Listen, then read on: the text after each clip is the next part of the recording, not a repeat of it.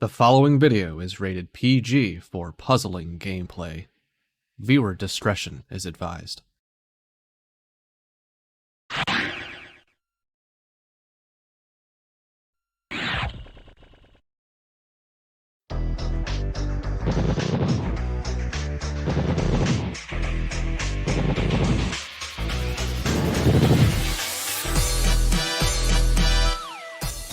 Our main tournament may be over, but that doesn't mean the Tetris attack action is done. We wanted to give some players another opportunity to get something out of this experience, so here we go with the Redemption Bracket. Hey guys, how's it going? Welcome back to the League of Puzzle Speedrunners Tetris Attack Speedrun Tournament 2022. I am your head tournament organizer, Cars of the Heart, and today we've got a very, very special presentation for you. Every tournament we try to give players who did not make the bracket of our main tournament a little opportunity to get some revenge, get some redemption, get a little more opportunity for some bragging rights, a role in our Discord server, as well as a piece of the prize pool. So the 12 players that fell in the pool stage of the tournament got invited to participate in a consolation bracket, and 11 of them took up the offer and fought it out over the course of 3 weeks to determine the TA 2022 Redemption Champion. Today's broadcast is going to show the first 2 rounds of that tournament, all 7 matches in that first round. So if you're watching live on Twitch, get some popcorn, get some more popcorn, maybe get some more popcorn after that, because it is going to be a long one and a very, very entertaining one, to be sure. Just you wait. It's going to be a lot of fun today. But first, if you're just tuning into this game for the first time and you're not exactly sure how it all works, allow me to take a couple minutes of your time to explain how this game works and how we are playing it in this tournament.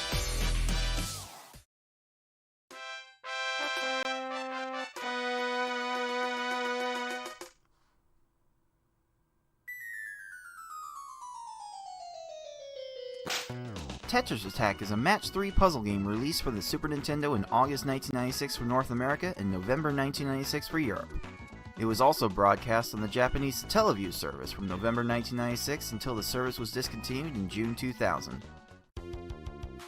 As a Match 3 puzzle game, if you match at least 3 of the same panel either horizontally or vertically, the panels will disappear. To win, however, you'll need to do more than simply match 3 at a time. You need to make combos and chains to not only prevent your gradually rising stack from reaching the top of your playfield for a time, but also send garbage to your opponent to make their stack reach the top of their playfield.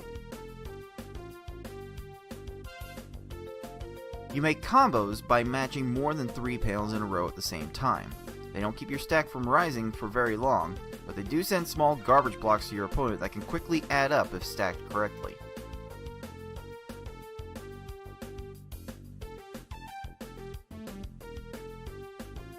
You make chains by linking sets of 3 or more matches together. Make a set of panels disappear and then have the panels directly above them fall into another match. Not only does this keep your stack from rising for a longer period of time, but it will also make thicker garbage blocks that will be more effective at actually filling out your opponent's stack to the top.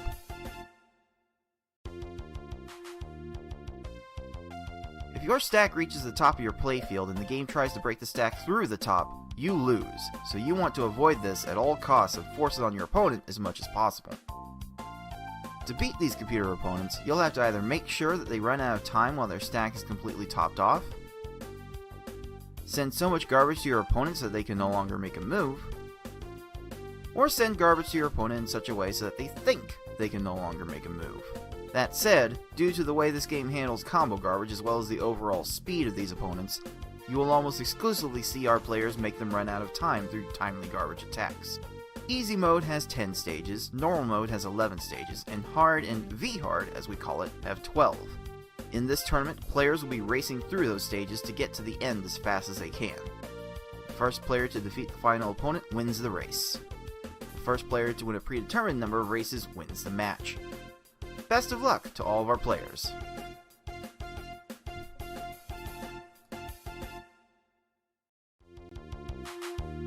So the way this tournament came about is as I mentioned earlier, everyone that was eliminated from the pool stage of the main tournament got an invitation to play in a consolation single elimination bracket. It was going to be best of 5. It's V-hard only, just like our traditional tournament structure when we started these things.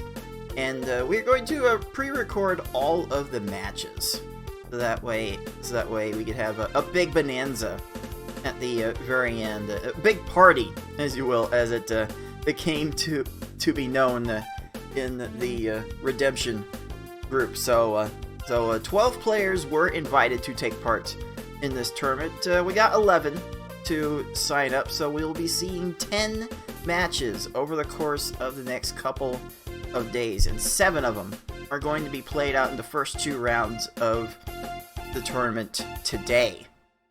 Yeah, best of 5, V-hard only.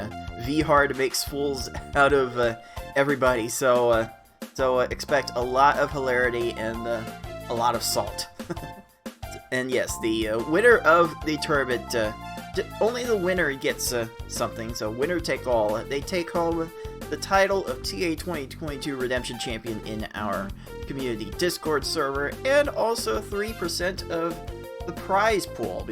So thank you to everyone who's been pitching into the prize pool to this point. We did reach our goal of $500 for this tournament. Thank you all for that, but there is still time to donate to it. There is a link on screen to donate directly. You can type !pool in the live Twitch chat to get a link you can click on to go to that page, and you can see we've given out most of the prizes in this tournament. We know who's going to be getting the prizes, but we still have a couple more left to decide. There's a 2% piece that's going to go to a random player who did not win anything else, and 3% will be going to our redemption bracket champion. So there are still stakes on the line for the players in this consolation bracket. You can also throw in your bits from Twitch, as well as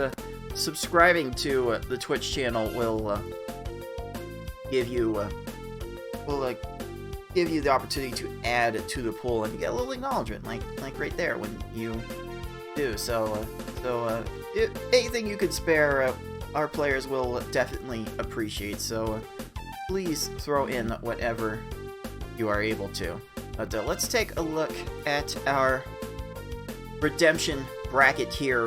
The players were seeded according to their performance in the pools stage. So players with better match records got seeded higher, and players with better race records got seeded higher. And those are all the tiebreakers I needed to implement to divide our players properly. So let me take a review of the seeds as they popped out. So qualifying first for this bracket is our assistant tournament organizer BB Forky with a 2-2 race record and an 2-2 match record and 8-7 race record, barely edging it out to Lunar Chimera with 2-2 and 7-7 as a race record. Followed closely by one of our newcomers, Corey BLD. very pleasant surprise to be sure, with a 2-2 match record and 6-6 race record. So people who won more despite having the same winning percentage got a few more favors in this one. And rounding out the 4 players who finished 2-2, we had Kanayo finishing with a race record of 7-8. So we have some very strong players at the top of this bracket. We got a nice contention of 1-3 players who have gone into this point as well. We have Galloping Conch with a race record of 7-9, qualifying 5th in this bracket. GamerX459 with a 6-9 race record. Zeplander, who has definitely made a splash as of late, going 5-11 in pool play, and everyone's favorite hype girl rounding out the 8th seed. She likes partying as the 8th seed. I Like Being Smart finished with a race record of 3-9. And then we rounded out our pool with 3 of the 4 players who finished 0-4. Razorflame got 3 wins in pool play. Tolker got 1 win, and unfortunately for Karaoke, she went over, but still decided to take part in this tournament regardless. So you can see BB Forky, Lunar Chimera, and Corey BLD got buys in the round. So they'll only need to win 2 matches to get to the final. But as do Kanayo and Galloping Concha, admittedly. But the other 6 players are going to have to win 3 matches each, and again, these are best of 5. So with V-Hard, anything can happen. So cannot wait to show you guys how this all broke down. But we're going to start the action today with the match between I Like Being Smart and Razorflame. Smart qualifying 12th, Razorflame qualifying 16th. You can see the best times on screen, and throughout the pool stage, I believe I Like Being Smart did 2 V-Hard runs and averaged about 10 minutes, or was it? Yeah, it's a 9:57 average for I Like Being Smart. Razorflame's average, unfortunately, was well over 13 minutes. So on paper, this looks like a sweep for our 12 seed, but you never know. V-Hard, as I said, makes fools out of literally everybody. I mean, we had a race in our grand finals match win with a 12-minute time. So you just never know with V-Hard. So let's get right into it. Cannot wait to show you how this unfolded. I actually haven't seen this match myself because my assistant organizer BB Forky recorded. So I don't know. I know this result, but not how it happened. So let's enjoy it together. The 12 seed, I Like Being Smart, the 16 seed Razorflame engaging in redemption bracket V-Hard best of 5 combat starting right now. Alright, again, all of these matches were previously recorded. These were recorded over the course of 3 weeks, so thanks to all the redemption bracket participants for helping to expedite that. It was quite a fun process to go through, I must say. So I will go ahead and play this video, and we can go ahead and get started. And as Smart proclaims, it is party time. It was definitely a party in the redemption bracket, and just about everyone playing was having a fun time. Now this is V-Hard, remember, so not everyone got the chance to play a lot of V-Hard in the pool stage. So there's gonna be a lot. There's gonna be a bit of adjusting to for all of our players involved. So we'll see this. First race in this best of 5 get together fairly shortly, but it is V-Hard. We have 12 stages here, and the later stages can get particularly trolly. So if we see a bunch of races over 10 minutes, and so be it. That's just the way. V-Hard likes to play it.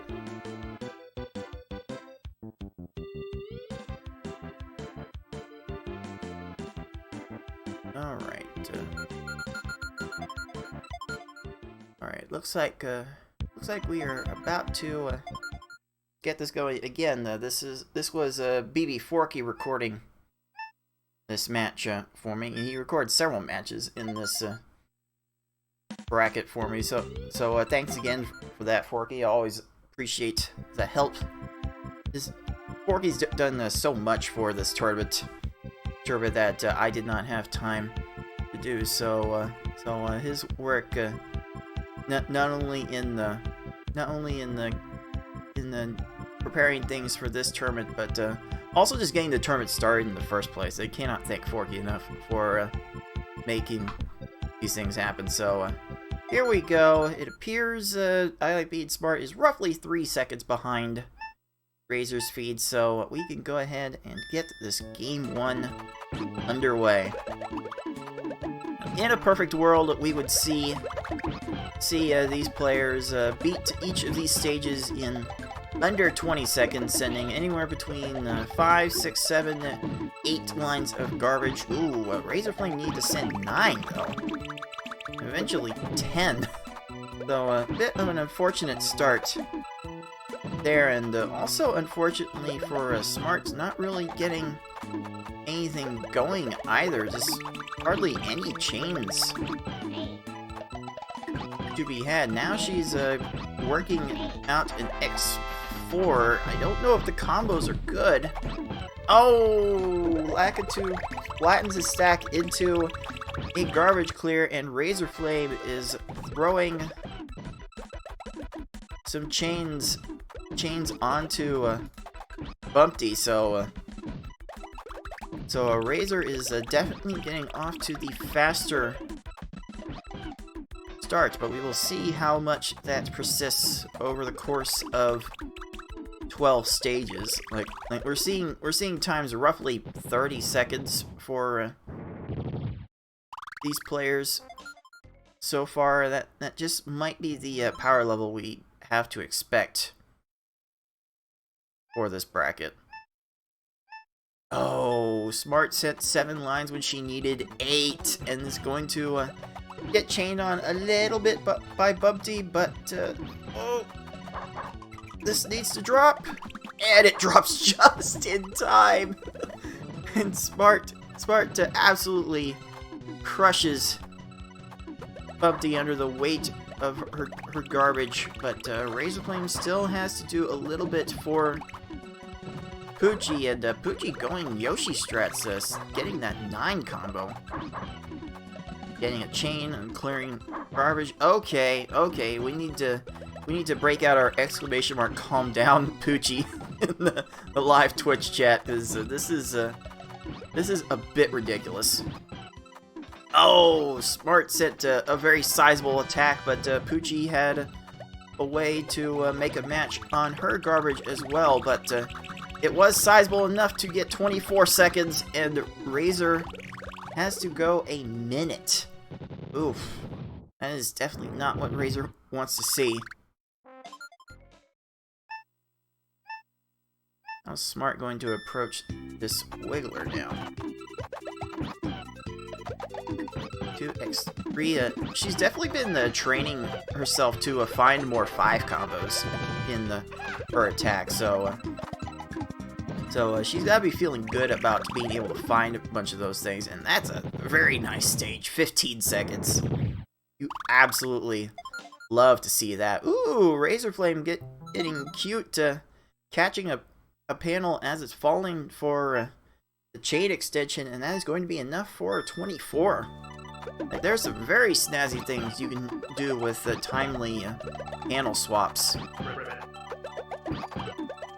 I don't know how much too many people explore them. I hope by the time this video appears on YouTube that I will have some sort of tutorial line up on how to do things like that to make the discovery process a little bit easier for newer players.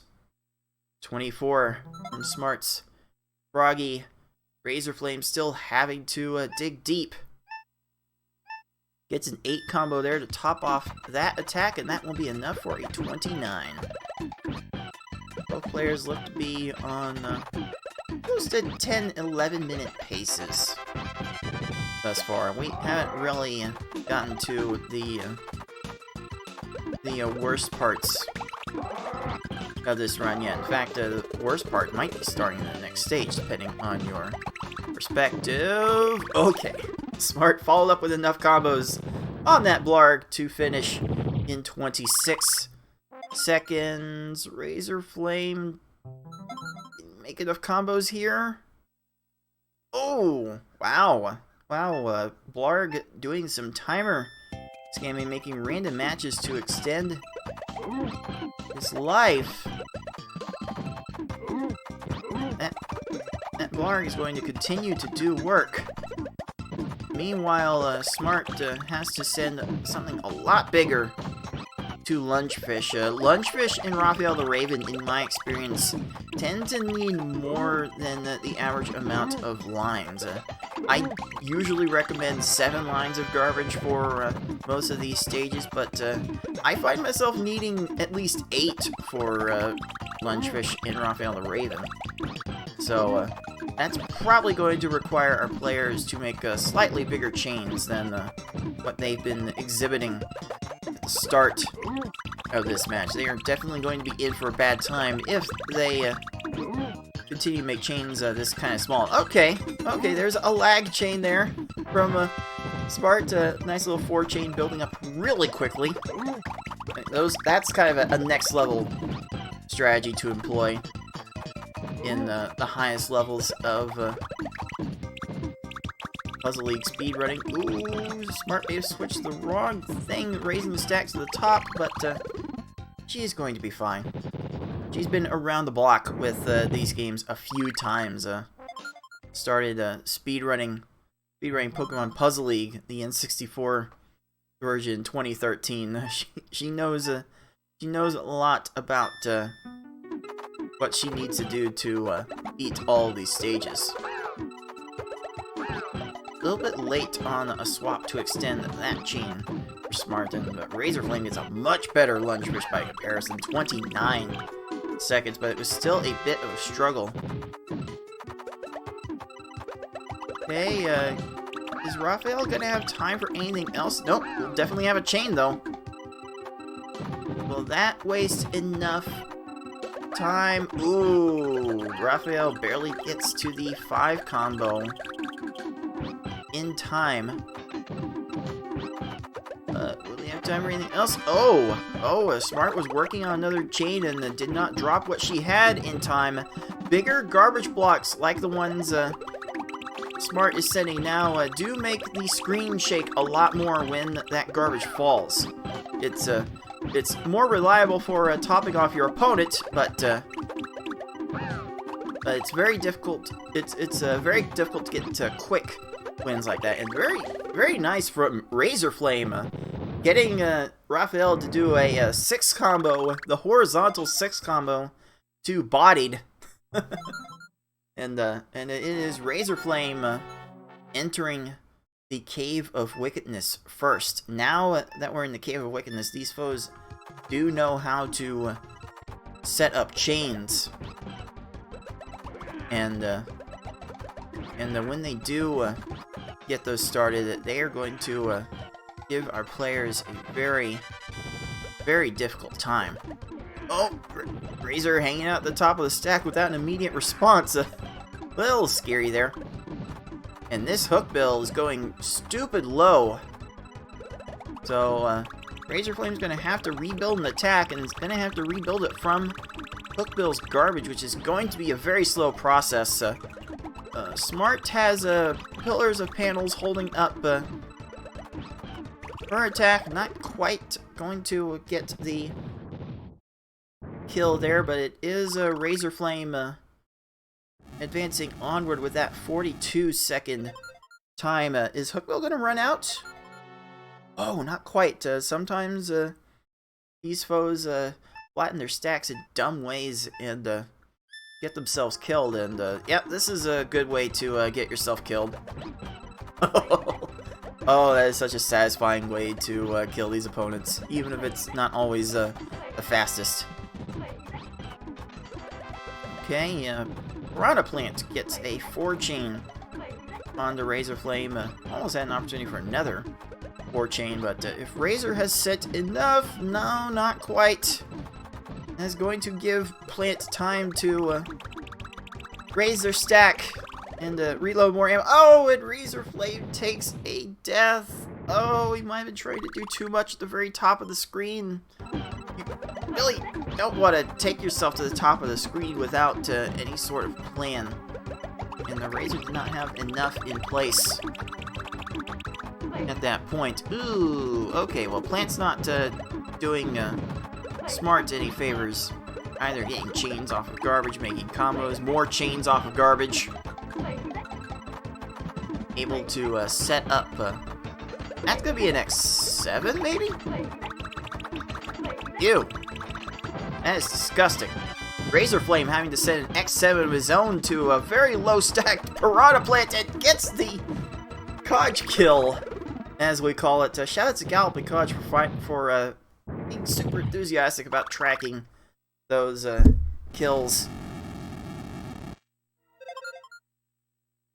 And yeah, I believe we are dead even at this point. I believe I said Smart was 3 seconds behind Razor's stream, so we should be in a dead heat here with 2 stages to go.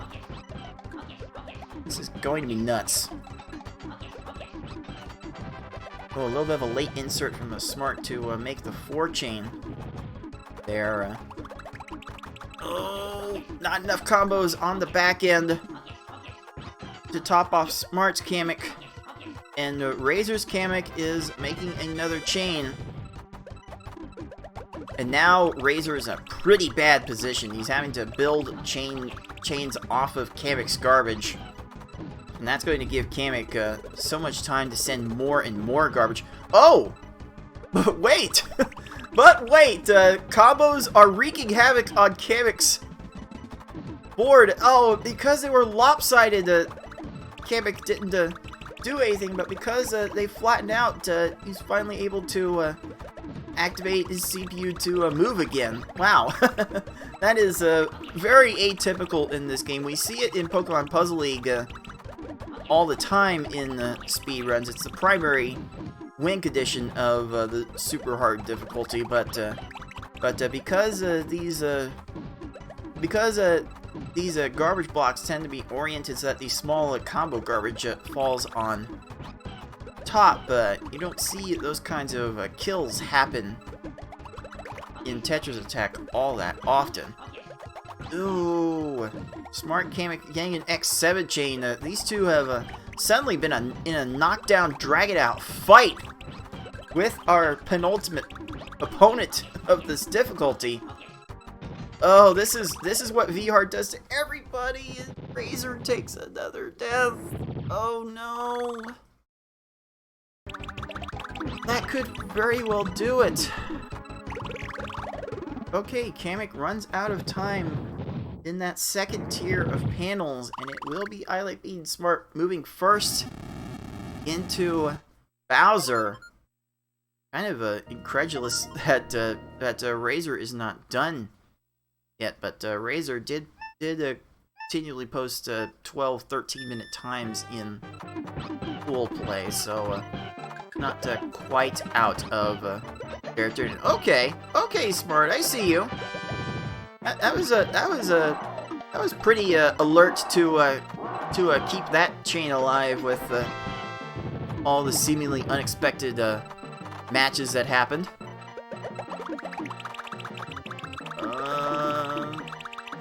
Is there gonna have time for anything else? No! That will do it. I Like Being Smart finishes this first race with a time of 13:32. She's very she's very surprised that that one won. Kind of glad. She looks like she looks very relieved to get that time and still win the race. So let's go ahead and give her that star number 1. See how Razor Flame finishes this out. A little bit late on an insert to extend that chain. That insert is going to be just fine. Like, just go. Just go. Tried a little slide, little 3-frame slide technique to extend that chain, but did not need it. After that, and the Razor Flame is going to settle for a 1438. Now, Razor must feel like he had a chance in this one.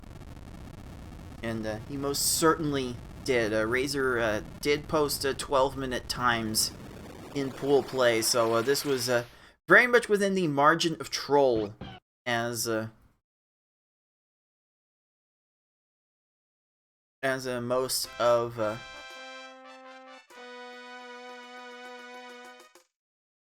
these races tend to be. Again, this is a best of 5 match.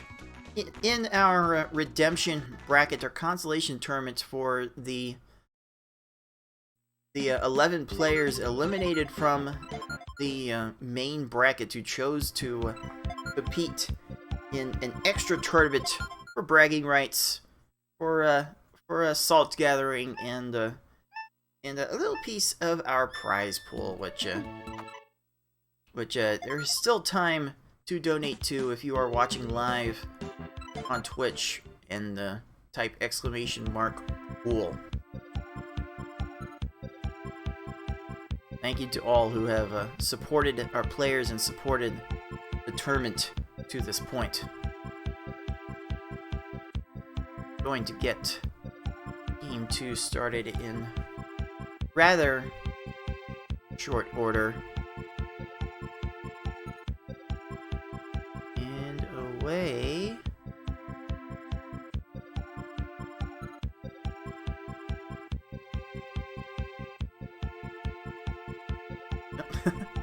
Oh, but I'm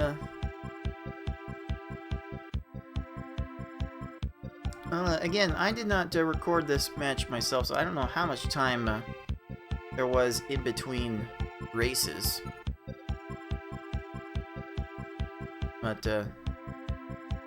we definitely encourage these players to go at their own pace, and since there was no live broadcast to consider, they could just go whenever. And now Smart appears to be 2 seconds ahead of Razor's Dreams. Let's keep that in mind as we go forward with Game 2. Okay, X8 chain from our 12 seed. Oh, just enough for the garbage clear. Gonna have to settle for a 22. It's a nice time to settle for, honestly. Smart is definitely in a matchup where she could afford to have more 20-second times. Alright, 36 for our 16 seed. Definitely not the time he's looking to have at the very start. Smart did not send too many combos onto this, but it is very well timed for a 15. That's gonna make her feel a bit better about how this run's going.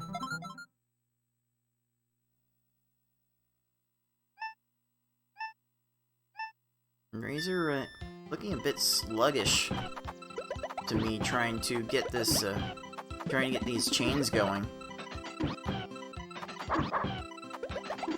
Feels like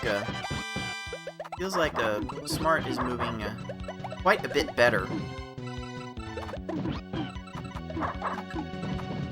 in this encounter, and yeah, Poochie's not going to be left with too many other options at that point. Oh, Razor's still having to go through these trials with bumpy 50 seconds. Oof. No one wants to see that. This early, that is a time that will absolutely kill, devastate. Alright, Smart going to the X5 chain. Gets a couple of combos, follows up with another combo, and she should be fine for another 15. That's a bit more like it. Oh, this Poochie is getting really low for Razorflame. He said like 6 lines, he needed 9, and now 10. Oh, man. Only the chain was there, it was going to be amazing. Poochie needs to stop doing stuff. This match is getting out of hand really fast. Oh, Smart's Froggy had time to set up a 6 combo to clear the garbage. It's very interesting. Oh, like if you're just a little bit slow in sending attacks, okay, Razor, I see you. I see you with that 12 combo. There we go. Oh, those are very snazzy when you get them. Oh, but Wiggler. Oh, wow, Wiggler had a chance to clear that garbage if he did nothing. But as it stands now, that is another conch kill for Razorflame.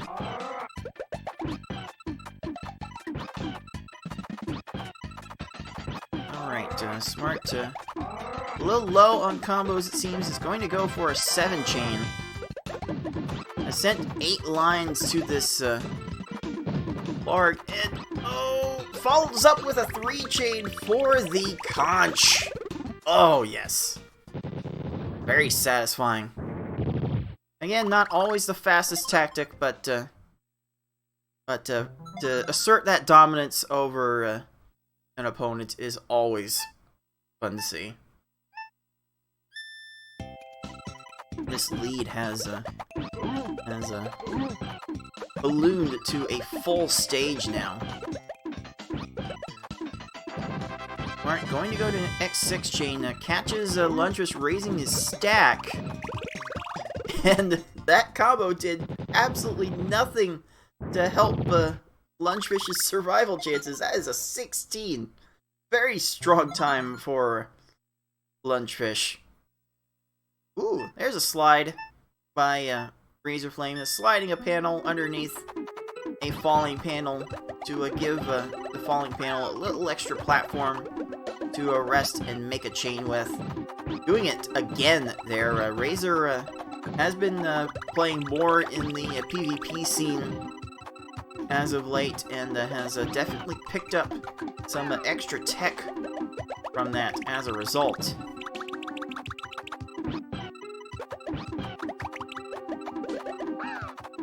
Oh, a 9 combo chain from Raphael. Oh, please.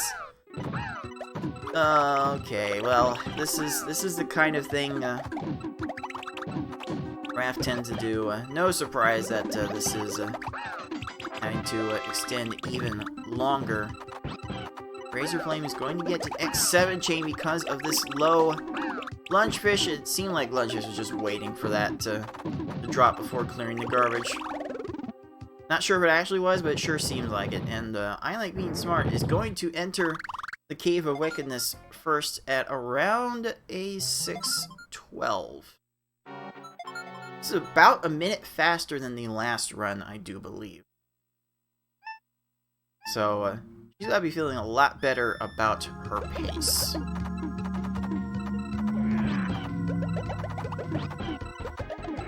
Okay, we got X5 building X6. That's gotta be enough with Hookbill starting another chain. This is gonna go to X7, it looks like. But will Hookbill have anything left? And he will not get conched. Oh. I feel like I do feel like we're gonna see a lot more conch kills in this redemption bracket. That's how much of a drag it out fight that these players tend to get into. Razor finally entering the cave about 7:15. Definitely going to be a bit disappointed about that. Ooh, a failed insert from Nicole. I like being smart. Oh, 4 chain from Piranha Plant. And that big chain will definitely make sure that these foes get topped off, but it does make the screen shake a lot. So there is a trade-off to be had when you send a big attack like that. Oop, does Hookbill have anything left? No, Hookbill was not going to have anything left. That is effectively a conch kill for Razorflame. Still a 1-stage lead with 2 stages to go now. Smart looking to get something under 10 minutes with this run, and is well on her way to do it, especially with that 6 chain. That should keep Kamek busy for a hot minute. Is there going to be an X5 chain here? No. Screens will shake a lot. The down stacking, the flattening of the stack, going into a garbage clear. Will Kamek have any other time for anything else? Oh, wait. Ooh, okay, I think Kamek's out of position for this one. Oh, the screen just shaking a lot from the new garbage getting introduced. But no time for anything else. And in a little over 9 minutes, it will be I Like Being Smart once again entering Bowser first. Razor finishing with a 51-second Piranha Plant. Gonna be a lot that has to happen if this race is going to go Razor's way. Smart starting off with a 10 combo. You can almost see her studying to make sure that she had the 10 combo right there. Oh, that's gonna be a 4 chain for Bowser. Kamek gives Razorflame a 6 chain. And Bowser out of position and out of time. I Like Being Smart takes game 2 with a 9:54.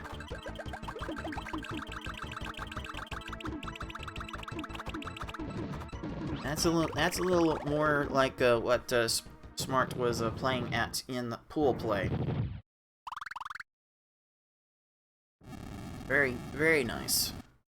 Very nice job for her. Give her star number 2. Not that one. That one. That's a knife.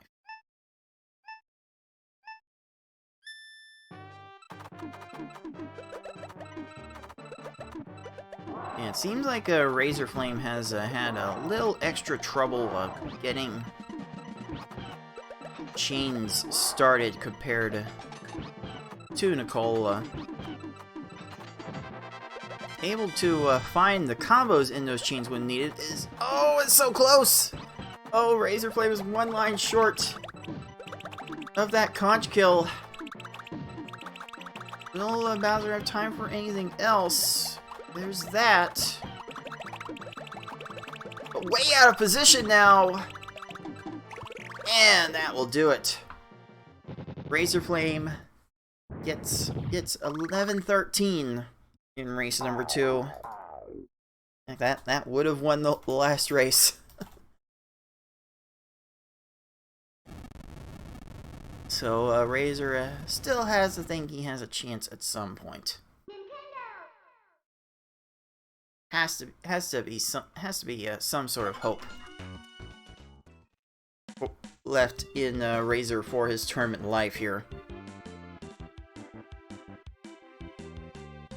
As we go to potentially the last game in this set, if I Like Being Smart has anything to say about it.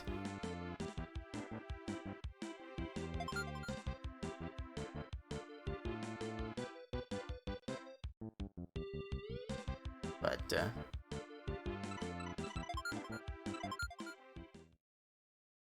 The Razor is going to have to find some way to maybe make some bigger chains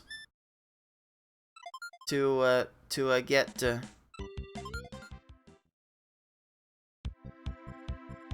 these stages more consistent, and you can see Smart having the party. Generally having a good time with this setting.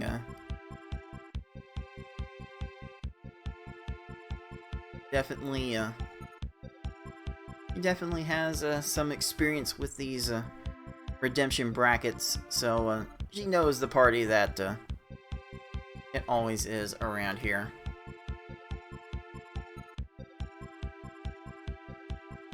Let's get this Game 3 started rather shortly. Remember to stay hydrated, kids.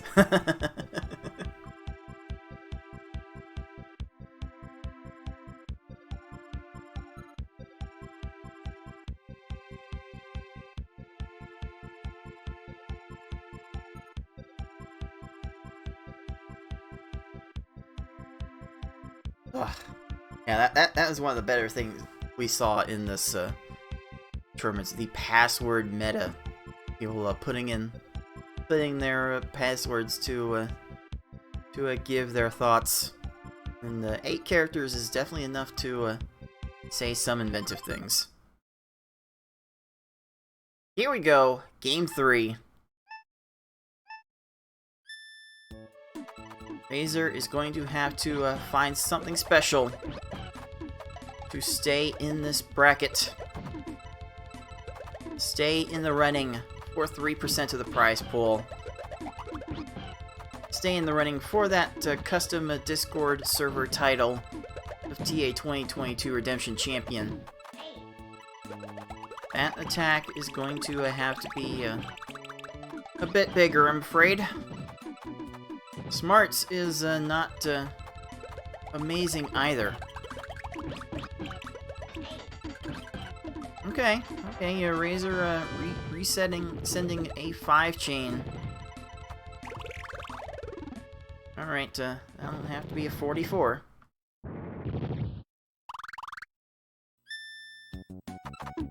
Let's see what Smart approaches this stage with. Oh, there was a way to make reds for the 5 combo to extend that chain, and she might have needed it.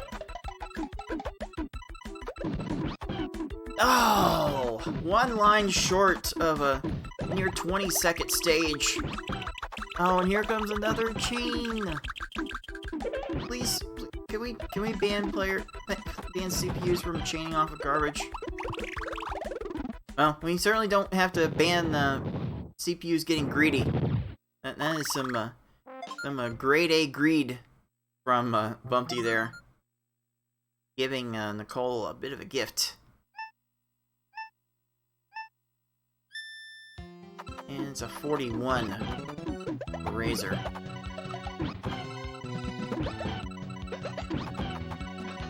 Smart extending this chain to X6. Gonna leave it at X7 with that combo send. And it's gonna fall in place. Oh! Poochie barely had time for that garbage clear, and now there's gonna be a chain.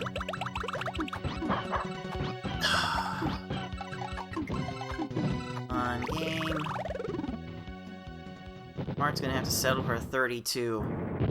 There, Razor re-establishing his initial attack with a 5 chain gets a 23.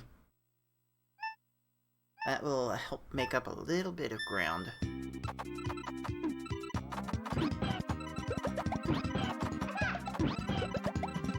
Let's see. 5 chain 6 combo. Only a couple of combos in that chain, so Flicker is going to be able to downstack this. Smart's having to send a little bit extra, not just, still 1 more line.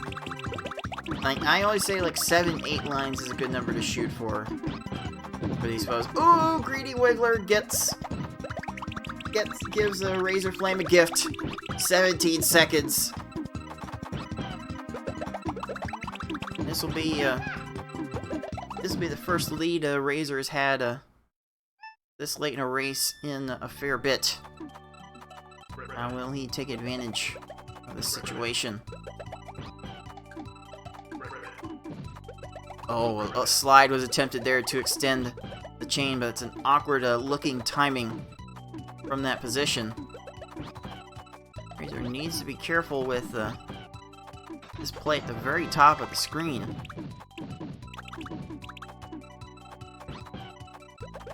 I've seen Razor effectively give up a couple of stages in this match from playing it at the very top.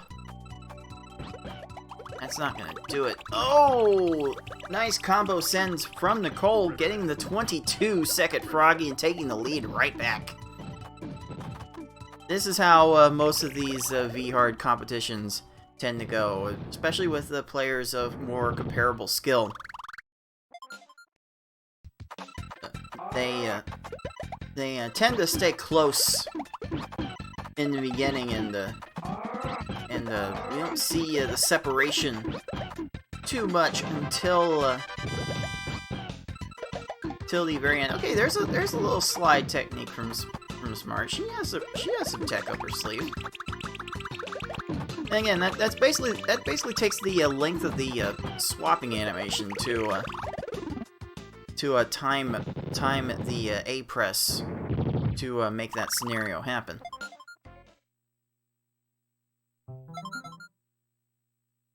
And this game does run at 60 frames per second, so it is not completely trivial. Alright, Razor gets through 36 seconds. Sizable attack to Lungefish. Goes out for that 8 combo. Oh! Like, hopefully that combo will be enough to deal with Lungefish. Lungefish is very out of position here. And that will be enough for a 25. That 8 combo towards the end of the attack coming in very clutch. And Razor responds with a 20. This has been the closest match we've had yet.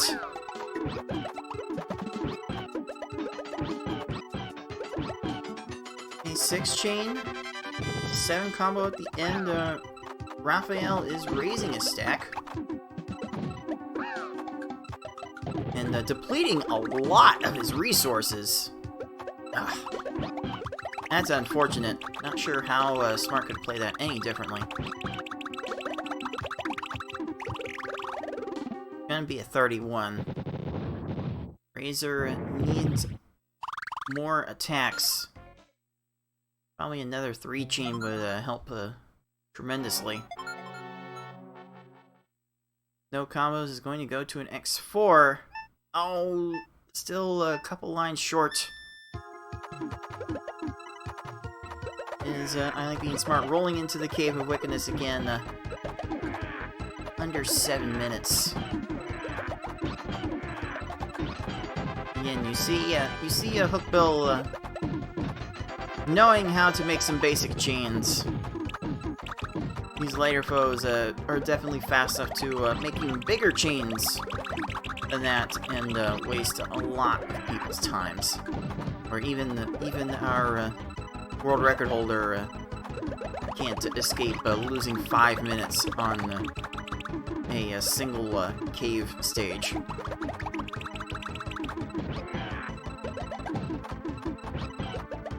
Oh, I don't see a sizable attack follow-up from Smart.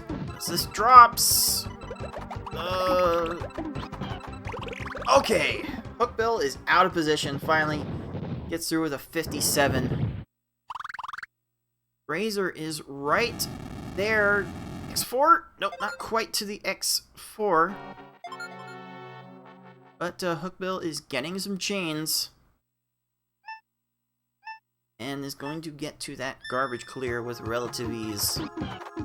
Hookbill may not have time for anything else, though. And will not for the 46.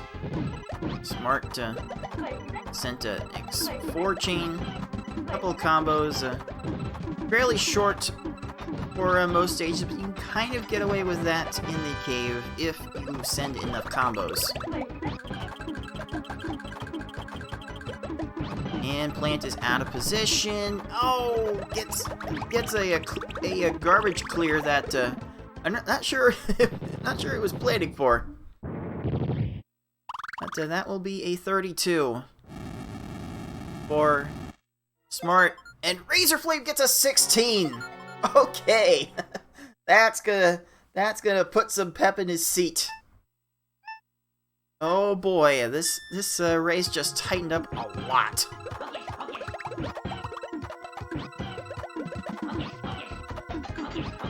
Smart's going to go to X6. Sep, another starter, but her combos, she talks about not letting combos breathe. She did not let her combos breathe there. And it may have been a blessing in this instance, because that's going to result in fewer lines of garbage to wait to transform, but there's a second tier of panels right there! Oh! Is Carrot going to have time for anything else? Is Razor's Carrot going to have time for anything else? No! Oh my goodness. Oh, we are like 2 seconds apart heading into Bowser. Oh my heavens. As is often the case in these V-Hard races, Bowser will end up deciding it. What have we got here? Smart starts with X5 chain, X3 chain with only a few combos for Razor. Following up with a sizable X5 chain here, going to X6. Oh, who we got? And Razorflame finishes first! Oh, are you kidding me? Wow! Their Bowsers were separated by 1 second! Oh my! Alright, so I Like Being Smart's time was 10:30. Razorflame's 10:29, and we are going to a game 4. How about that? Oh man, I swear, V-Hard makes trolls of us all.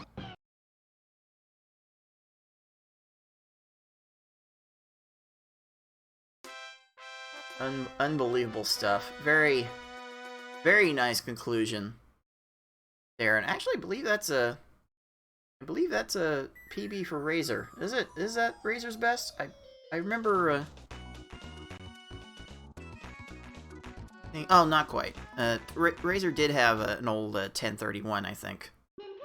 As the best time for a while. That's probably where I get my confusion from.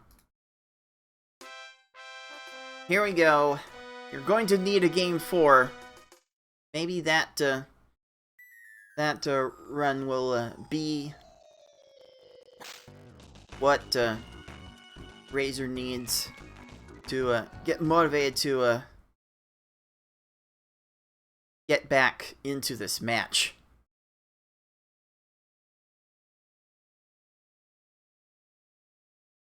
Razorflame is going to have to pull a reverse sweep in order to take this match and move on to face BB Forky in the next round. Let's see if we can skip a little further ahead in the coverage.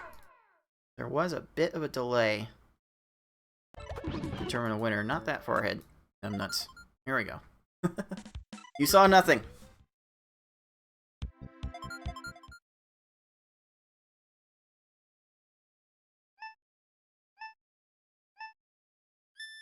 And we had a bit of a weird start, so looks like we are going add about 10 seconds to this time. Actually, like 15.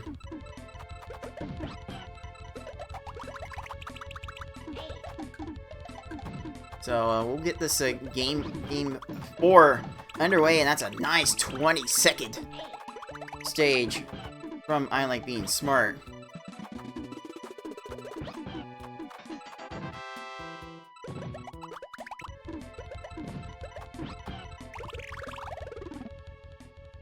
Okay, Razor's going to get a 37 here, and I'm like scurrying furiously to reset the timer.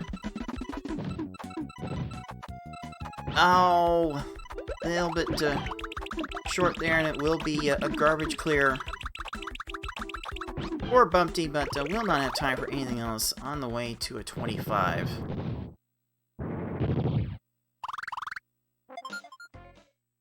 Razor Flame throwing an X7 chain, the whole kitchen sink onto Bumpty, but the screen shake allows Bumpty to flatten, stack into a clear.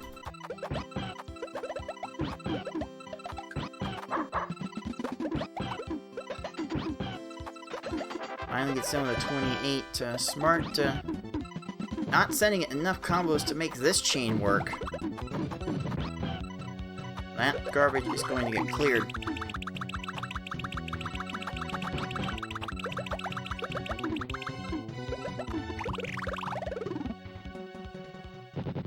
Now I have time to adjust the timer a bit more properly. Nice 16 from Razor Flame. That will save a bit of time. Both players knowing how to throw out the swag when they need it. X6 for Smart, standard 7-line attack. It's a bit unfortunate on the timing, so it will not be super fast, but this will be just fine.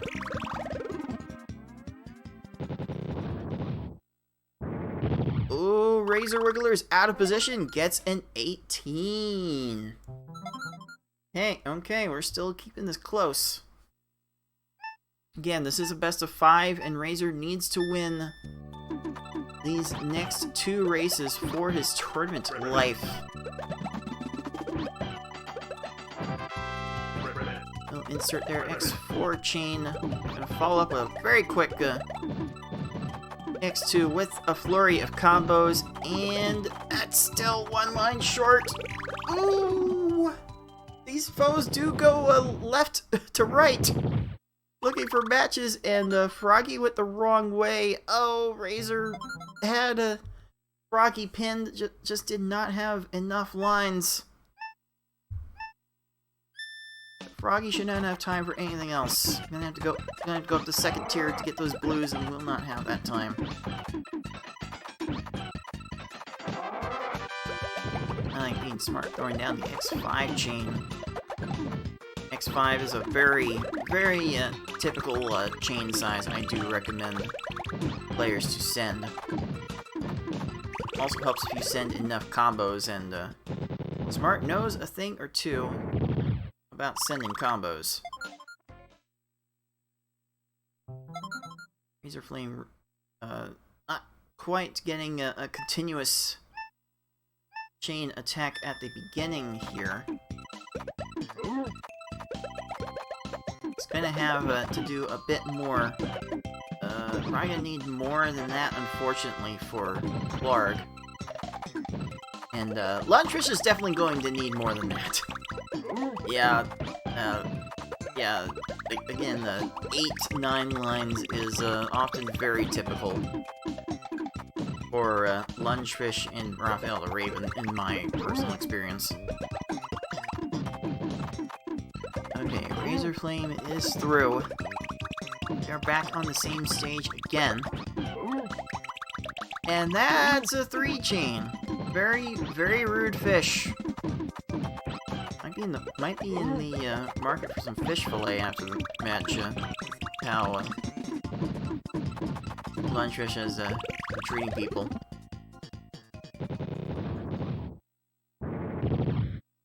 Sell for 54. Oh, is Razor sent enough? Oh! Down stacking into a garbage clear. Oh, very unfortunate how that happens, but it is an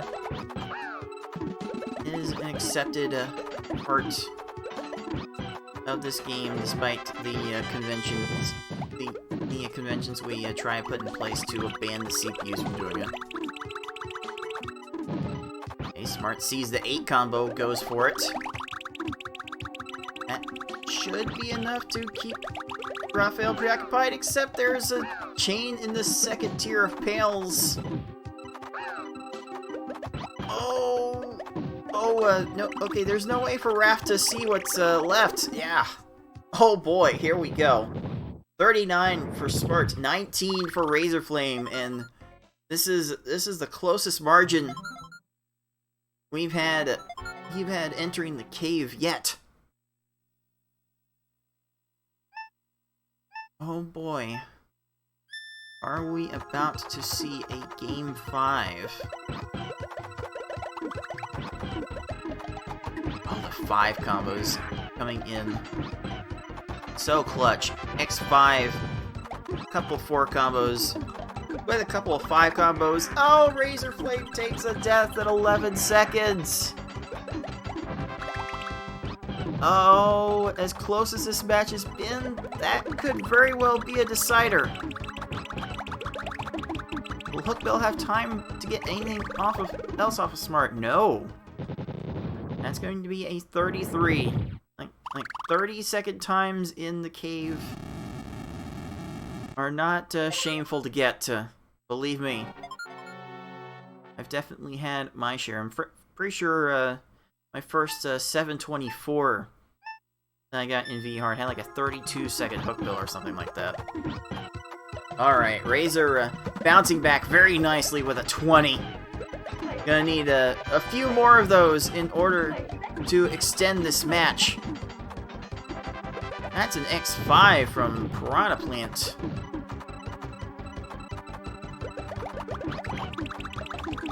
No more chains here. Plant is way out of position.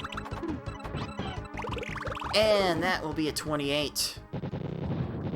Razorflame starting this attack with a 6 chain. 7, 8. No combos on this, aside from 1 4 combo. That is not going to get the job done, unfortunately. Now Razor is building building chains off of Piranha Plant's garbage. A very dangerous position to be in.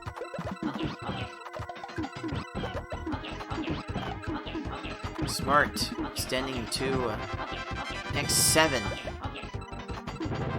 Oh, Piranha Plant's gonna downstack into a garbage clear on Razor, but ooh, there's a non-zero chance for Plant to get out of this. No, not quite. And Kamek flails away at the end to give Smart Nicole a 9-minute Bowser entry. Looking to close this match out with a 1-stage lead.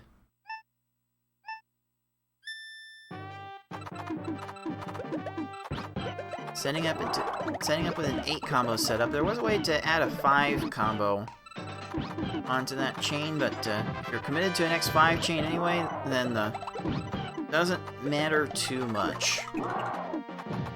Ooh, oh, Razors. Kamek tries to raise a stack to get more answers and runs out of time.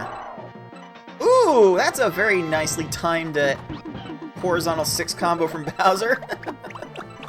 Oh, I swear that's not intentional.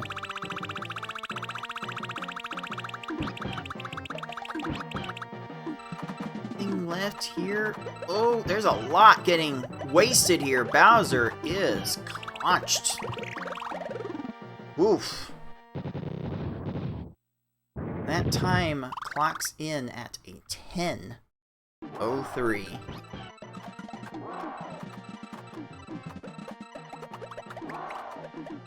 Very well played from our 12 seed. Doing more or less what she's been doing all tournaments long. Razor kind of playing above his weight by comparison. Still getting some very strong times in. Another conch on Bowser to seal the deal. It's going to be a 10-41.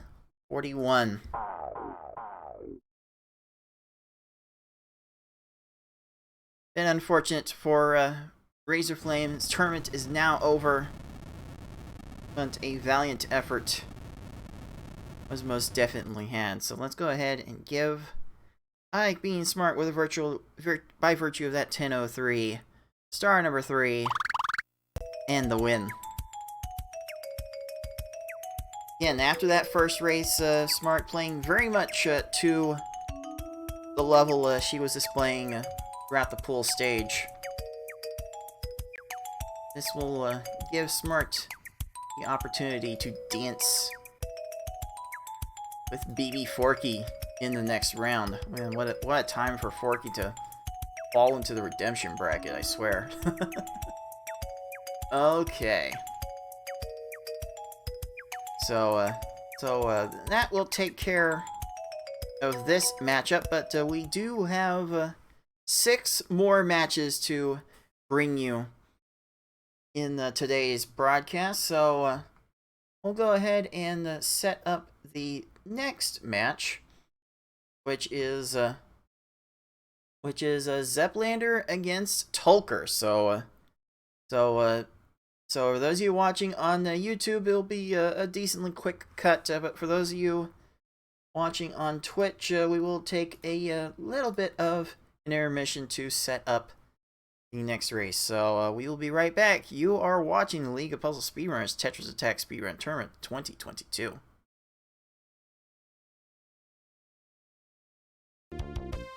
Welcome back to the League of Puzzle Speedrunners Tetris Attack Speedrun Tournament 2022. I am your head tournament organizer, Cards of the Heart, joined now by one of our fellow competitors. It's Six. Hello. I like the party. You're just in time for another good spot in the party. It is our 17 seed Zeplander finishing 1 and 3 in the pool stage against the 18 seed Tulker, who went to Ofer in his pool attempts. But there's something very glaring that you might see in these times 6, and it is that 743 V hard that Zeplander got within the last week or two. So yeah, that happened. Like how fun has it been to just watch people in this tournament progress throughout? I think this whole group learning, watching, and playing and racing has elevated the standards of every single person, and people that never even heard of have come in here and can bink a sub 8 and make any race that much scarier, and the thrill of it all is so good. Indeed. But as things stood in this race, I believe both players had a roughly 10-minute best time going into this matchup. So how would you have handicapped this match to shake out 6? Knowing the time of when it was being played, both of these people had similar improvements, so this is actually another pretty close one. Just like if you go into that time period. I wouldn't be surprised if this goes all the way, really. All the way to 5. So who would you have taking this one then? Minor advantage to Zep, but variance hard can strike so many different ways. All right, let's find out how true that is. Let's get to this Redemption Round 1 matchup between the number 17 seed Zeplander and the 18 seed Tolker. Again, it's all best of 5 V-hard action, and it's coming at you right now! Alright, let's get this video playing. And we got Zeplander grooving to some Van Halen, and Tolker just wishing the best. As we love to do around here. As much as these games troll us, we just want everyone to try to have fun. Otherwise, we wouldn't be playing in these tournaments.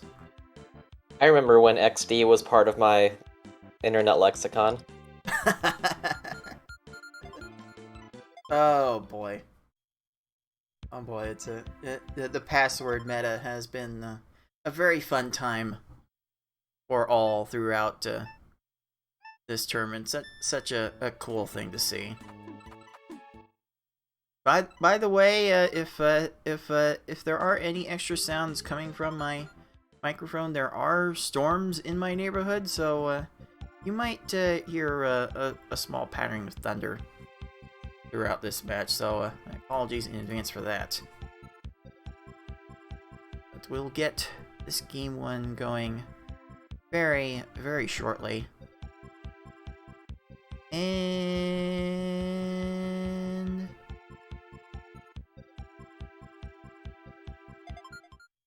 we're off! Start. Start is clean. Start is relatively synced. So Zeplander is about 1 second ahead in the future. These players will be looking to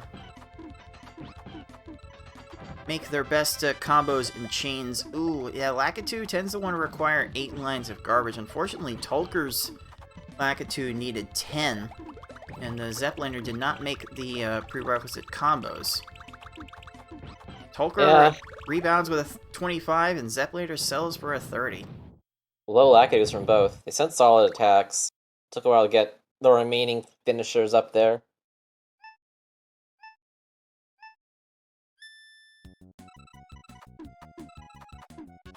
Yeah, it seems like both of these players are at the point in their lack of a better term, development with this speedrun that they're still fairly chain heavy with their attacks. It's a reliable way to top off these foes, but making chains is often the slower way to progress through these stages, and both players are starting to see that the hard way here. A 41 for our 18 seed compared to a 27 for 17 seed, and this is just gonna be the way these races tend to go. Small. There's gonna be like small differences in time at the beginning. Hardly anyone's gonna be able to break out to anything large, but when we get into the Cave of Wickedness, Stage 9 and beyond, that might be when we start to see a little bit of separation. Okay, Poochie, you really need to calm down. Going down to 2 lines. Rude. For Zep, like, come on. Alright, a 36 for Zeplander, and Tolker not far behind the 31. Alright, extra chains are in there. There's various phases of speedrunning refinements, and for sure, before you start attempting intentionally dropping your chains, first you have to master not accidentally dropping your chains. It's a process. Watch your head. Very long process, yeah. Yes, okay. We've seen even the top players bonk at the very top of the screen from not watching where their stacks are, so can't help but sweat every time someone's at the top. Works out fine for Zeppelander, and once again, Tolker is right there. These two are qualified 17th and 18th for a reason. Started off fairly close to each other in skill, even though Zeppelander has kind of surged ahead on the VHard charts as of late, getting that seemingly improbable 743 for top 10 on the board. When this match was played, they were definitely a bit closer together, and it is showing a fair bit here.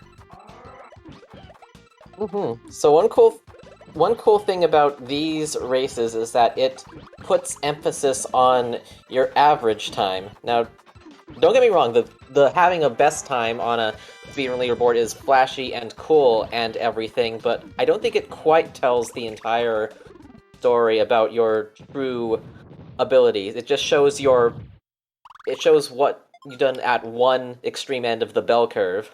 This shows you your entire curves, and who doesn't like curves? We're still rated PG-6. Keep it together just a little bit, please. All right, here we go. X7, cutting off at X8 from Tolker, and just need a bit more. They're all so low. Oh. Wow. Wow, wee wah. So many stages getting down to minuscule lines of panels. Most players, especially the top levels, are definitely prepared to send like 6, 7, 8 lines of garbage. I don't know how prepared they are to send 9 or 10, and some of these stages are requiring 9 or 10. It's a little disheartening, actually. Yeah, you just sort of have to make a second attack at some point and just have it prepared to go to the entire rest of the board if your normal amount isn't killing them in this kind of setting. Lots of rapid swaps from Tolker, breaking up some potential combo and chain extensions. That's a 10 combo from Raphael. Okay, that's a bit rude. Okay, Zeppelin's going to get a response with a 3 chain on the top of this stack, and that will be enough for a 22. About a 6-minute cave entry for our 17 seed.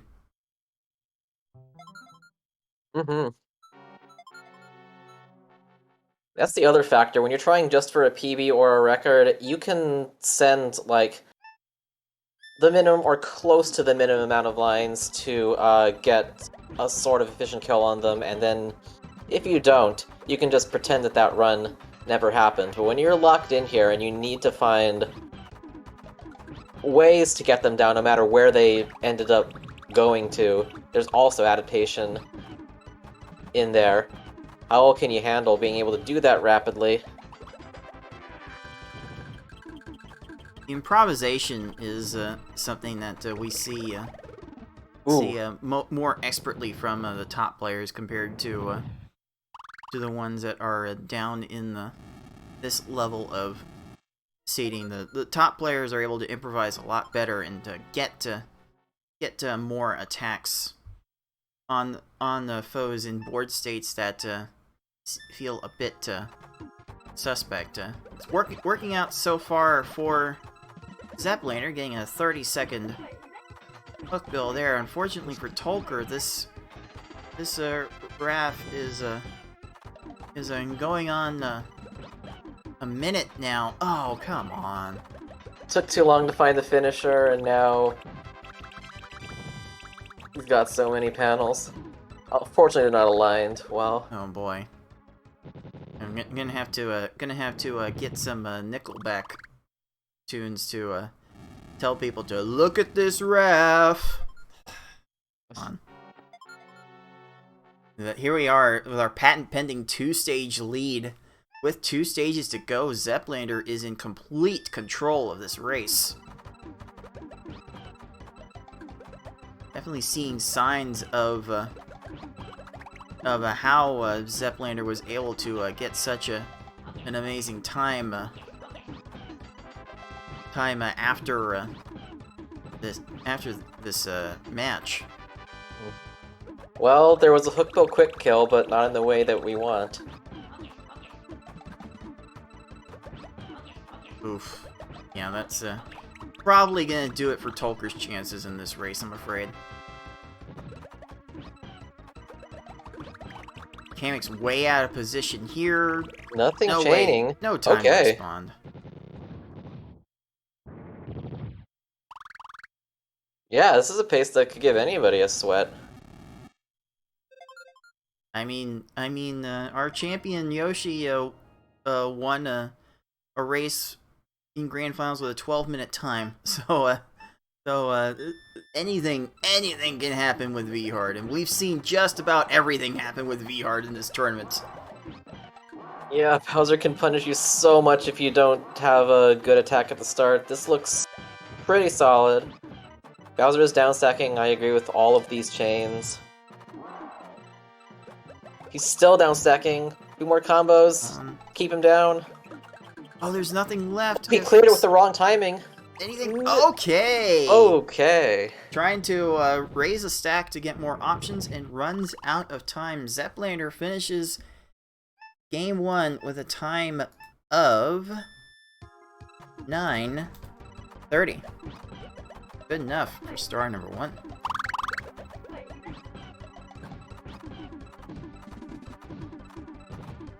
Very, very solid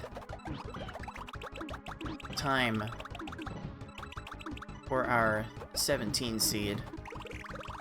Okay, Tolker, I see you. 21. I see you, I see you.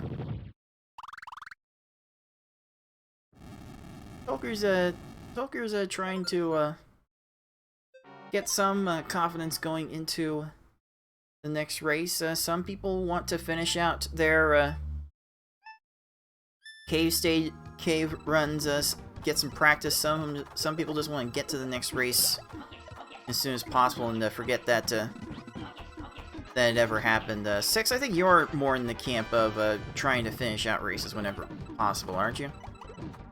These late stages in particular, you need to get used to them because they're the ones that are going to punish you the most for slipping up with your openings here.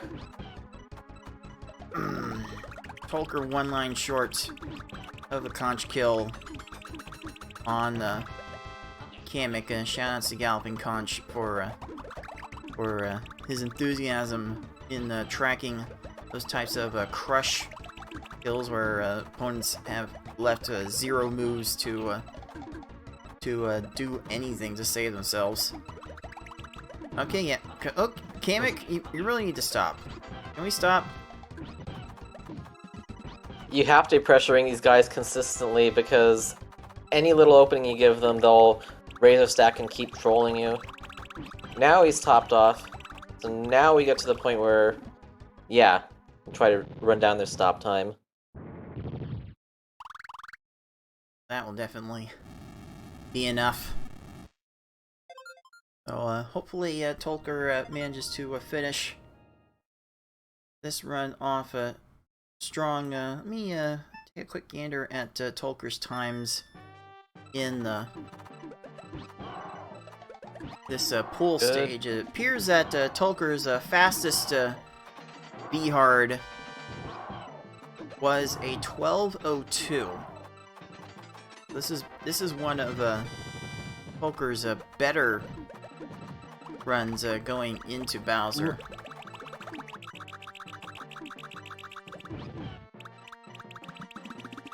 Meanwhile, Zeplander has been averaging about a 12:22 in his V-Hards. So Zep kind of playing above his weight in that race. And Tolker is done with a 12:40. Very respectable for Tolker standards, but pace might have to pick up in order to take this one. So we'll be trying to pick up that pace here in game 2. Zepp's gotta be feeling pretty good about what he's doing in this match so far. But Tolker might need to focus on finding some extra combos in his chains if he can. What's preventing the bad stages more? Yeah. Mm-hmm. Yeah. How do you try to prevent the bad stages more often? Do you go for bigger chains, or do you try to find more combos? I attempt to aim for a certain number of lines and use the little micro skills I had from watching everybody, including myself, to try and get that many lines as efficiently as possible. And then I know that the opponents in Blood Red Heart can downstack like all the way to the bottom sometimes, so then make follow-up attacks as quick as possible to get to the rest of the board, and then repeat until either quick kill or various tiers of depression. Game 2. Game 2 is underway, and it appears that now Tolker is about 3 seconds into the future from Zepplander's stream, so I think I'll have some time after this game to adjust that.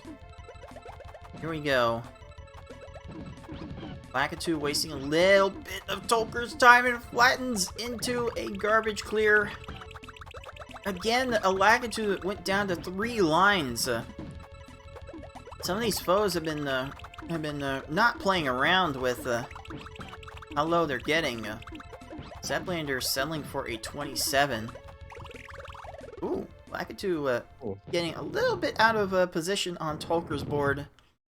We'll be getting a 37 from that stage. One of the most annoying feelings is when you see a situation in which they would have run out of stop time, except they're not topped off, and that's the most obvious, oh, I could have had that if I had sent more. They can't die if they're not topped off. I always have to give them the opportunity.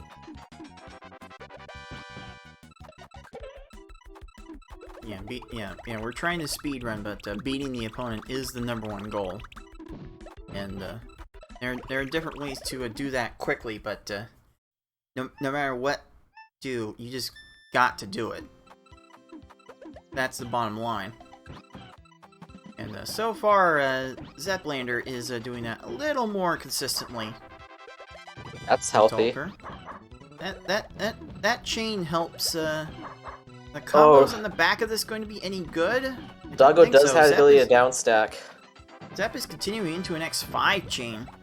That will be a healthy amount. That Gucci should be going down shortly.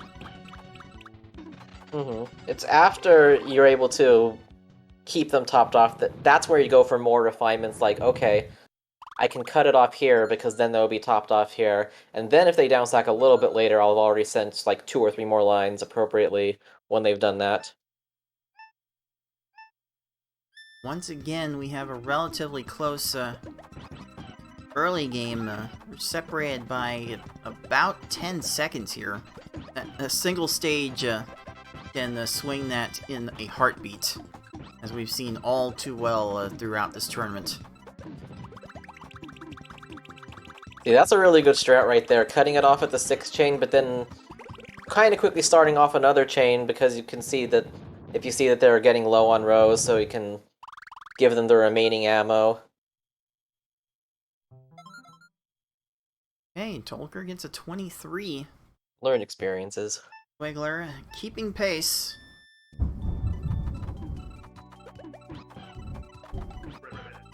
Alright. 6 from Zeppalander. Bit of unfortunate timing there, and there's gonna be a lag chain off the garbage. Oh, that's disgusting. Still finding it was necessary to top him off, but that little bit of shake time. Then the extra refinement from there further is then minimizing the shake time, which means sending more singular blocks and getting in more combos. Which is where pattern recognition is important. And I know, I hope by the time this video comes out on YouTube, I'll have a tutorial series out to include how to recognize some of these patterns more easily, because that is a thing that has definitely held more of the top players back. So I hope I can demonstrate how to find those patterns more easily and get your times more consistent. Mark, please. Oh, Tetris Attacker is not playing nice with Tolker here, wasting all sorts of time. That lead continues to grow for our 17 seed. Okay, there's a 9 combo. 9 combos are nice. 9 combos are very nice. Oh, one line short from a 12 or 13 second stage for Zeplander. That could have been amazing. As it stands now, there's going to be another 5-chain follow-up, and Lunch is going to take a lot of Zep's time. Tolker taking no chances, going to an X7 chain. Lunchfish only wastes 30 seconds of Zeplander's time, but is poised to waste more of Tolker's. Get to those greens in time. Oh, barely not. And the dueling 30s will make this endgame fairly interesting. Keeping it within reason.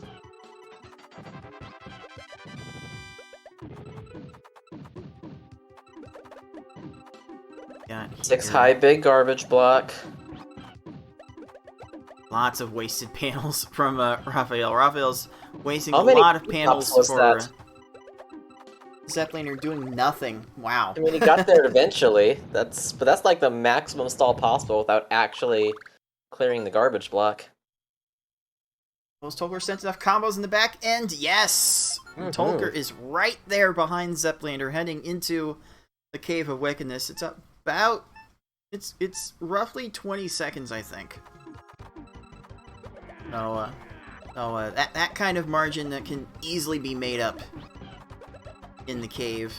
Actually closer to 10 seconds, so this is still anyone's race. Both these players have the ability to chain big. If you haven't worked on those refinements as much, I think it's fine to send a little bit of overkill just to make sure they're topped off, because if they're not, they can pin you and make your life a living hell. Wow, Hookbill going super deep on Tolker, and Tolker's going to get the crush. Oh. Just enough on the back end. Very fortunate for Tolker, and yep, that is the puzzle gods are trying to smite me right now. So that might have came through the mic. Clouds above cards of the heart just did a 4-chain. Hopefully not anything higher than that. Alright, what's Tolker got for this plant? Oh, one line short from like an 11. That was so close.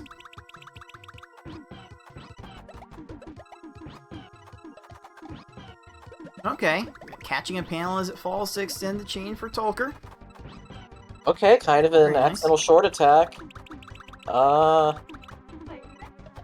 There's one chain for plant. There's more chains for plant.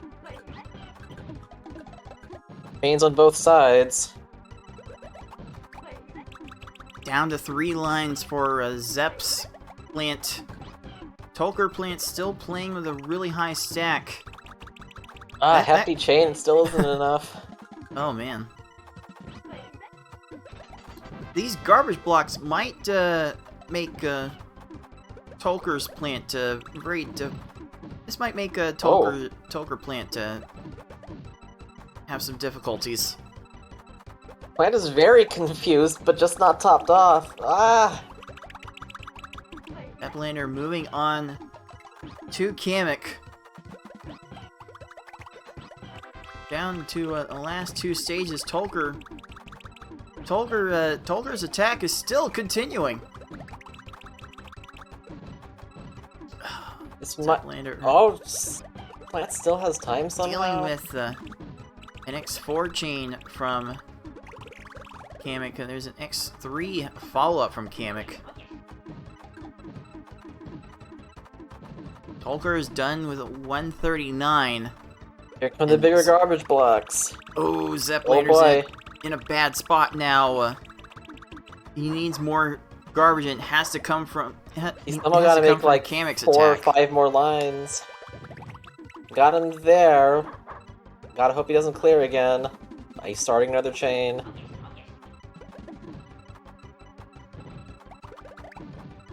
Takes care of one, so it's squeezing as many combos as possible. Very high Kamek on Tolker's side, but it's also starting a chain. Oh me, oh my. X7 for Kamek's Tolker. Or Tolker's Kamek, I should say. Okay, this down stack from Tolker's Kamek is going to be very interesting, though. Oh, that convenient chain. All this shake time. Like, there's something to be said about sending smaller chains to make the smaller garbage blocks to make the screen shake less, but if you don't top off the opponent, you're gonna find yourself needing to do even more. Does mean less to things win. clearing. Oh, get conched. Yeesh. And Tolker Wow. is right there. This match is going to come down to Bowser. Hey Bowser, who do you want to win?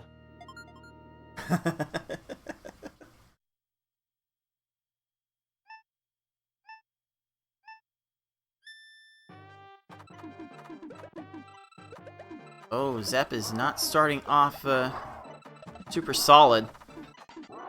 Oh, this is so dangerous. Gotta find a way to start the next chain immediately because Bowser's going to an 8 chain, a 9 chain. You're gonna be pinned. Uh-oh. Tolker a sent much heftier X7. attack. Not too Finding many the follow-ups now to combos, top him though. off. This follow-up might be good. There's no chain here. And that will do it! Tolker Okay. takes game 2 with an 11-24. Nice time to step it up. It's that opening, man. You have to nail it or you're going to get Bowser jailed. Like, I swear, we've seen literally everyone in the main tournament get Bowser jailed at one point or another. You can't feel bad when it happens to you because it's going to happen. you just got to make sure you're in a position to make more chains when it does. And the worst thing is that it can happen with just one little slip up where you break your chain and you scramble to try and find another one in time. And in those rare occasions, sometimes you did everything that you wanted to, and he still just chains you and starts clearing forever. Ended up you had to send him like 18 lines or something. Oh, that's a very dumb downstacking from Ooh. Bowser. Yay! And that is a conch. 1240 for our 17 seed. Very familiar time, because that's the last time Tolker just got. Alright. Alright, let's go ahead and give our 18 seed his first star. And we definitely have a race here, ladies and gentlemen.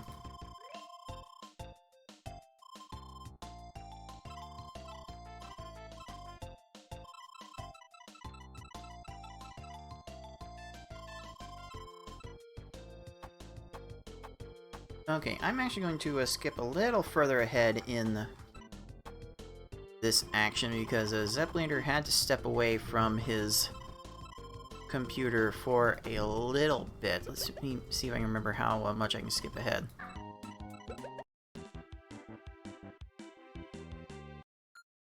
Alright, this should be good. Okay. Let's get game 3 going here. And this is round 1 of our redemption bracket, a consolation bracket that all the players who failed to make the main final bracket were invited to participate in.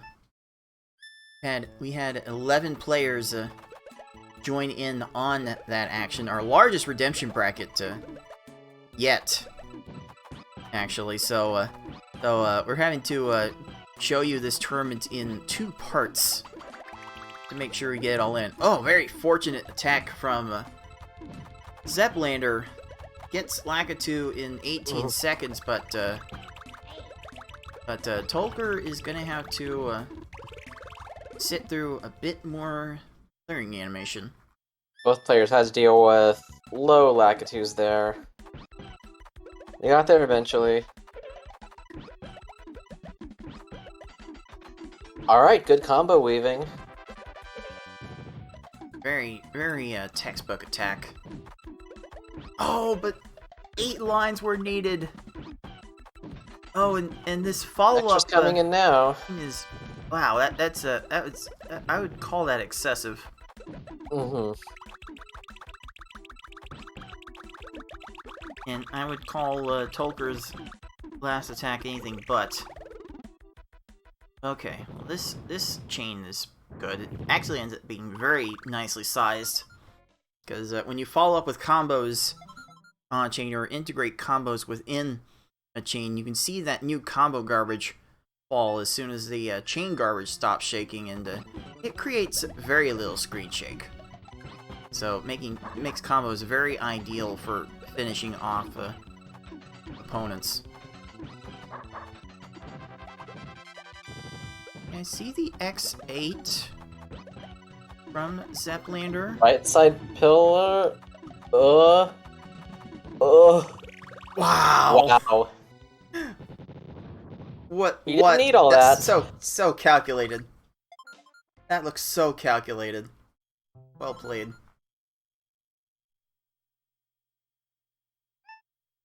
Volker is going to need to sit through a bit more.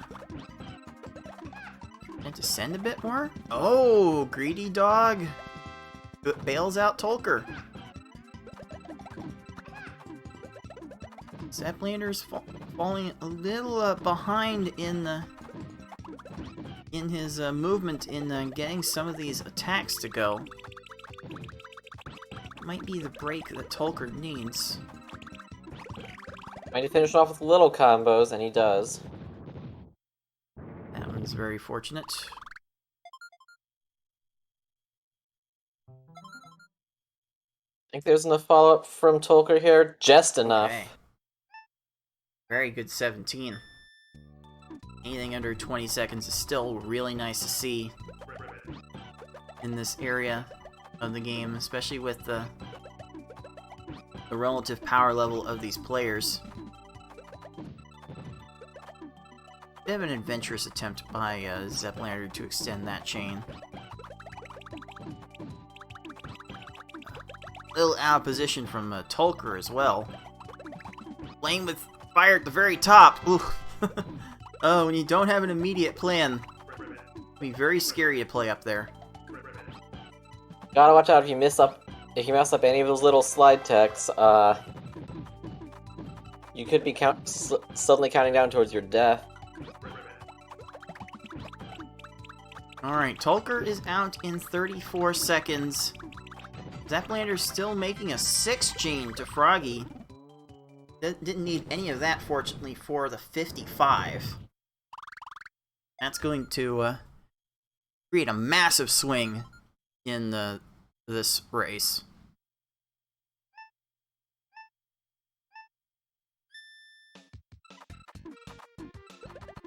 Okay. Ooh. Nice. Tolker got to that. Gonna leave it at an X6 chain. Were there enough combos? There weren't! Oh, so close. Oh. Has that planner sent enough? Tetris attacker is chaining on people again. Okay. 25 for Zeplander. Sometime, not enough. Tolker It all finishing evens out. 37. Alright. Now we get to Lungefish, and then now we're gonna see probably more lines of garbage needed. Zeppelin going to an X8. This has to be enough with Lungefish raising. Okay, Lungefish isn't getting too much help here in the. That's a 21, and no, that's also a 21. Very nice. Volker keeping pace. Nice when they don't really do anything.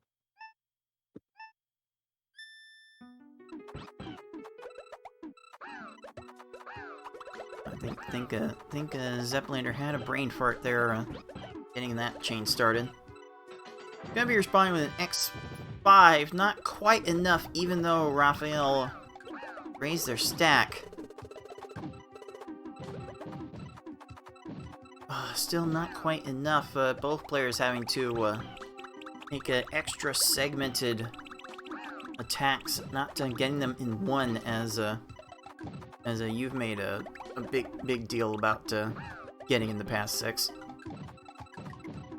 It's tempting to do all these little cool slide techs for the skill chains, but when you get into the upper tier speedrun efficiency, you end up trying to not rely on those as much. Not only because the timing is kind of tricky no matter what, but also if you're on call to do that, you can't preset up any other chains going on or any other combos. You're occupied. Yeah, the less you have to do, the better. If you have to do fancy things to extend your chains, and you're really not putting yourself in the best position to maximize your chains. So setting up your panels for future attacks is also a very important skill to develop. Oh, Zeppeliner into the cave first, and not quite getting Hookbill topped off in a speedy fashion. He's had to send extra attacks using only half of his board available. It's very difficult to do. Oh, Tolker a little short in getting Hookbill topped off, so that's going to waste a little more time. Zeppeliner is through in 56. Anything in the chain here?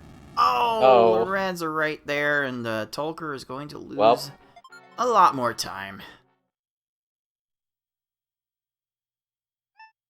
Especially getting to that second tier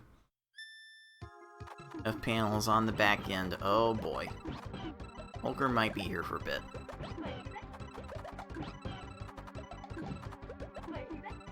Be rotating in anger. Alright, Hookbill down eventually. 102 is definitely not a time Tolker needs to see at this point. Zeppelander doesn't have strong attacks for Plant now either. One thing I tend to notice with some players when they get into extended battles like this, they don't always sustain the combos they make in their chains. They either don't make a chain. They either don't make enough chains, or they don't make enough combos. They don't focus too much on rebuilding their attacks. Big attack is in. Oh, Tolker's plant raised to death. That was fortunate. Ooh, so close. So close for Tolker, and it will be Tolker taking the lead with 2 stages to go.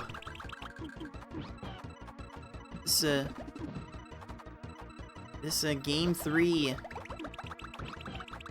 very, very important. You force your opponent to win their last 2 races if you get this win. It's very important for both players. 136 for our 17 seed. Oh, that's a cute attack. I think it has Kamek topped off. And Tolker was willing to sacrifice his own board health to get that going, and worked out. Well, well.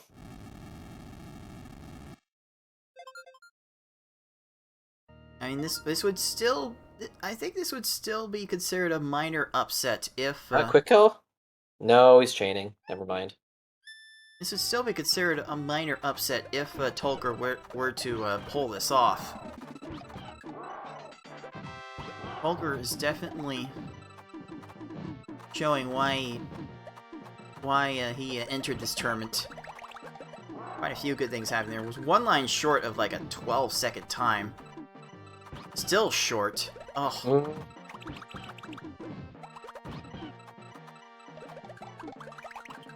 Again, in times of crisis, Tolker is going to smaller attacks, just trying to find that those 1 or 2 extra lines. And you're gonna have to send more lines than Bowser really has, just because cursor speed is so ridiculous, and he's going to downstack by the time you've actually sent that.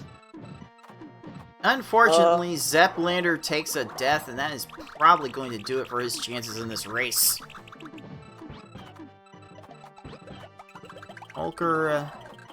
Tolker's just willing to fight through this Bowser now relying on garbage to build a bigger chain.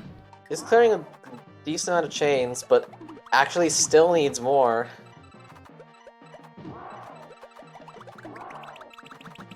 Okay, Bowser's crushed if Tolker has anything, and he doesn't. It's not sent yet.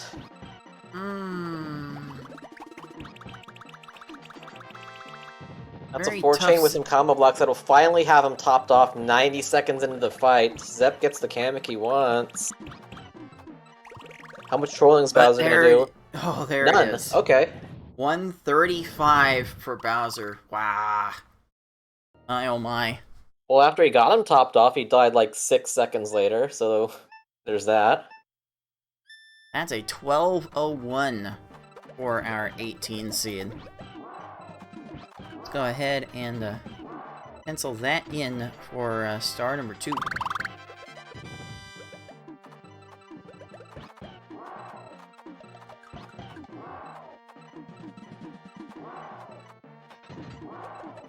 The attacks just seemed a little bit smaller from Zeplander in times of crisis, but both players, quite frankly, could try to build their attacks a bit more after the initial flurry.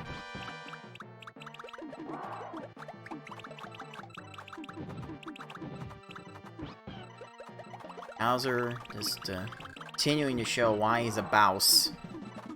Chain off the garbage right there. Yellows. No. Wow, that is a lot of stop time. Very, very generous from the game. Right, the greens just happen to align right there. Bowser kind of went the long way to extend that chain. Yep, okay, Bowser's out of position now. And that will do it. That's a 1340 for our 17 seed. Zeplander is trending in the wrong direction.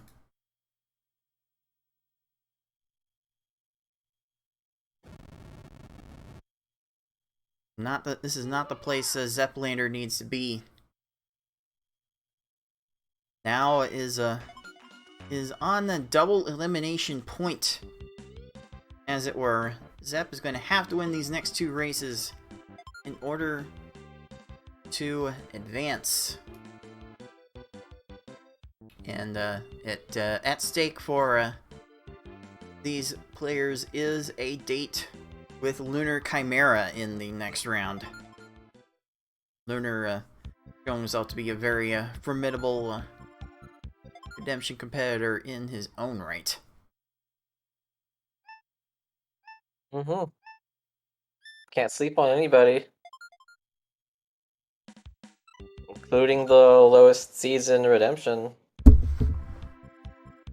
They're all learning. They're all adapting. They will overthrow one day. I mean, when a 17 seed, qualifying 17th in this tournament, and a few months later you get a top 10 V hard time. Like these players are progressing very rapidly, and that's been like the most amazing thing to see from these tournaments. People enter and just get better and better as the tournament goes on. People peak towards the end of these tournaments, and it's made some of these matches quite exciting. Hopefully for Zeplander, this match will extend a little bit further as we get this game 4 underway. Both players still looking for something sizable to beat Lakitu with. Oh, barely enough. Oh my goodness. That is a 24 for Zeplander. Tolker on to 30s. Okay, X5. Okay. That's sufficient. That should be enough. Is Or it there's a sufficient chain. because there's a chain that way? And a convenient clear that way? Alright, Lakitu channeling his inner Yoshi by getting an 8 combo on the Tolker. Waste even more time. Rude.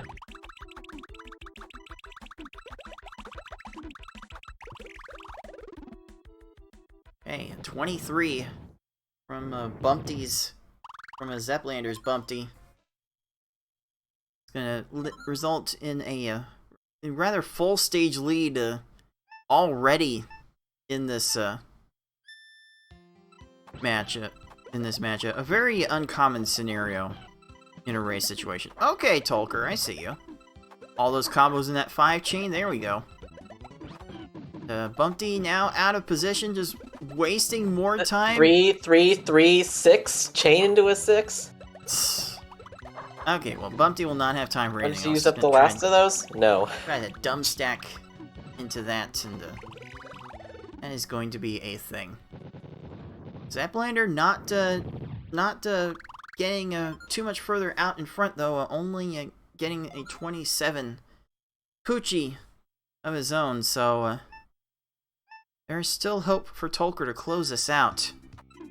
Just barely getting to that 2 chain in time is going to be able to extend this into an X7. Going to cut it off at an X6. Oh, 1 combo short of making that work. Too many 4 combos there. Not stacking as efficiently as it could have been. Now Tolker's gonna have to sit through some garbage clearing animations. Part of the combo refinement is only doing 1 4 combo in each segment of attack, because the second one's just going to go on the other side and not actually send another line. And maybe not so much a single 4 combo in a chain, but an odd number of 4 combos in a chain, so that way it always stacks more favorably. 9 4 combos will also get you there, I suppose. Indeed. Okay, that's down to 3 lines for Tolker's Wiggler. Oh, these pillars are gonna hold fairly strong, but not enough combos in the back end from Zeplander. And that's gonna waste a bit more time. That extra combo gonna waste time. That's a 29. Oh, Tolker still short on Wiggler. Gonna finally get it done in 51 seconds here. But this is one of the worst times to be trending downwards.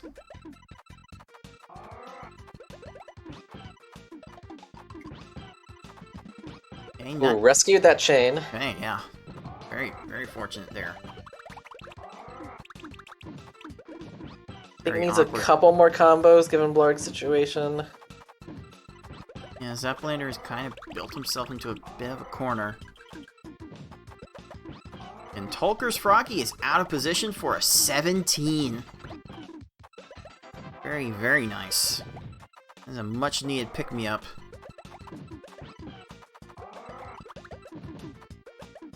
And Tetris Attacker going ham again on our 17 seed. Has to clear a bunch of garbage and send like 4 more lines. There's 2 of them. Okay, that's not bad. Now? Nothing else, though. That is going to be a problem. Oh, Tolker's Blarg chains off of the garbage. Waste even more time. Tolker does not have Convenient chains anything into... else build right now. Dropping another 3 chain? Ooh. Okay, that's just enough for that. Perfectly sized. That should make up a decent amount of time on Zeplander. Gonna have to find a little bit more than that in order to close out this match. Okay, Zeplander definitely crossed the signals there. There was a rather straightforward 6 chain. But also it's had like a row there. 2 fish, so Okay, yeah, this is this is going Tolker's to fish be high. a problem for a while. But chaining. Down stacking into a clear. Greed is good for Tolker's fish. Maybe? And Maybe? screen shake from the follow-up chain is going to be enough for the 39-second fish. Tolker takes the lead as we get closer to the Cave of Wickedness.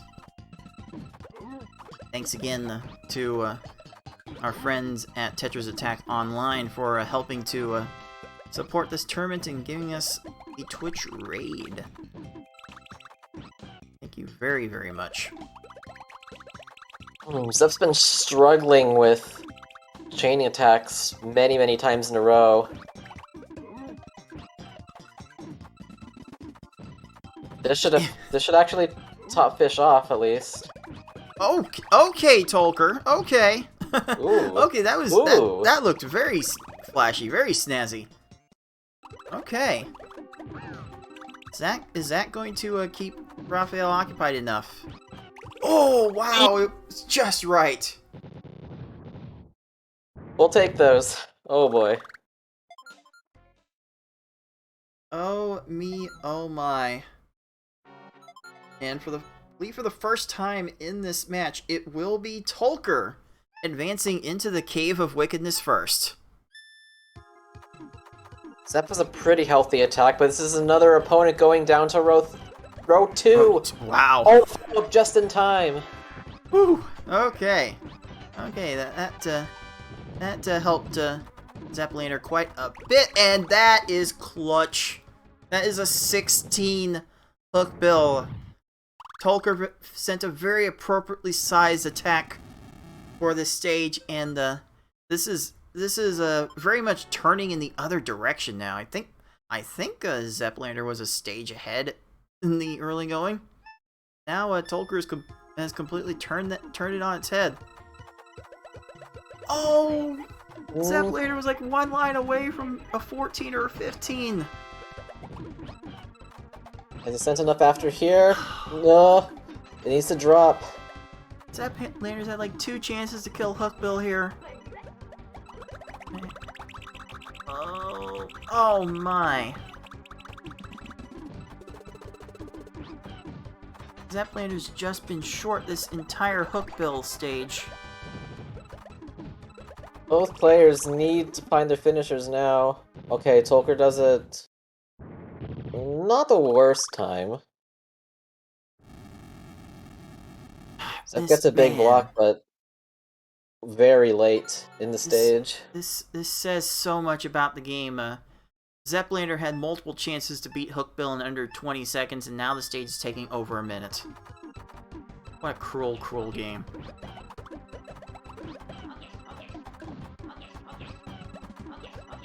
Hammock trying to be a bit cruel to Tolker as well. Throwing down a chain. X5 now. Well, we got the chain now. From Tolker. Using up all his panels. An X6. It's not really sending any extra chains. Downstack's gonna be short. Ooh. Oh no, we've got an almost pin. Okay, there's the garbage clear. Oh. Yeah, Zeplander had an opportunity to finish Hookbill a minute sooner. But with that 130, that's going to prove to be very problematic for Zep's chances in staying alive in this tournament. Here we go with Tolker one stage away from finishing off this match. Alright, let's just have a safe, hefty chain on the Bowser to be able to do this. 6 into a 5. It's gonna fall in pretty conveniently. Gonna make more combos like that. That is pretty good. And just make like 4 more insurance lines. Okay. Oh, it's gonna fall now. Pause. The Pause the frustration. Huh. Wait. I don't even remember why Tolker paused there. You really have stop time still? Okay, this isn't gonna chain either. Oh, there Got it him. is. There it is. Our 18 seed Tolker takes out 17 seed Zeplander with a last race time of 11 minutes flat.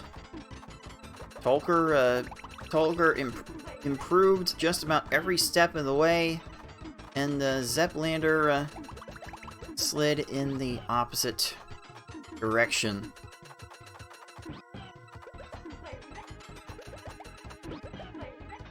Mystery chain though. Yep, just swagging out now, knowing that it's all over. Why not? Why not, right? Okay, there we go.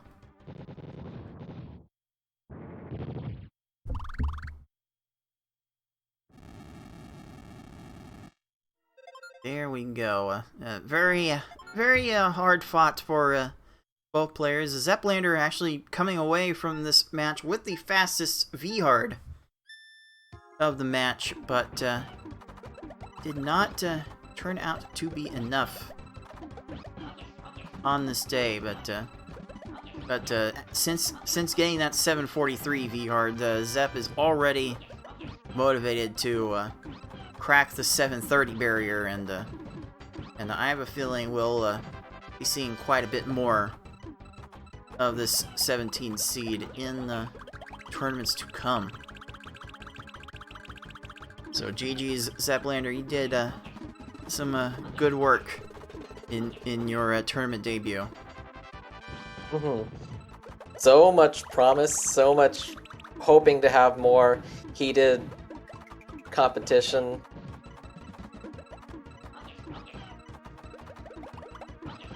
So we can all raise each other up.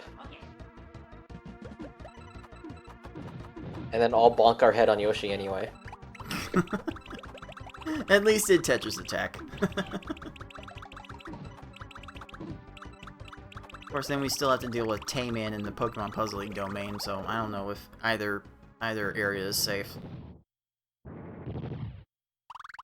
I mean, it's so interesting because at the top level of all of these panel games, it's not necessarily it's the same type of skills, but not necessarily the same micro skills in each game.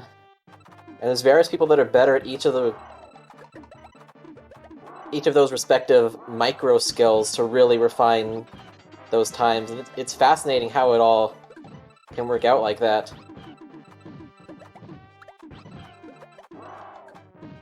This is the rawest game. This is mostly about just like the DPS into the A bonk. into being able to send things literally as efficiently as possible.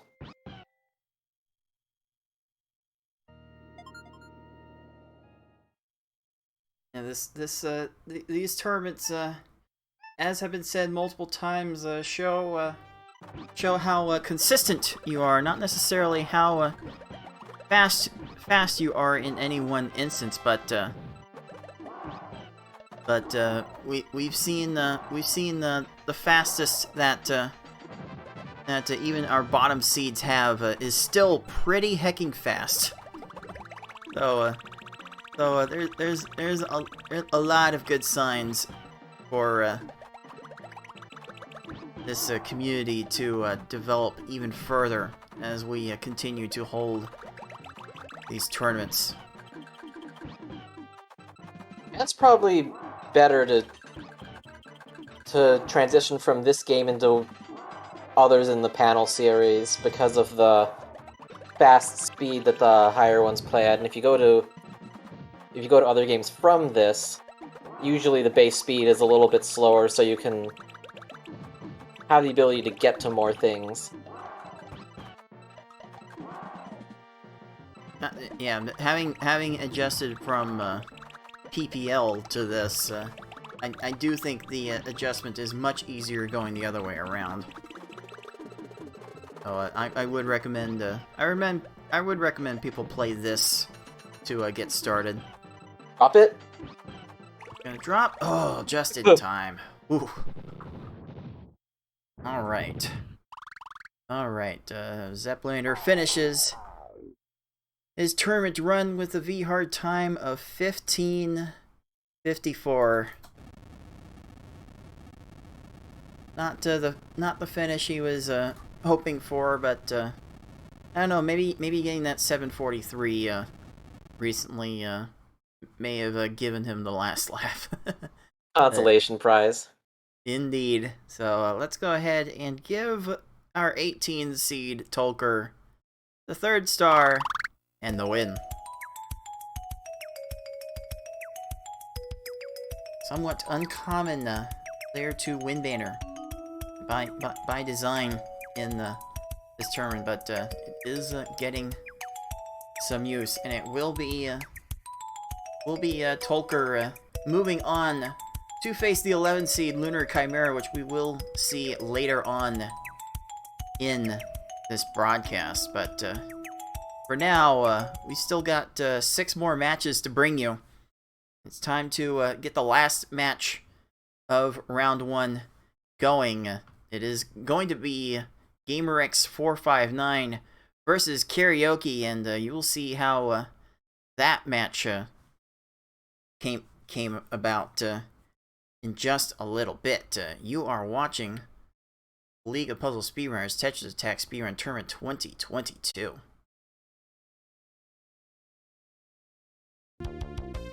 Welcome back to the League of Puzzle Speedrunners Tetris Attack Speedrun Tournament 2022. I am your head tournament organizer, Cards of the Heart, joined now by a developer of the panel attack game in the PvP scene. It's Show Soul. Show, how are you feeling after just getting through a broadcast of it, one of your latest monthly tournaments?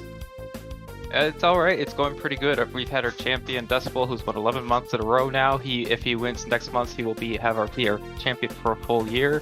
But I am honestly pretty raring and ready to go, because the expert tournament, we don't actually broadcast the whole part of it, so I'm still full of energy, and I decided might as well take that energy and come over here. Indeed, and we've got someone in our next matchup here who you may be a bit familiar with the show from their experience in the PvP scene. It is our 14 seed GamerX459 with a 1-3 record in the pool stage, taking on the 19 seed Karaoke, who unfortunately was the only one who could not win a race in this tournament, but she's always a good sport, and we appreciate having her around awesome. around in the tournaments. But based on what you've seen of Gamer Show, how would you categorize his style of play? Gamer's style is pretty, I would say, generic, and that's not a bad thing necessarily. Gamer's a jack of all trades, master of none, from what I've played and seen him do as well. He's definitely someone not to be messed with, especially in the speedrun area. He's very consistent with his attacks in PvP, and I would expect that to carry over very well here, which may be helpful, especially in a speedrun where inconsistency is quite rampant. So being consistent here is very helpful. Yeah, Gamer should not have too much of a trouble in this matchup specifically, since he's been hovering around 10-11 minutes on average in full play, and Karaoke unfortunately has been in the 16 to 17 minute range. So it would take Carrie's best to beat Gamer on an off day. So one thing I've noticed from a lot of Gamer's speedruns of this mode is that he tends to make his chains a bit on the big side, when maybe X5, X6, X7. He is as you would say, show very solid at ascending his attacks, but he does get off his game a little bit. He could find himself struggling a little bit more to get the right attacks back. Right. But that said, this should still be a good one nevertheless. Let's get right to it. 14 seed GamerX459, 19 seed Karaoke in the last match of Redemption Bracket Round 1, starting right now! Alright, let's get this video playing. This is Gamer's audio. Playing now. That is kind of the privilege of being in the player 1 slot. You generally get your game audio stream to start the match. Whether it be player 1 on the controller or player 1 in the stream, you get priority. Indeed. So, game 1 is underway, and a little bit short on the chain, but you do see Gamer making an effort to incorporate combos in his chains, and the more combos you make, generally the better off you will be. Fortunately, the timing on that attack was a little bit off, and it's going to actually lead to Karaoke striking first blood in this race. Nice 21. The streams are also very nicely synced up. There's less than a second in between them.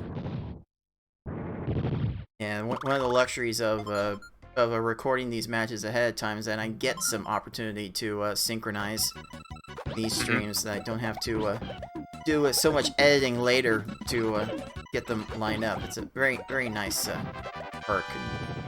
Yes, absolutely. Not a bad 5-chain from Karaoke to start. She definitely knows how to make a few chains. Her combos might be a bit lacking at times, but she can definitely set up a few things. Like, everyone in the tournament is capable of setting up a few things, but as we often say, it's the better players in the tournaments tend to do those things more often. Mm-hmm. Right, consistency is key here. Got a 29-second bumpty from Gamer compared to Karaoke's 40. So just like that, we're seeing some time made up. I don't usually see a lot of separation in players this early on. Not until stage 9 we're probably going to see someone try to build up a big lead. And now with an 18-second time like that, Gamer is going to be well on his way to building that kind of lead. Right. I'm not so affiliated as well. Of course, I'd like to try and speedrun when I have the time and I'm not developing. But could you? And I know there's a lot of PvP people here too, since we just came over from the raid. Could you explain how important it is to kill quickly, and what are the consequences if that first clear is made by the CPU? Right. So the way these CPUs tend to operate is you might be able to get a glimpse from Karaoke here. They flatten their stack, they raise a couple of lines, and then they start making matches. So they do very basic tactics here in the beginning. It's gonna be very important to send as many lines of garbage as you can to top off these opponents, as opposed to simply sending one big chain or just a bunch of little combos. You can try to play this level combos only. I would not recommend it, but you certainly can try. So you want to try and make a mix of combos and chains. You want to send more than the one line of garbage at a time, and that might be something a little bit different from the PvP mindset. You're just trying to stack Certainly. lines. You don't really care a great deal how you're doing it, unless you're like at the highest levels trying to go for a world record or something. Thank you. That was very informative for a lot of people, me included, giving me a little refresher as well. Okay, so Gamer has extended this lead out to a full stage now. Karaoke managed to make up a couple of seconds here, but we are starting to see a significant skill gap between these two. Like Karaoke's best V-hard, for example, I believe is a 13:01, and Gamer's fastest V-hard is 8 minutes flat. So we definitely see the ceilings a bit higher for our 14 seed by comparison. It's starting to show as we get into the middle of this run. Gamer's been getting very consistent times, around 30 seconds every match. And that Again, attributing to his consistency. 25 seconds. There we 5 go. seconds off. absolutely, Good job.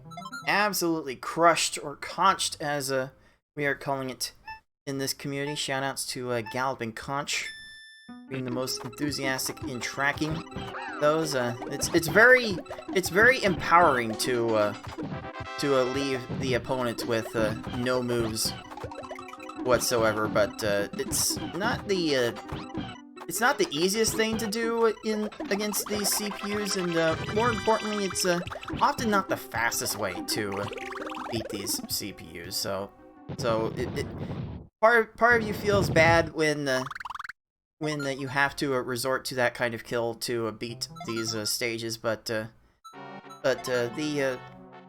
dopamine rush of completely dominating your opponent does outweigh it in a few instances. Right. Looks like so we got 2 stages in between each of them. Gamer with a pretty good lead though. Trying to get a start. There we go. Starts up that attack again. Now that we are in the Cave of Wickedness, now these foes actually know how to make chains. They will actively try to set up chains in the middle of their attack, not off of garbage though. So you can still kind of manipulate these opponents in that way, but they tend to be a bit more persistent as in this section of the game.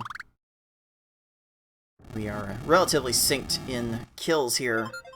40, like 43 for Gamer to 46 Fish for Karaoke. Might have been the other way around, actually. But Gamer is on a very ho-hum pace here. This could very easily be a solid 9-ish minute time, which is a bit on the high. It's on the high end of what our top players are expecting. If nothing else, Gamer definitely regards himself in that class as a top player, and he definitely shows flashes of it. Yeah, better than me for sure. I think my best time is like 11 minutes, and I need to submit that to the leaderboard still. Much better than I am at this game for speedrunning. For sure. Yeah, definitely Ooh, a different mindset. Piranha Oh, Piranha. Oh no, Raven also delaying a win from Karaoke. the lag chain right there. Oh man, these the lag chains in in that area of the game. These foes do not know how to do that, but they're still setting it up anyway, and it still feels kind of bad. Gamer being very quick to restart this chain after dropping it early on. We're seeing some hocus pocus from Kamek, but nothing too severe. Ooh, the combo actually It's gonna be falling difficult to down downstack. and disrupting Raphael there. Just make sure you have garbage there. Oh, Oh, and the chain in the second tier of garbage. Or was it the third tier? Excuse me. That was very rude from Kamek. yeah. So it is going to be Gamer first into Bowser at a little under 9 minutes. We've seen Bowser do some pretty amazing things in this tournament. Like even top players like Yoshi, who I know you are very familiar with, Show, have spent many minutes on the Bowser stages. So this can go either way. I think I was here for the FFR earlier in this tournament before the redemption bracket. I think I was here for when Bowser decided to just waste FFR's time to who win the Foxy? That would have been the Foxy match, I believe, yeah. Right, Bowser totally screwed over FFR, like, and it was absolutely disgusting. But Gamer again getting a consistent 30 seconds to take out Bowser. And that is going to be a time of 9:36 for our 14 seed, and that is going to be good enough to acquire star number 1.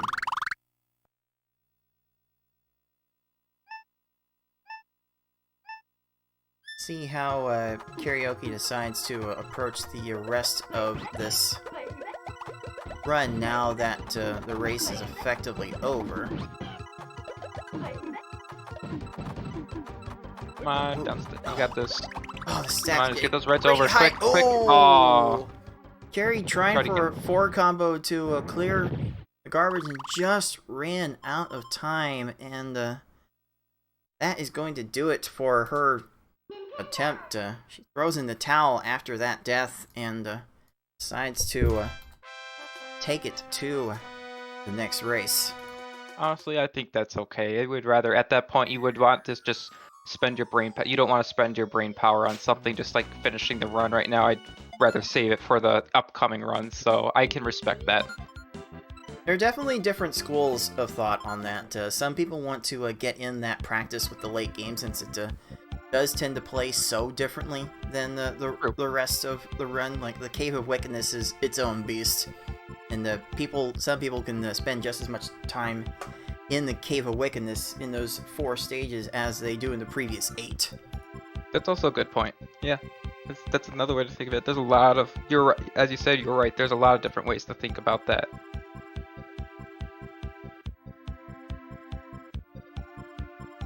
Okay, so we'll be getting this game 2. Yeah. Sorry, fairly shortly. Gamer water, I think. That's probably water. Hydrate or dihydrate, as I say. Hydrate or dihydrate. I think the other term for gamer water is one of my favorite beverages of all time, Dr. Pepper, and I'm a weird person for liking Dr. Pepper, apparently. No, you're not. I like Dr. Pepper also. I don't know. All the Dr. Pepper haters can go not hate on Dr. Pepper. They can do better things. Dr. Pepper's good. All right. This is a panel. This is PG panel friendly. And we get salty, but we try to stay somewhat family friendly. Right. But here we go, game 2. We have an idea of how this is going to go based on the game 1 performance, but you never know. Okay, Carrie sent a very sizable 6 chain, but the combos were just not quite enough. Ooh. It will be Gamer striking first with the 29 Lakitu. Both Lakitu's really not playing very nice. Let's get an exclamation mark calm down Lakitu in the Twitch chat. Needs to calm down. Alright, Gamer working on the 7 chain with a 6 combo, 8 at the end, 9 chain. And this is what we've seen from Gamer's runs on V-Hard. He tends to lean on the bigger chains to top off opponents. It's a good kill on Penguin. Forgot the name. Ugh. Bumpty, that's right. There is a reason that Bumpty was not featured in the Tetris in the Game Boy version. I'm sure it's technical limitations, but I'd rather adopt my own headcanon for that. Yeah, it's just a lot better. Okay, Gamer gets combos on the back end to make that stage a 15. That is definitely the kind of time Gamer wants to see on every stage. Which, by the way, if you got 15 seconds on every single stage, you would still fall short of Yoshi's record time. You know what? I'm never gonna get the world record. I'm just gonna say it. I'm good to just doing speedrunning casually. You are not alone in that camp, my friend. You're definitely not alone. Okay, Carrie gets a nice 24 for that Poochie. That is definitely good for her standards. Gamer gonna be content with leaving that in X5 chain to make sure that Ooh, that was very dangerous.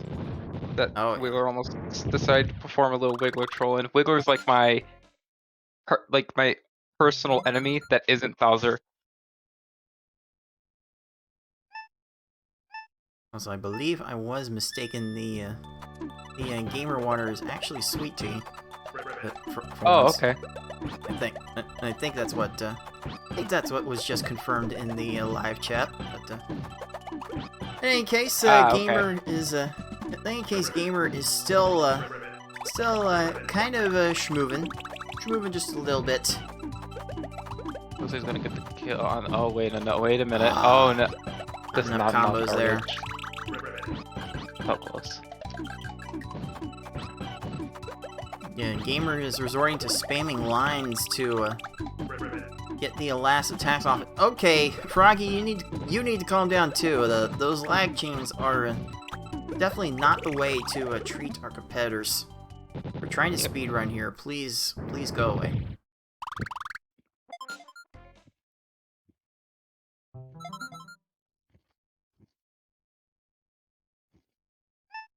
Like even sitting here a little bit watching this play show. What's striking to you the most about how these CPUs are playing? First off, what I've really noticed is the CPUs love to downstack. There's very few things they will stop downstacking for. Basically, if they make an accidental match or something, they stop downstacking. I think that's pretty much it. They love to downstack and then do something. And I think when they're downstacking is when you really want to try and get them. Because once they finish downstacking, then they have a whole nice flat board to start setting up things. Yeah, it's kind of a dangerous situation to get into in a PvP situation, though. I think if you start downstacking in that instance, you might be you might have bigger things to worry about at that point. Generally, most of the time, there's always exceptions, but you don't want to be down stacking too much. If you're and you don't want to be down stacking and be in trouble while you're doing it. You don't want to be. Here's how I put it. You don't want to be down stacking to survive, per se. I'll put it like that. Very understandable. Okay, we have a near a full 2-stage lead developing already again, with Gamer just proving why he is such a gamer in this game. Actually, I think Tame in the live chat has the right sentiment. You never want to be playing Tetris Attack. Maybe not as a speed run. It may not be everyone's cup of tea, but it's such a fun party game though. It is. It's great. Okay, so what's Gamer got for this Raphael? That first chain was a bit on the small side, so immediately restarting it. Got a really nice fortunate kill on Blarg over by Karaoke. Blarg had like a really tall tower on the left, and the garbage just kind of stacked all on top of that tower, and Blarg couldn't get over. So really nice of Blarg to help Karaoke out a little bit over there. I have a feeling that Raven will be causing some trouble. Oh yeah, Gamer's on a really low stack now. So if Raphael had been able to survive, might have taken a lot more time. And yeah, you can see Carrie being more familiar with how to chain, throwing an X8 onto Lungefish, and this should keep Lungefish busy for quite a bit. Ooh, there's some dumb stacking, as we have come to call it. There was a way for Lungefish to survive that, but just swapped all the wrong things and led to their doom. That's the dumb stacking. That I don't know why that's actually an excellent name. That's just great. Karaoke is definitely warmed up a bit, though, I can tell. Warmed up a bit more. Getting ready to get setting up for sure, I can see. There we go. Get that. Okay. 7? No, 6 chain. That's alright. I think that'll be sufficient to get the kill. Yeah, Carrie admittedly doesn't... Oh no, the reds. Unfortunate. That Carrie just was admittedly doesn't play this this game or this series super seriously, but she is always just a good sport for volunteering in these tournaments, and just overall helping out. That's so important, honestly, to be a good sport about it. I mean, even if you're not the best at something, as long as you're having fun, that's really what counts. Like, what's the point of playing something if you're not having fun? If you're being a good sport about that, shows really good character, in my opinion. We may have added a prize pool to this tournament in the recent installments. But at the end of the day, we play this game because we have fun playing it. Even if our salty comments on our race nights say a different story. It's also still us having fun being salty. But otherwise, yeah, you're right. You're very right. Yeah, we welcome players of all skill levels to join us for these tournaments. This really is the place where the community comes together the most, and really bonds over these experiences. All right, back to the run. Gamer is. We're gonna get ready for Bowser. Gamer is gonna try to get this Bowser in under 30 seconds for a sub 10-minute. That'd be kill. Awesome to see. Get another sub 10. That'd be really great. Okay. Man, opted for a 4 instead of a 5 combo with those reds. Just going big on the chains, because why not? Bowser is about to I don't like this that down down stacking configuration for Bowser very much. That's why. Well, those situations are really hard to avoid. Yeah, that's literally up to the game, not you, really. These foes do scan top to bottom, so if they get an opportunity to go to that second tier, they will go for it. Ooh, And they will well, continue to go for it until they run out of time. So that was honestly to Gamer's advantage. Nice That's job pulling up General 1030. That is a 10-19 officially for our 14 seed. And that's part of the reason why we send so many combos in our chains. That way, even if there is a garbage clear, we get these CPUs moving from top to bottom, and you can see all the time it wastes them in doing so. Yeah. That really is part of the strategy here. Oh goodness, Come on. Carrie! You should be fine. You might be able to survive. Just if you play your panels right here.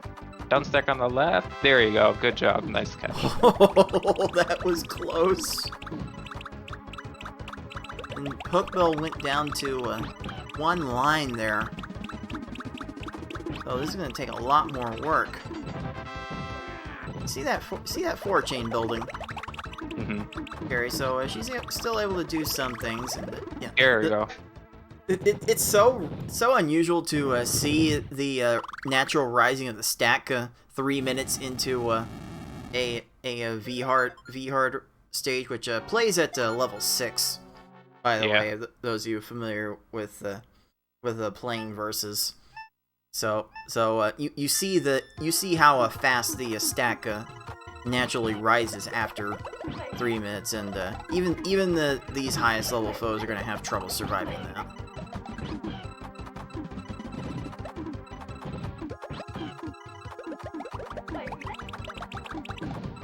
Ooh, Piranha running out of panels. And there it is. There's a CPU error right there. I should have raised the stack, but just decided, nah, I'm gonna clear more. Watch the Kuroki's benefit. Oh yes. Carrie does have a habit of getting those conch kills, those crush kills. It's almost her normal way of winning some of these stages. See if we can get a nice Kamek in here. That'd be great. Go out with a bang for this round. And Kamek's just making little chains. X5 on that one though. Unfortunately, Carrie does not have a lot built right now. That little combo garbage right there is really being a nuisance right there. Okay. Alright, what else have we got here? And, yeah, this is the situation. This is a situation we tend to worry about in the speedrun context, when you have to build garbage off of your opponent's attack. That is often a very slow way to go about those things. You're generally encouraged to raise your stack whenever you have a free moment, so that way you don't have to rely on something with such a slow transition time to respond to what your opponent's doing.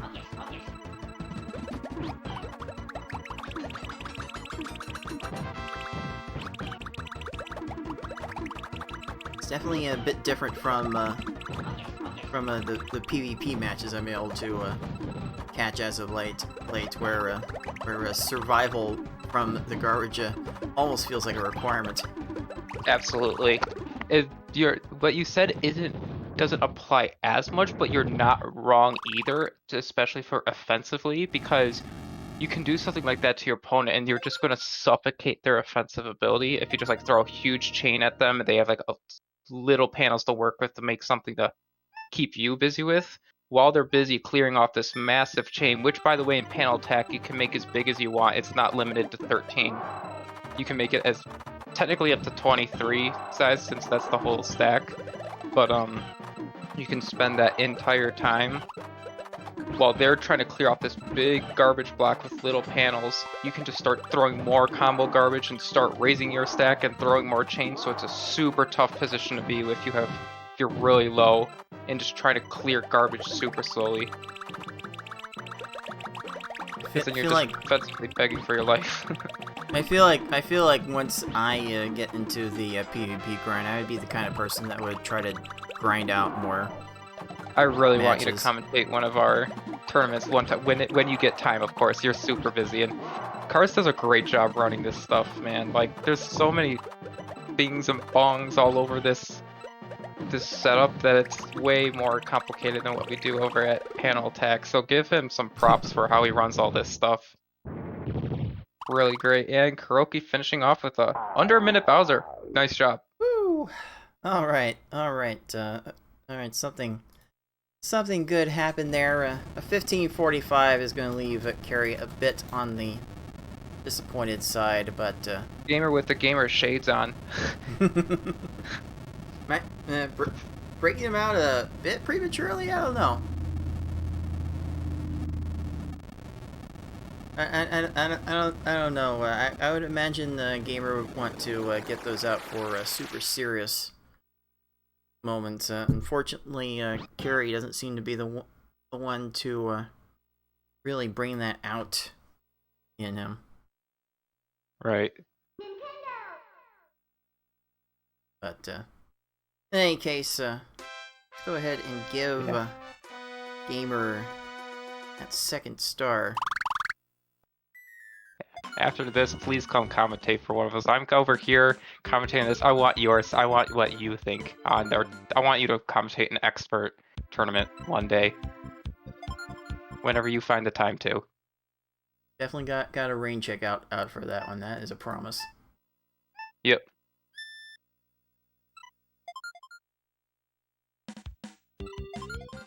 So here we go with game 3. Karaoke is going to have to pull some kind of miracle to come back in this match.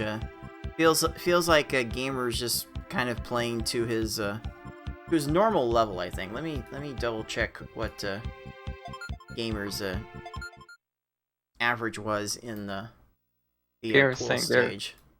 My eyes were getting bothered, that's why I put them on for a bit, the shades. No, gamer, you gotta go with the cool style. You gotta keep the story. I gave you gotta stay with it. Something, right. Wear my sunglasses. Never mind, that's a different thing entirely.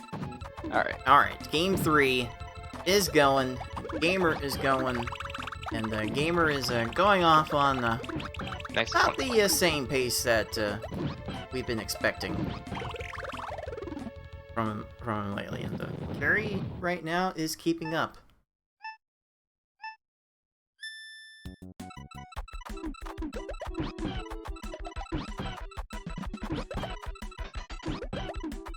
Gamer definitely displaying some sort of a cursor speed, probably developed from PvP experience. Right. That's a really, if you want to get your cursor speed up, play PvP. That will help you a ton. Like, massive time. Really helps. I remember last time I engaged in a serious PvP competition, I probably spent like, I don't know, 5-6 hours in the single session, and my hands were killing me by the end. Yeah.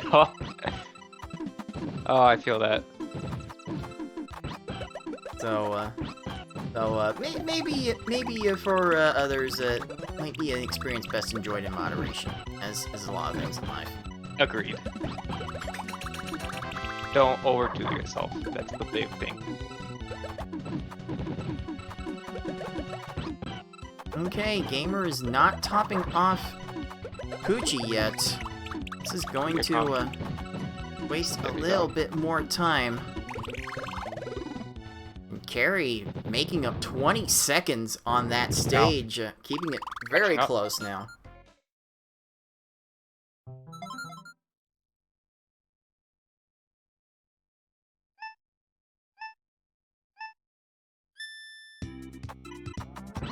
Gamer starting from the side of the board to have attack. That might have been intentional or something. That's a technique we have referred to as a catch. You're literally swapping a panel as it's falling, kind of like often catching it in midair to extend the chain. It's frame perfect, and it's a fairly a high level technique. Oh yeah, Especially for sure. especially when you're trying to do it intentionally.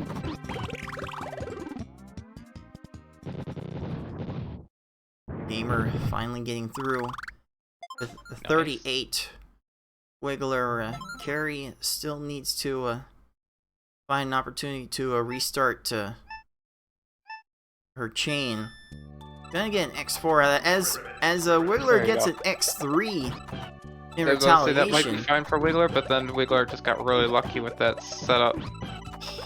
Oh, Wiggler messed themselves up. Just throw a little more garbage.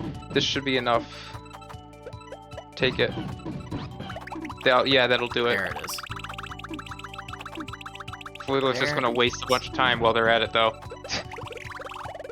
And instead of the obvious match at the bottom to clear the garbage, Gamer's Froggy goes up to the second tier where it detects the match. These foes constantly scan top to bottom looking for these matches, and these speeds, it is often to their detriment. So we are very Yes. thankful to see that. But yeah, at lower level definitely looks like it'd be to their benefit because they're just gonna waste time trying to get that. Unlike the higher level where they generally make it up there on time, and then it becomes a big problem, which actually kind of sucks because then it'll make the. Well, no, it's just better either way. Because I was gonna say that it makes it harder to at the end game, but then I realized it would make it harder at the beginning of the game and the end game if they could make it at the beginning too. So I was like, yeah.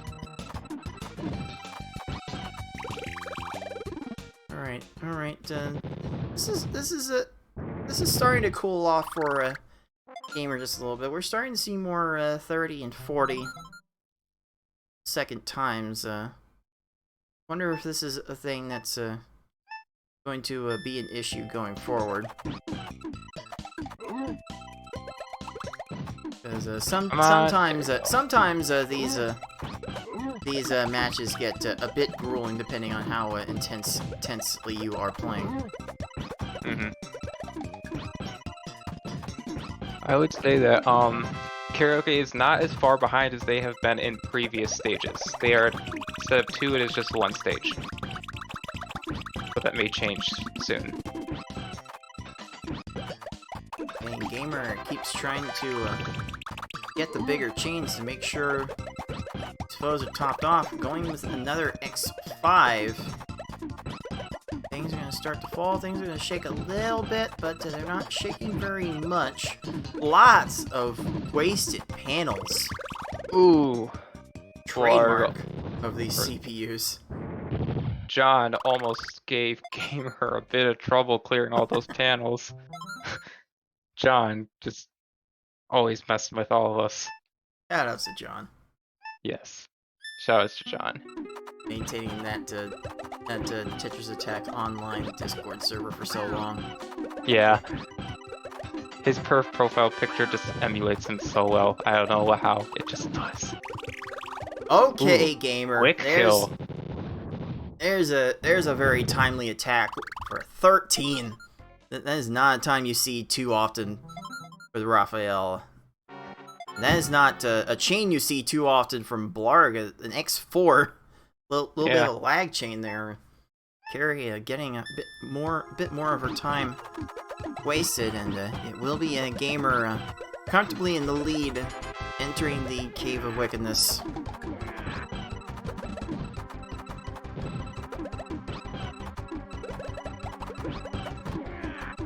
And Hookbill is trying to do something in the chain, but this might prove to be a problem. I think Gamer has this very well in the bag. Oh, There it and is. Hookbill's just gonna waste some more time. Oh me, oh my. Again, very cathartic when you get it, but not always the best for the speedrun.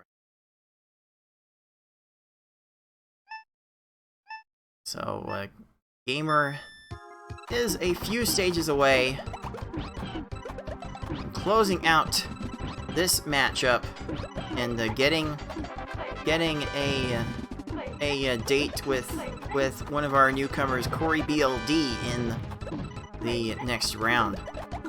That is what is at stake here, and I would expect the matchup between those two to be very, very compelling.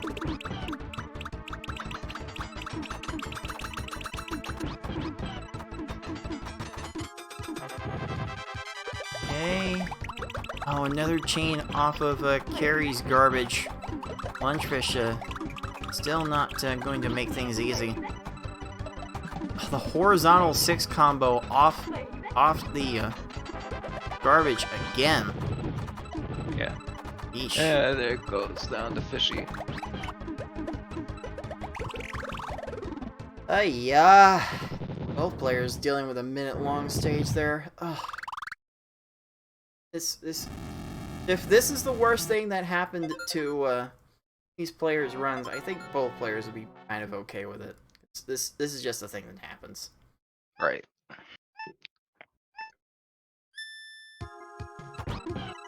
Out here. Okay, there's not a lot of room for a big chain to be made here, but Gamer does have the speed to more or less make it work. Are there enough combos on this chain, or X6 from Kamek? Gamer's trying to follow up with another X5 right back, and that should be enough to absolutely obliterate Kamek. Oh my goodness.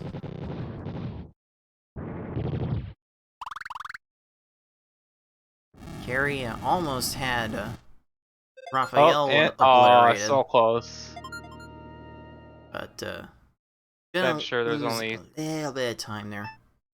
There's only a little bit of stop time left there. Alright. We have a 3-stage lead now for our 14 seed as he closes out this match with a sweep. 8 will get a 9 and a 10. going. Possibly 11. Oh, Just 10. going. Yeah, no, 11. Come on, Forky Strats. Oh, there's not enough panels for Forky Strats. Darn. Oh boy. No Forky Strats. Screen's gonna Ooh, shake a lot, it but might kill Bowser anyway. Bowser's Okay, oh, Bowser. going fast. This might just... Okay. Alright, Bowser. Oh, this might kill Bowser anyway because of that at the top left, or just at the left. It's gonna kill. No time.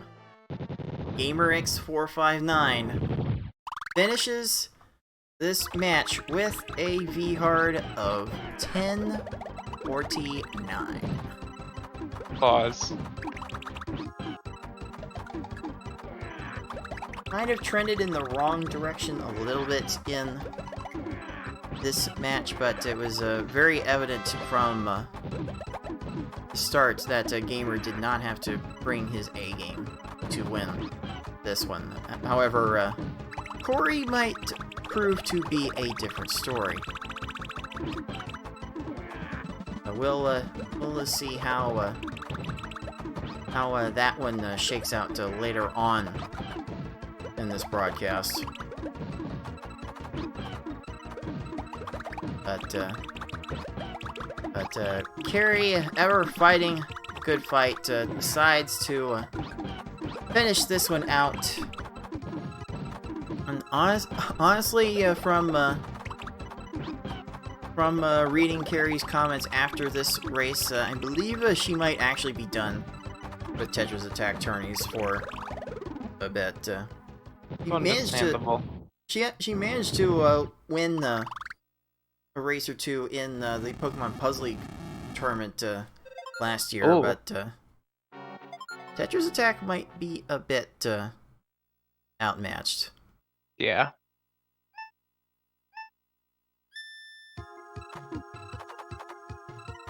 Still appreciate her coming along. Anyway, and getting Hey, me, you tried it. You tried the experience. Again, we welcome people of all skill levels to come and try out their fun. Not quite getting that attack.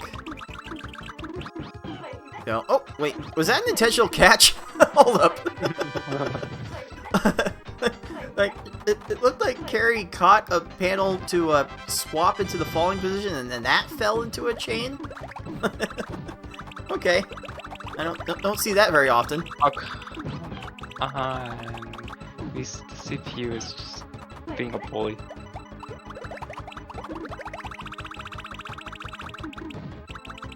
That is not how you do a proper Shogun game.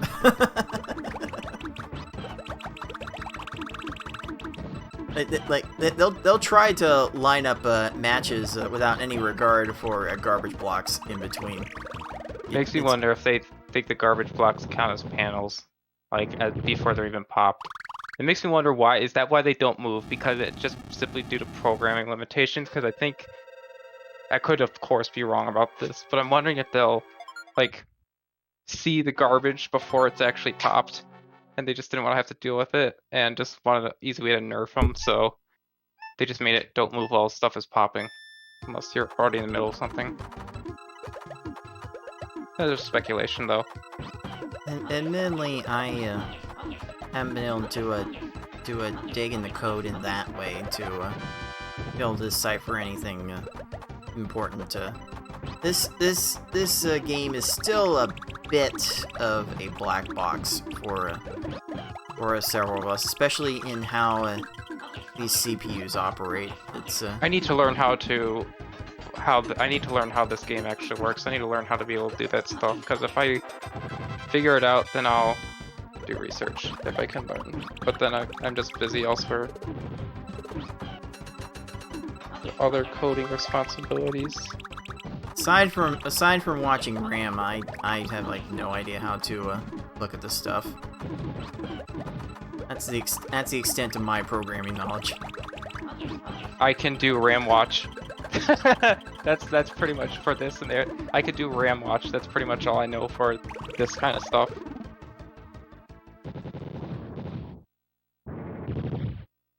Okay, Carrie finally getting to final stage experience.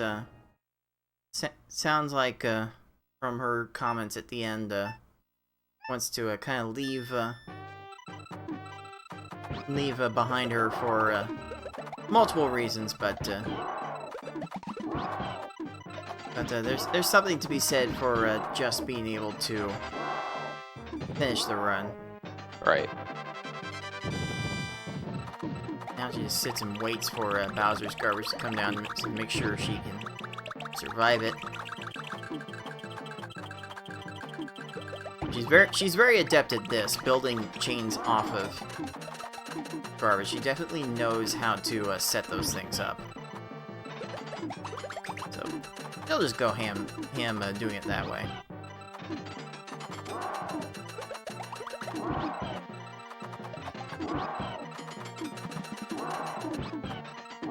Oh, she won the mystery chain. There, she was definitely in position for it, but only manages a 12. The Forky strats. Come on, Bowser. Of course, when you send a big chain, you have to watch your opponent transform each and every individual panel, and it takes so long. The worst part I think about the CPs is just when they get lucky down stacking and they happen to make a match while down stacking, because it's not even. I can tell it's not even intentional. Oh no, the green is set up. No, he has a clear, and the blues and the purple. Well, no, just the blues and the green. Oh and no! There's a chain no, off that's the garbage, please. No, it might be okay because no, it won't. Never mind. Please, Bowser, just make it stop. Okay, this might be it. I think this is it. Oh, there's the it. Yep, dumb that's it, that's stacking. And there we go. Woohoo! Get out of here, Bowser. Alright, Karaoke gets a 1740 to finish that off, and I think it's time.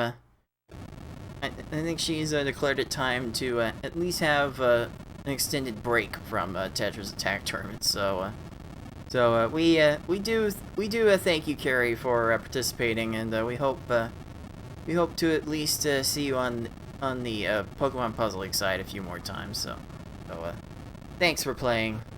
Hopefully we'll see you in the next tournament, and we will go ahead and grant GamerX459 third star and the win. Expected result, this is more or less a warm-up for Gamer before getting into the next round, and there's definitely going to be a significant challenge for Gamer in Corey BLD, who has also picked up the PvP a fair bit and has definitely shown us some amazing things. So it'll be a good matchup. Sure.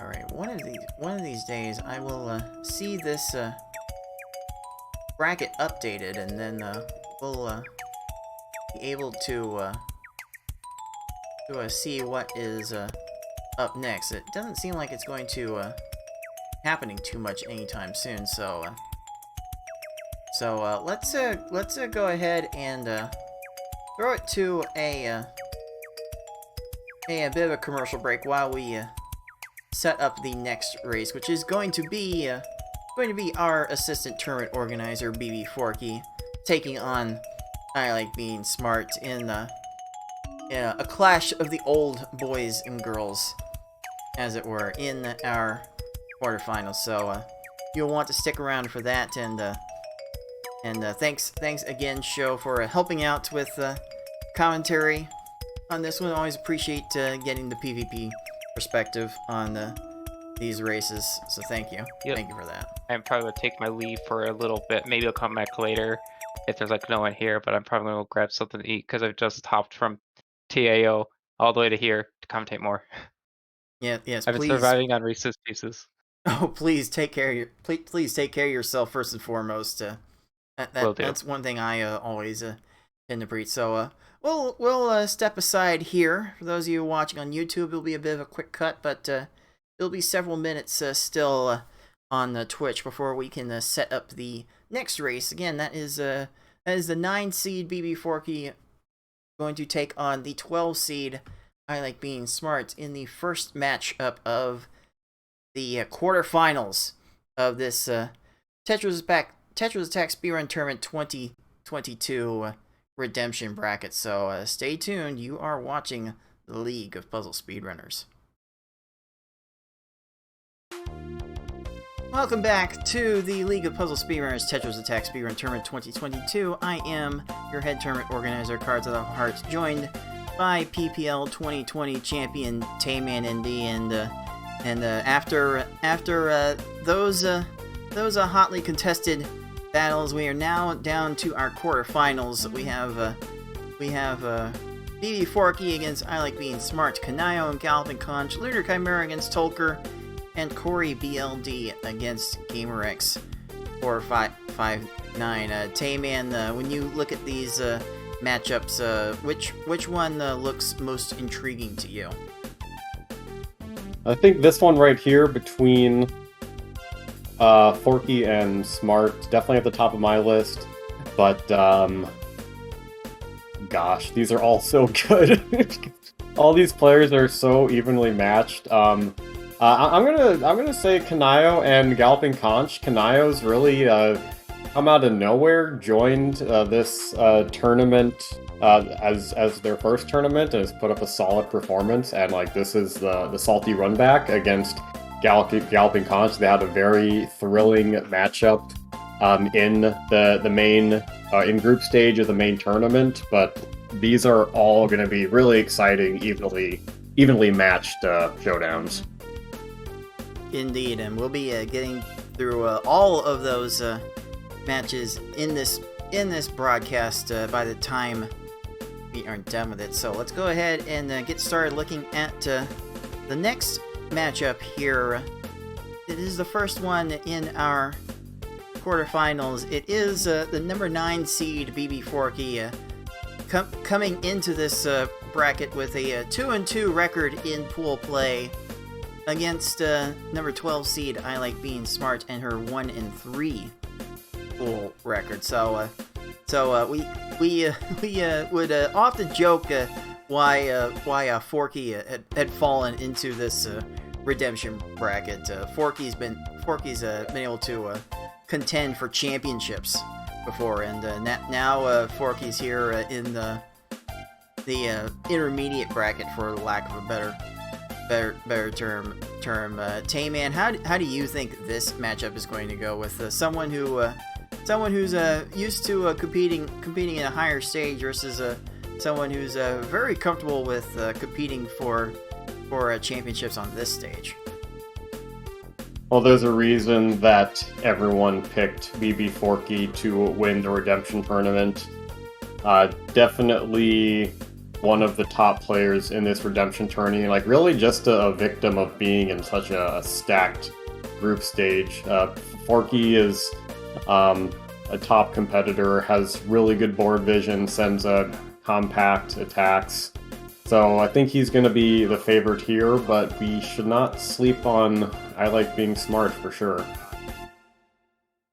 Yeah, again, Smart came into this bracket with 2 V-Hard races under her belt in pool play and averaged around 10 minutes, whereas BB Forky averaged about 9:16 and came out swinging against Tetris attacker with an 8:13 V-Hard. So Forky's peaks are definitely higher than a Smart's, and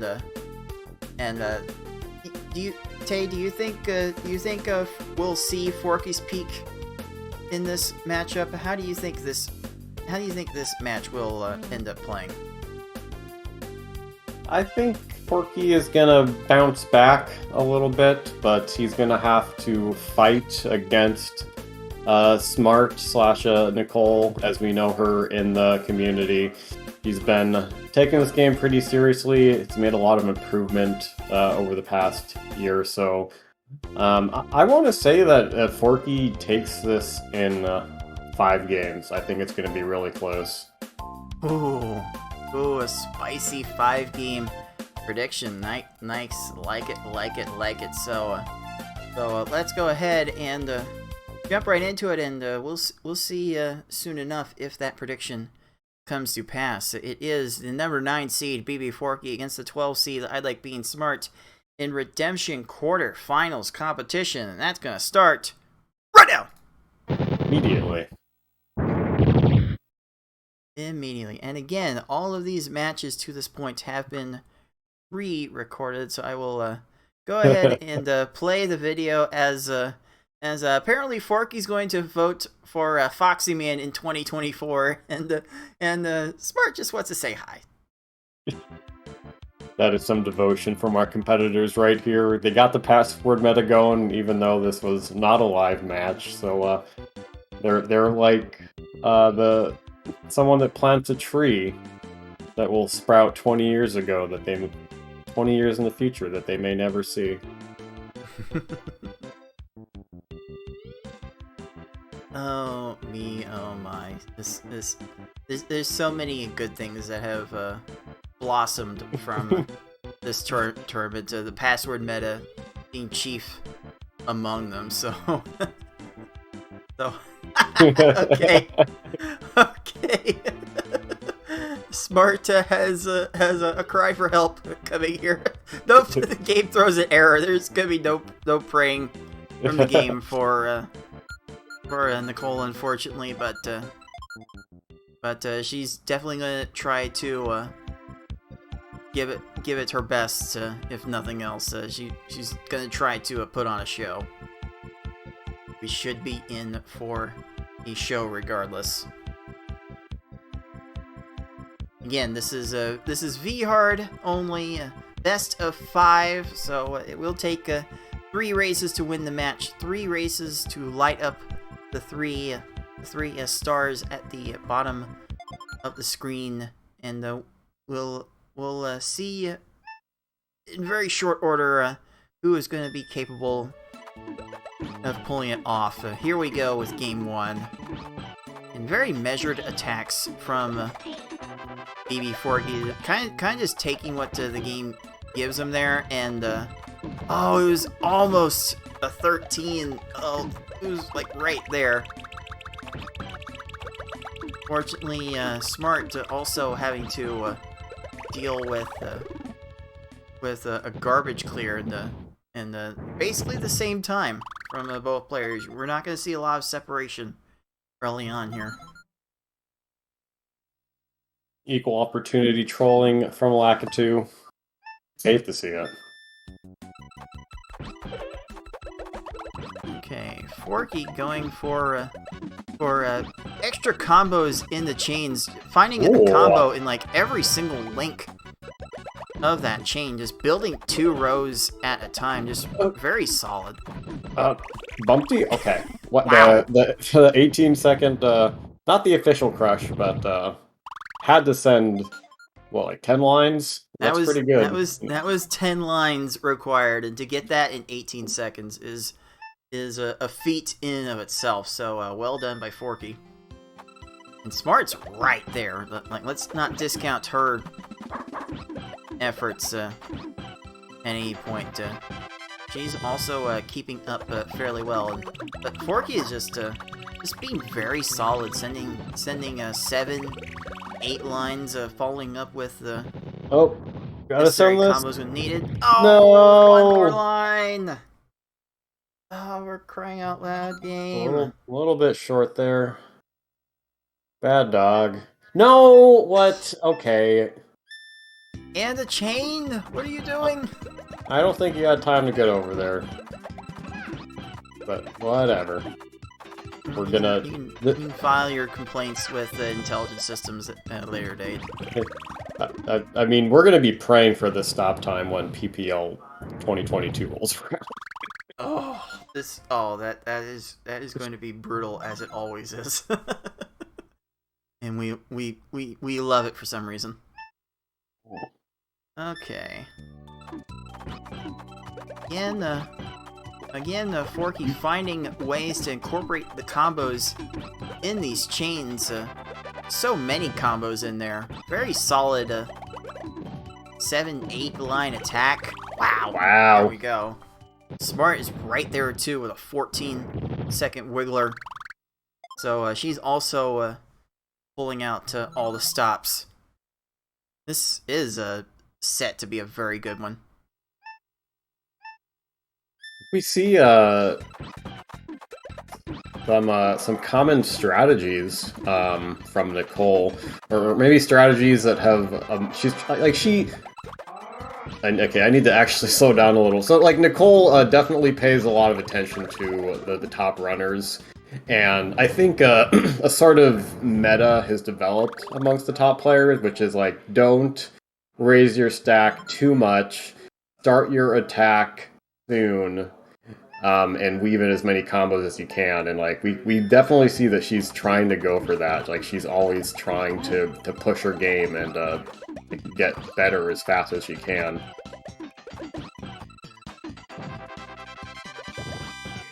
Yeah, we're getting differing schools of thought on how to perform these stages, whether it's to balance sending attacks quicker to force the window on these foes earlier, or sending bigger attacks to these foes to make sure that the window lasts longer. it seems to very wildly based on the stage layout, which strategy will work at any given point. Oh wow. So that is a thing that will continue to develop as we continue on with these tournaments. And, okay, Oh, that wow. is very fortunate. And is that Conch? Oh No. Smart not quite getting enough down. And yeah, that's a sub 5-minute Cave of Wickedness entry for our 9 seed. Why are you in redemption bracket? This is not fair. Should have been exempt. Oh well. Oh well. We're gonna start to see some more amazing chaining from here on out. Unfortunately for our players, it's going to come as much from these opponents as it is from our competitors. So these stages might take a bit more time. How many 4 combos? 7 4 combos. not optimal. This is not Pokemon Puzzle League, and even that's too many 4 combos for Pokemon Puzzle League. Oh, that 4 combo might have been able to be a distraction. Ooh, look at that lag chain. The 3-chain lag chain. And is this finally going to be enough on Hookbill? Going down in 53 seconds. This is Smart's chance to make up some time.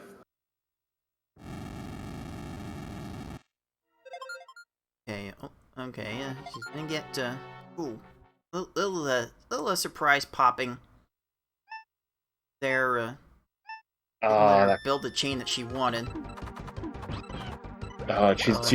She's getting a little too frantic, it looks like, and we see this happen with runners sometimes as they try to go for everything they can see and not always able to get to all of it. In that down stacking, Smart still 1 line short. Oh, Forky tried to get 1 more line down, and there it goes. There it goes. Forky has effectively conch killed Piranha Plant, keeping a 1-stage lead now with 2 stages to go. There's gonna be a lot that has to happen for Smart to win this race.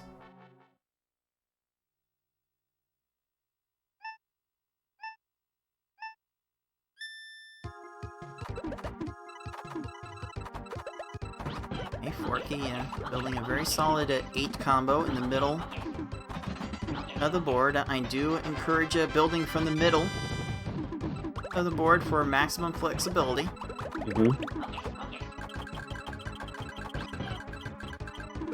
May not be able to get him as fast as Yoshi, but Forky is still very adept at finding those 8 combo follow-ups on his chains. Oh, Forky has not said enough here. This fall's gonna be good. Those purples. Gonna find the purples. Oh, that could have ended poorly. As it stands now, it is going to be about 8 minutes flat as BB Forky enters Bowser's stage first. Still with a full stage lead too. So Nicole has not been able to do much to cut into this deficit in this cave area. Okay. Okay, I see that chain. Gonna continue to go. Gonna make a 9 combo out of it.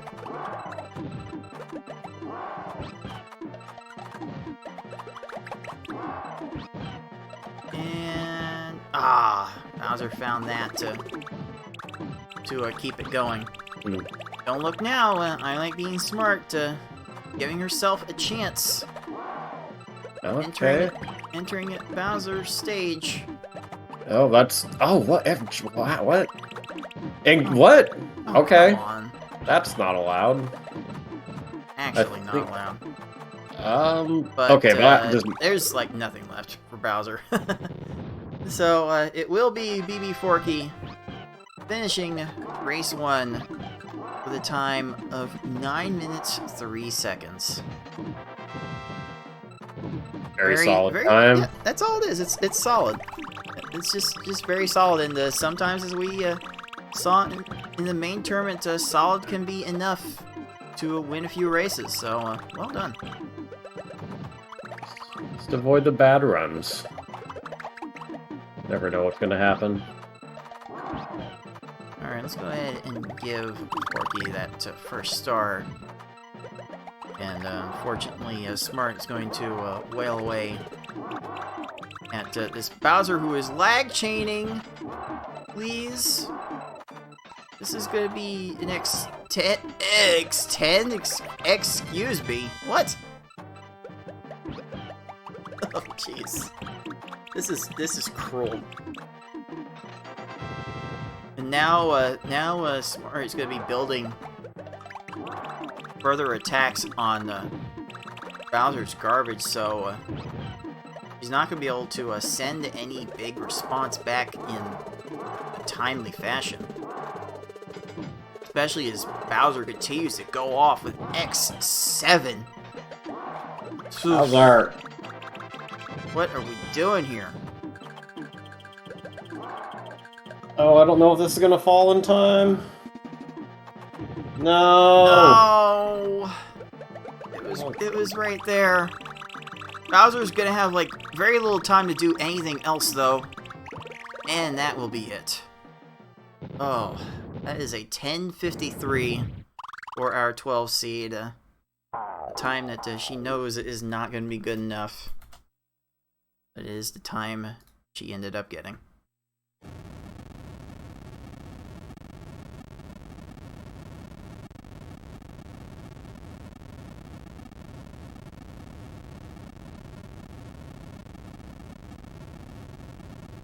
Yeah, all things considered, seems like going into the cave and going into Bowser, both of these players were very much even with each other. They had very similar experiences in cave up until Bowser. Mm-hmm. And really, cave is the place where good runs go to die and bad runs try to get resuscitated. Yeah, Nicole more or less keeping up pace, probably about half a stage behind going into cave. Needed to catch up in the cave, and just like the attacks were just fell a little bit short, and hopefully she'll be able to bounce back in the second game.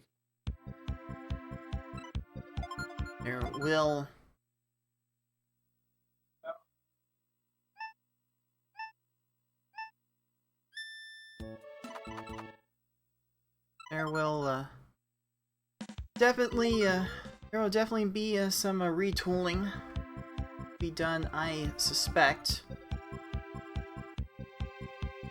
There's some time left to do that tooling, but it is best of 5. Remember, so she may need this race to be able to figure it out. And that's assuming, like, Forky's playing at his average game, but we definitely saw some moments of Forky playing at a really high level in this one, so we'll see how that might continue. Forky probably expected something else to happen. Karen is going to rebound very nicely with an 8 combo at the end of that chain. You know, good follow-up, because it won't be as much garbage to clear on the initial wave. He's going to let Lakitu get that clear before dropping the follow-up. And that's going to be a solid 21. Lakitu on Nicole's side, not playing as nice. Still gets to 33.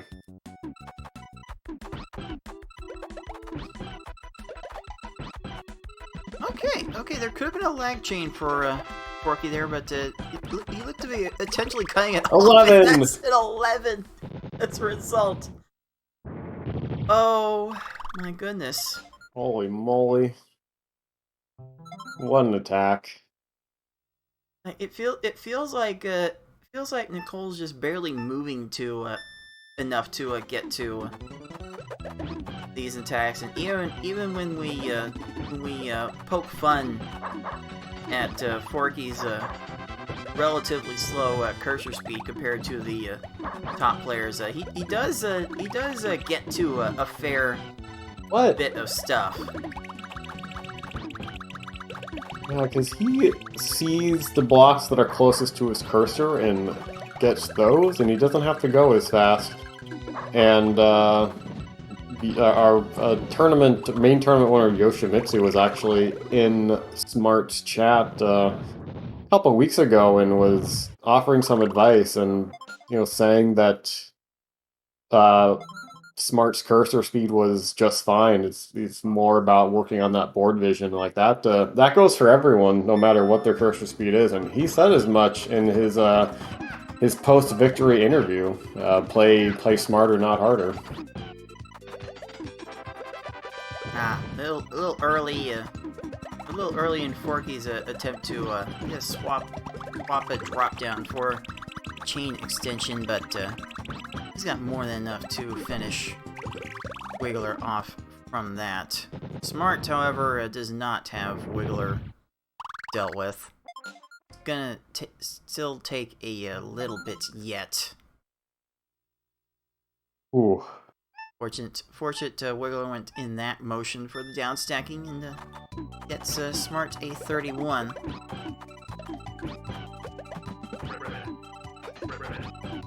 Oh, that tight swap from Forky to get the 6 chain. So good. That's gonna get a 14.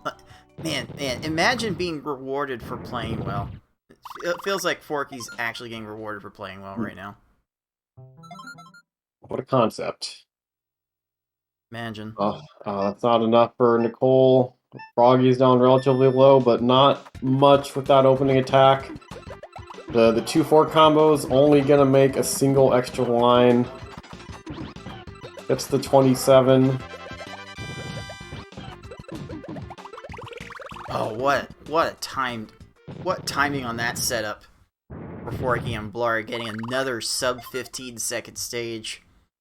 Again, I'm really finding myself wondering how Tetris Attacker managed to beat this and put him in redemption. I remember being on the call for that match, and I don't remember. Like maybe Forky had an off day there, but he is definitely playing at a level that is looking very elite. Just able to keep foes topped off so fairly consistently here. Oh, don't get a chain off the garbage, Lungefish. Crying out loud. Yeah, people compare tournament runner-up Foxy Man to BB4K a lot, and they have pretty similar playstyles. Just in terms of getting those compact, explosive attacks. We can see why here.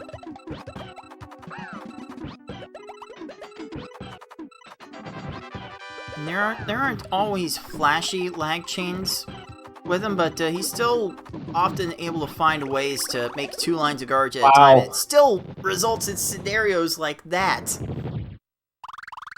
He's still capable of getting those kinds of kills where a lot of players would end up a line short in that scenario. It's still a sight to behold to watch Forky perform. Here we go. Forky is first into the Cave of Wickedness.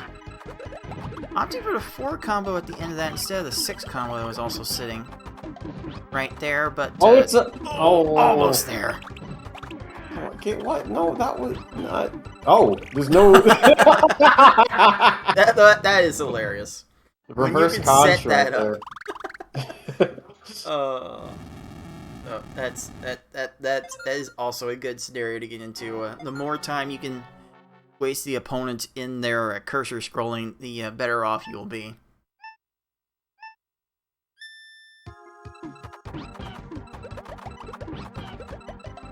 Cole just getting out of Raven, just above 6 minutes. She's just over a stage behind. Gonna have to bank on some good luck from the cave. Ooh, okay, Forky sent 8 lines and needed 9. There, the first thing you might be able to call a major slip-up in this entire match. It's not going to be super punishing. Still a 31. And that's definitely a fine time to get in the cave stages, as we've been seeing all tournament long. Nicole's right there with a 24. So there's going to be some opportunities for her to make up some time.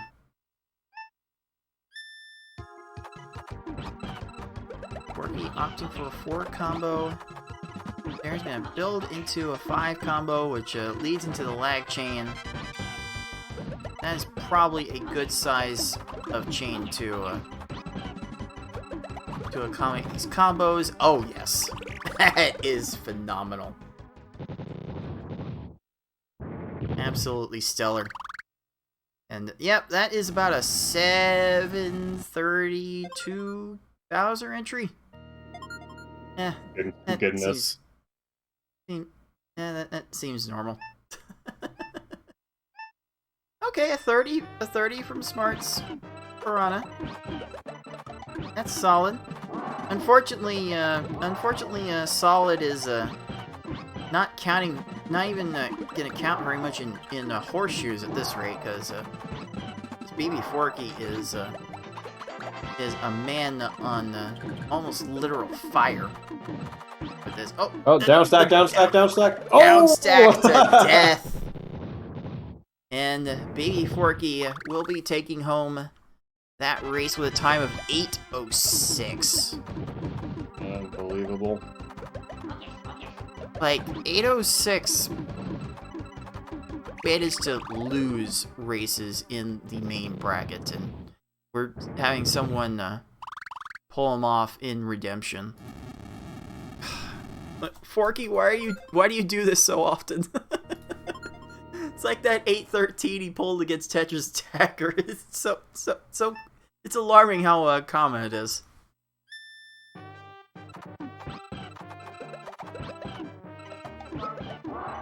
And it's not like Smart is on a terrible run here. Like she's throwing down an X6 chain here. She's keeping it relatively safe. Bowser gonna have to start building chains in order to survive. That's not really building too many chains. That's a 23 Bowser to finish. That is so good. A little bit late on the split for I like being Smart, but it will clock in at a 9:13 as if it matters too much. BB Forky just going ham with that race. I'll just casually tie Cypher's 2010 world record in a race. That seems legitimate. And Nicole getting a time that she would probably be pretty happy with. Sometimes she gets frustrated at like not being able to consistently sub 10. So like getting a sub 9 or a low 9 in a match against a solid player like Forky, nothing to be too upset about. That said, we'll go ahead and give our 9 seed star number 2. And have to wonder, watching this from the outside, if a 3rd star is going to be coming shortly around the corner. Because Smart pretty much brought her B plus A minus game to that race, and Forky still kind of ran laps around her. I don't know what more Smart can do.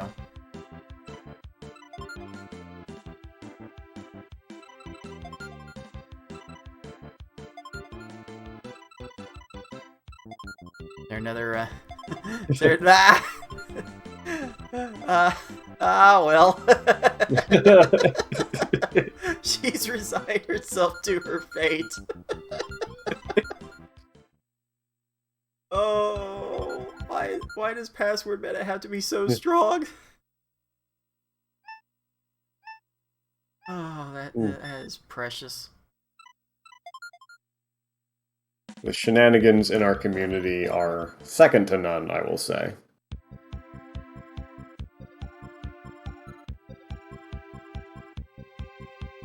So we'll be getting this game 3 started in very, very short order, and Smart will be looking to trying to make this respectable, if not get back in this match entirely. But BB Forky is playing on a whole nother level right now. It's hard to imagine him slipping up a great deal. Averaging a mid-8 over these first 2 games.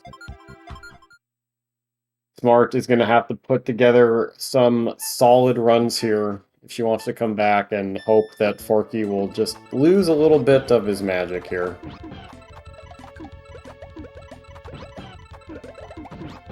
Okay, Smart's starting off with something there. There weren't too many combos in that chain. Unfortunately, Forky managed to send a bigger chain with more combos, so Lakitu is going to be dispatched in short order. And Hello, Lakitu? Lak, what are we doing? Unbelievable. That's a very appropriate expression from Nicole. Like, what do you do? What do you do about that? Yeah. This feels like the tone of this entire match. Like what do you do? I honestly don't know what you do. Forky just casually throwing out more 5 combos in the chains. Because yeah, that's gonna be an extra chain from Hello? Okay. Bumpty, but still down stacking to a 17-second time. Okay. Oh, man, Smart sent 6 lines to Bumpty and needed 8.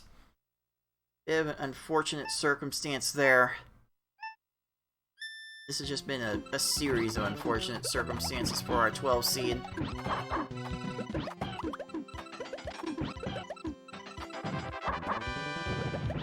It seems so simple. The way Forky makes combos, adds them to his chains. Like, even that 9 lines in 20 seconds, that wasn't as crisp as it could have been, but it was still good enough.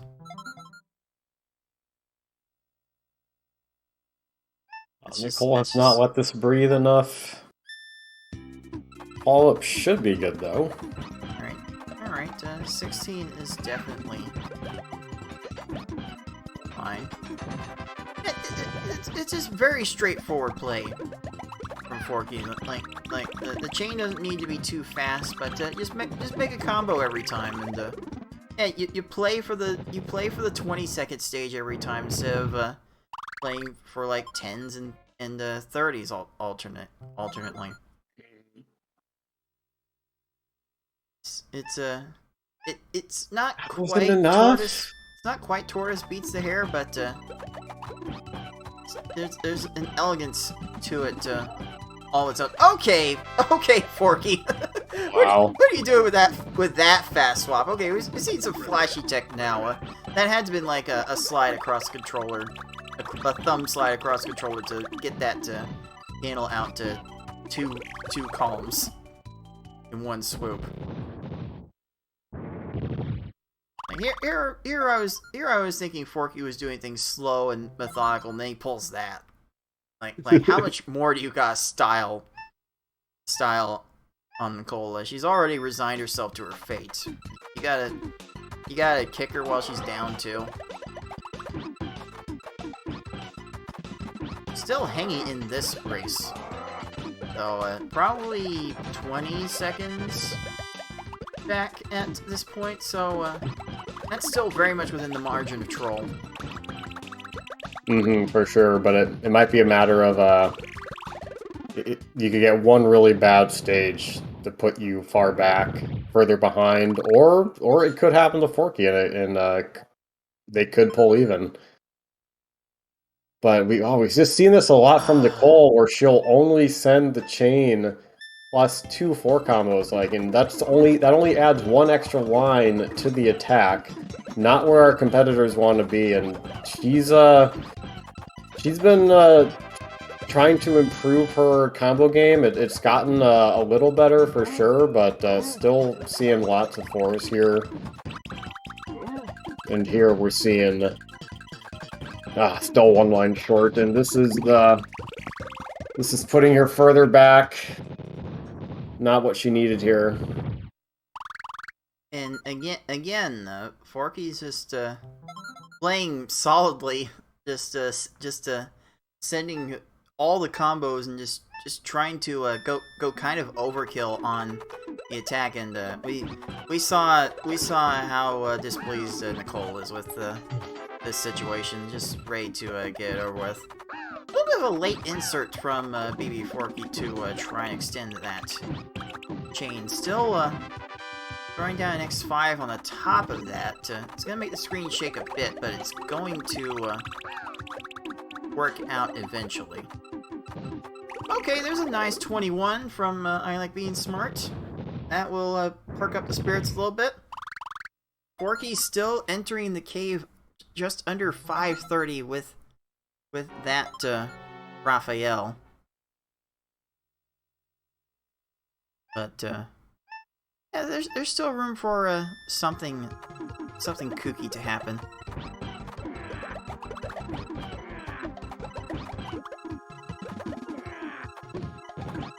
Okay. Enough combos here. Nope, 1 line short. Otherwise, an amazing stage from BB Forky. As it stands now, it's probably only just a good one. Only a 21. 21. Very solid. Nicole dealing with a Raven that just seems very happy to hang out on the 3rd row. Very greedy Raven, too, trying to get a combo to clear that garbage. Very greedy CPUs that we have here. Forky is 3 stages away from wrapping up this match and ready to await the winner of Galloping Conch versus Kanaya, which we will see right after this. Ooh, Plant gonna dumb stack this? That is a dumb stack, and that is a conch.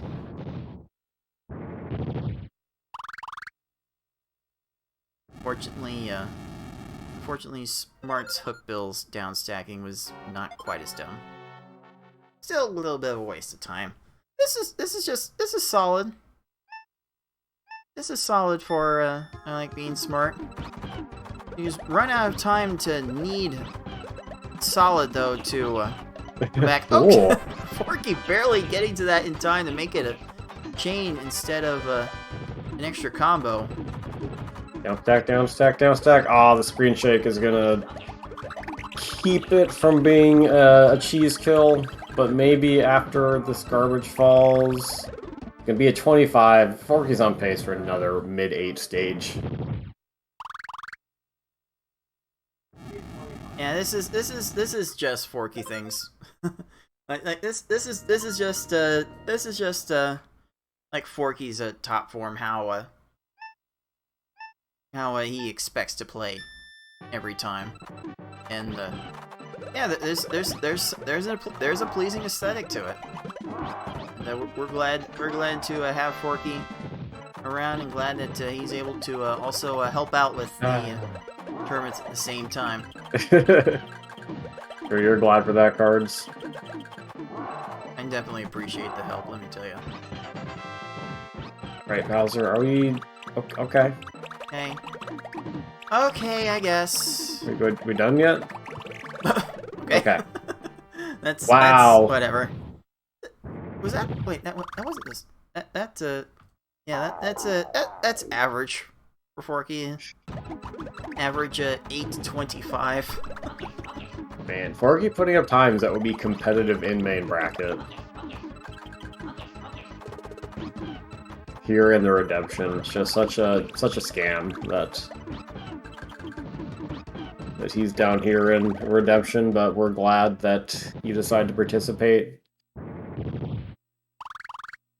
Maybe we'll have to add some wild cards to the next iteration of the LPS speedrun tournament. Really depends. Really depends on how many people we get.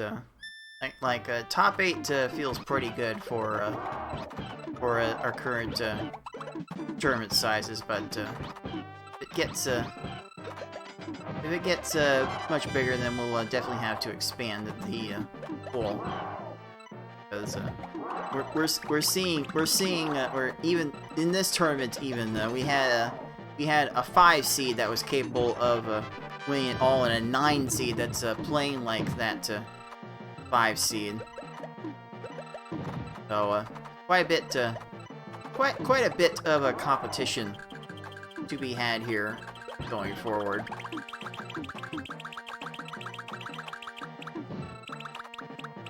Bowser, please get out. Get out of here, please. Bowser? No! The automatic chain on second tier. And oh, Bowser just cutting off his chain. Swapping out of the chain, trying to line up something else. They're evolving. Hey, Bowser. We're done? The match is over. Please. Get out of here. No. We've got a tournament to play. Let's actually get this going. I mean, even the likes of our champion Yoshi can get hit with the minutes-long Bowser. So this is par for the course for this final stage. Oh. Okay, no, just put those yellows right there in the pillars.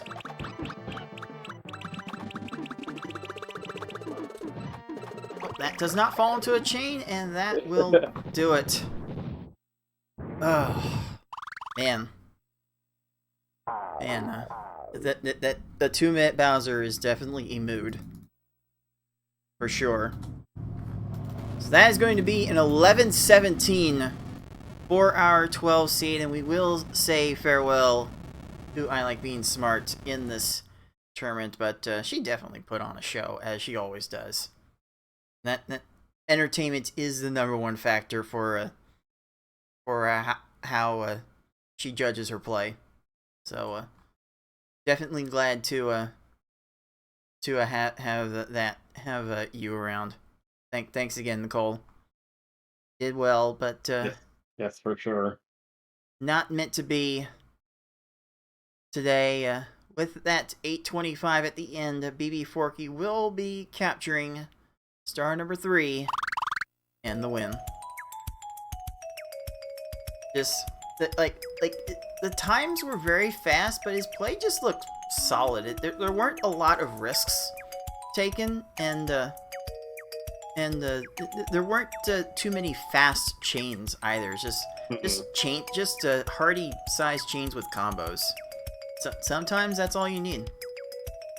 I mean, if you can get a combo in every link of your chain, you don't need to extend out your chains very much, or even do like flag chains, or like 8 or 9 combos necessarily.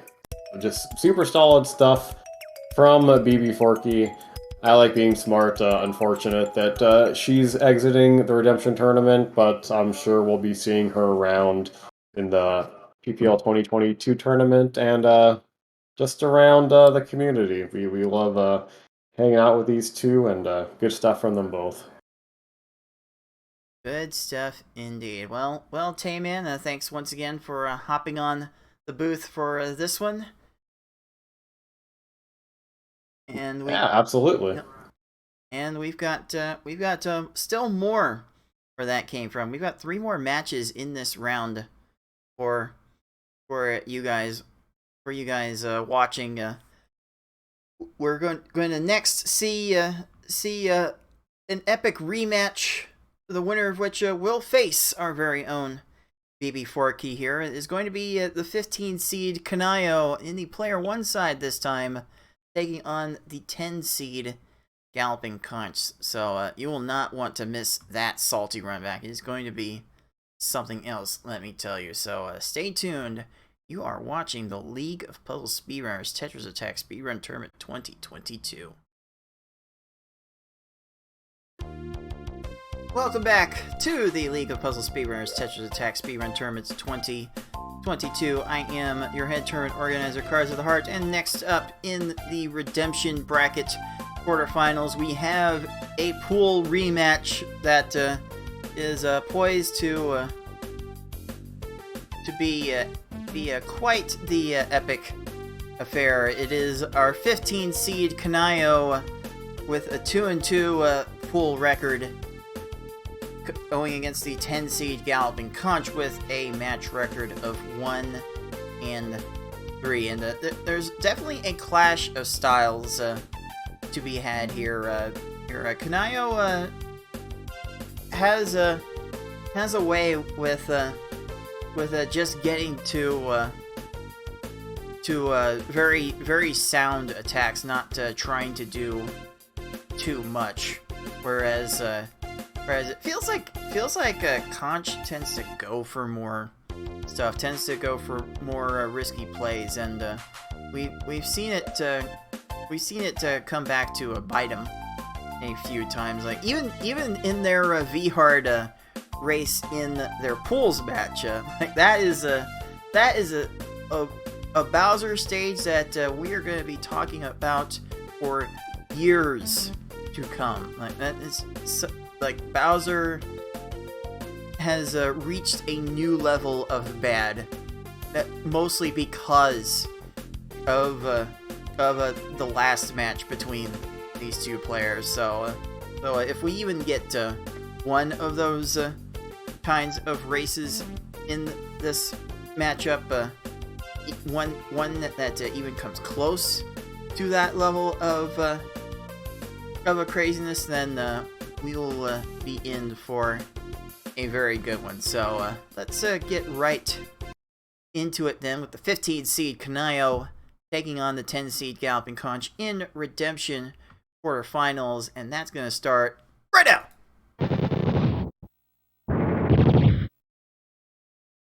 Alright, time for video play.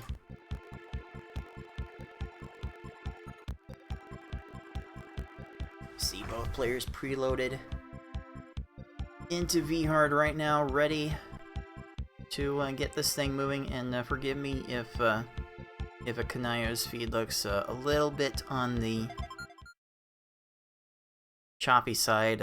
We've got encoding issues in so many different ways to deal with in that. In any case, it's time to get this game 1 underway. See Kanayo starting with an 8 combo on that chain, and Conch just going in on the combos with a 12-second stage. This is very, very hot and cold with our 10 seed. There's definitely a potential for bracket implications with Conch's play. Just a few too many instances of stages going wrong that led to these kinds of performances, and that will be just fine.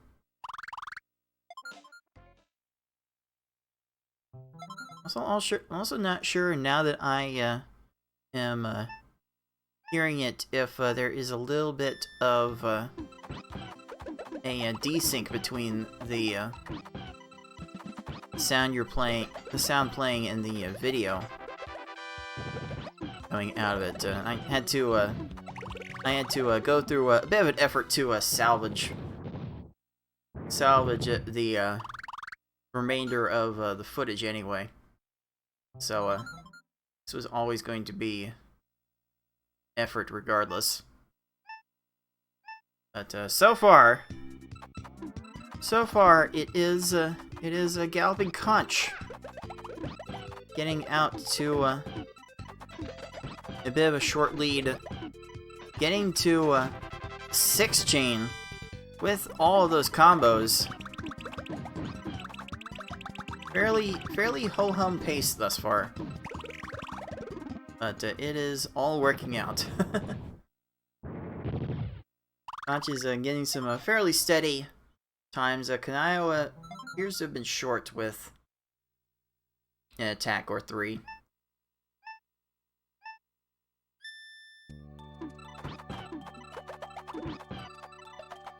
And has led to the difference here.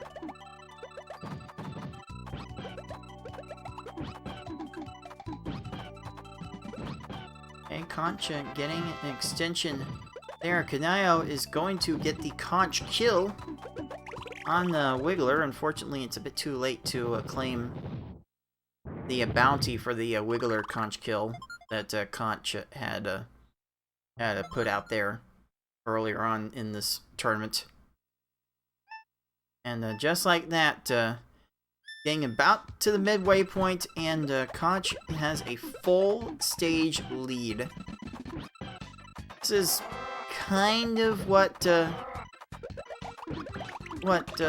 was expected when this matchup came up. I thought at least that Conch was going to speed away like this more consistently. That Conch would be going for a lot of quicker stages, just that he'd be getting them more frequently, and didn't quite pan out that way in the first encounter with Kanayo, but the way this is starting, things might be trying to change. Oh, and Kanayo sending a lot there to Tetris attacker, getting absolutely annihilated.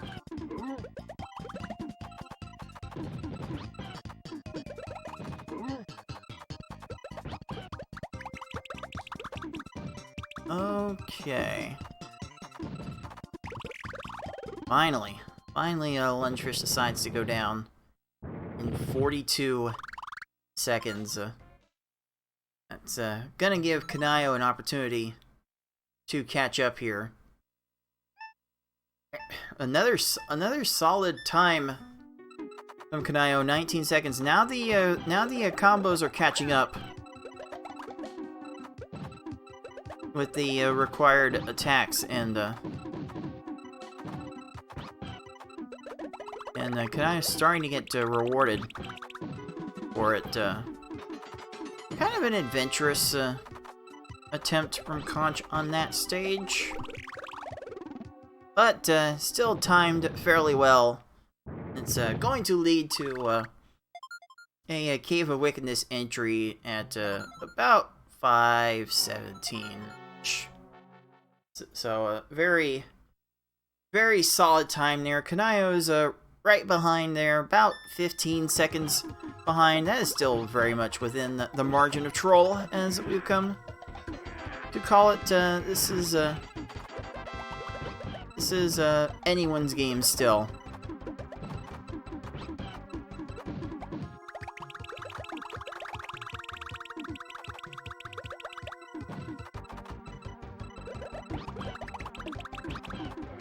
And just as we saw in their last V-Hard encounter, it can be anyone's game up to the very end. Oh, Hookbill, why are you doing that to Conch? Shouldn't be making that kind of lag chain. Calm down.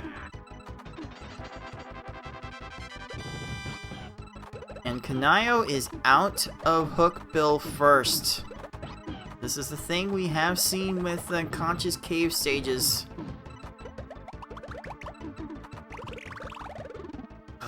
Oh, Conch takes the death. Had to raise a stack to not die, and did not have a complete plan of action for what to do at the top. That is going to be a significant setback this late into this first game.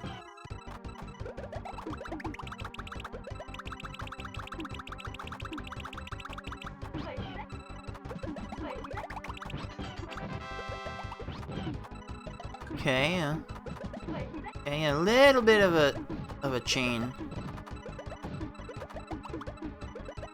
from Kanayo's Piranha Plant. This hook bill is still going. The attack is still going on. That's an X7 for hook bill, and Conch does not have enough. Oh no! I don't even know if Conch was building from Hookbill's attack, and now he's not gonna have anything left. Oh, jeez, that's bad. Ah! Conch almost completely ran out of panels again. Conch gets very aggressive with his chain attacks, using every single resource available to him. Sometimes that's just not how it should work. Run out of resources doing that. Okay, Kanayo is done with Kamek. 33 seconds.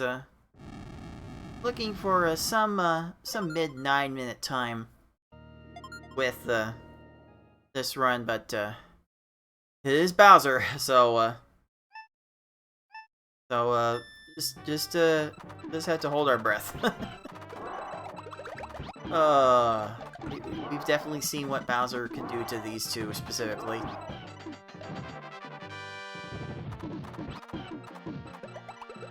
Oh, Bowser downstacks into a garbage clear. It's not going to be enough right now. Oh, jeez. Jeez. Okay, well, Concha plants should have nothing to work with, right? Oh, just keep working for the second tier. Just keep working for the second tier as if it's the first tier. Okay, is Bowser gonna have anything left after this X8 chain? And nope, Kanayo is building from Bowser's garbage.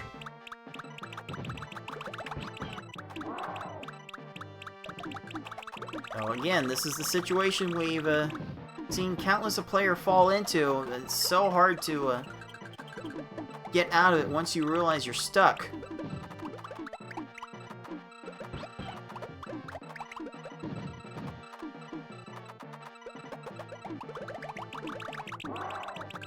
Oh boy.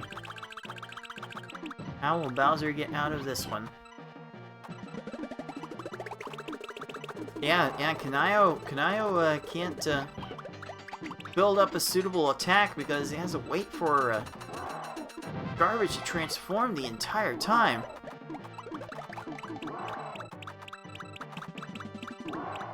If Conch wasn't in the middle of a knockdown dragging out himself, I would think Conch might have a bit of an advantage.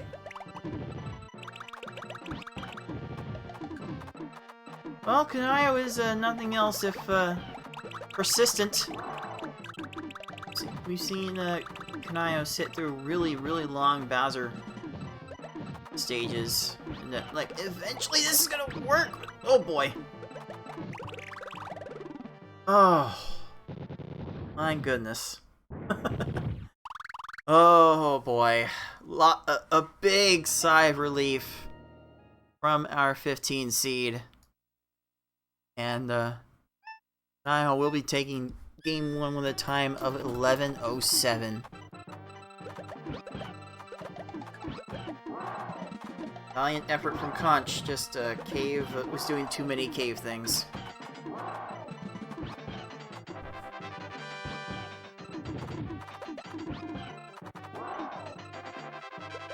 I say Cave was doing too many cave things, but Conch also has a tendency to leave himself with very few resources. Like even here, Conch is building from Bowser's paltry garbage, and it's leaving Conch with basically nothing to work with as Bowser counterattacks.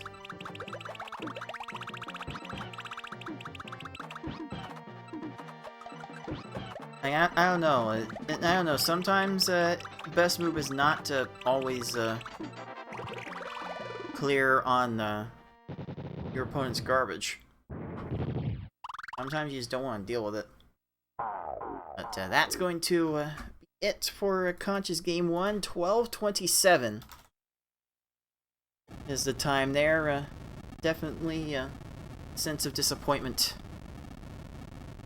in that one.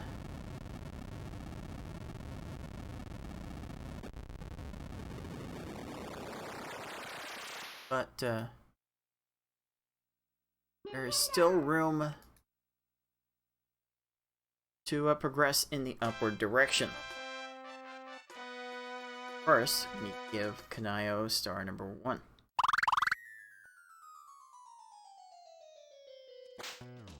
Still gonna be some room for Conch to figure it out.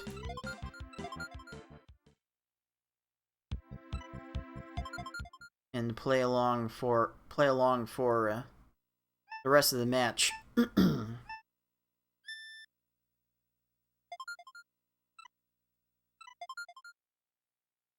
Conch, maybe you shouldn't be trying to go so deep on the chains, though. I think the chains have been generally too big. Conch definitely knows how to find combos in his chains. So it shouldn't need to make his chains so big, but he does still insist on making his chains so big.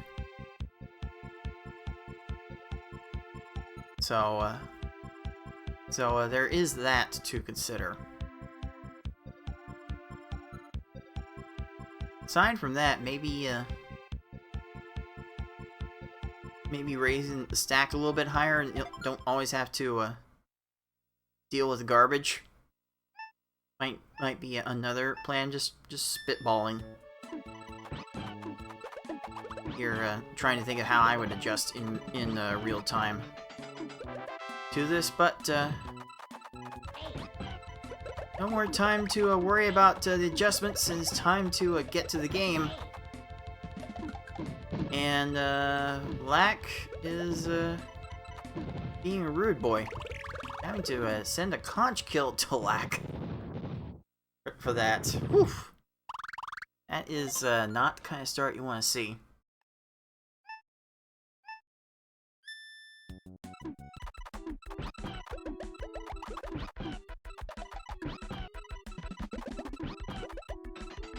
Naya's definitely got something more solid going on here, and if Bumpty will stop, then can finish in 20 seconds. Wow. Timer scam is a very, very real thing. And Bumpty really has scammed Kanayo out of a lot of time there. Those random matches, you can't die while panels are matching.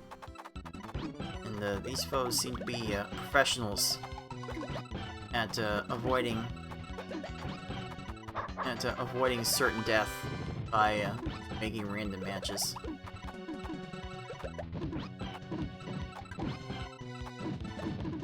Alright, Kanaya's follow-up should be good here as soon as it drops. Oh, one more line! Oh, the blues helped Wiggler, helped Poochie get that garbage clear, and Conch is coming right back into the lead with a 17-second Poochie. So Kanaya will have to hashtag blame Poochie for that one.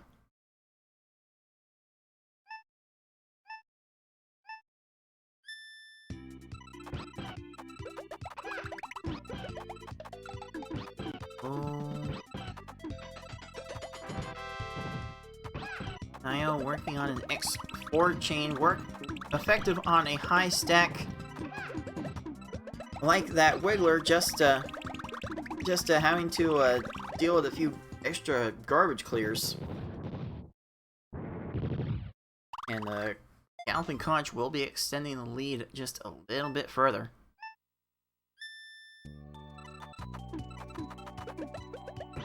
Again, it was the 10 seed Galloping Conch entering this tournament, but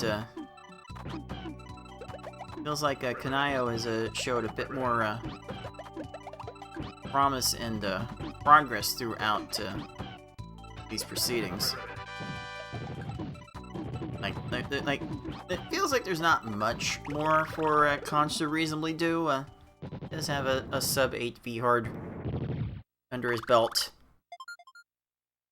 Kanayo would like to get to that point someday, but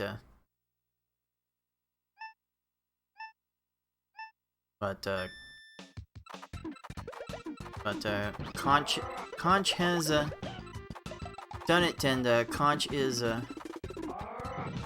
definitely showing some of the formations that would allow quick times, getting that 9 combo at the end of that chain, good enough for a 16. Like, Kanayo's just making bigger and bigger chains, and it's going to lead to steadier and steadier times, but Conch is definitely going for more riskier stuff. Okay, that one wasn't risky, as so much adventurous. The chains are short, the combos are numerous. Oh, one line short though.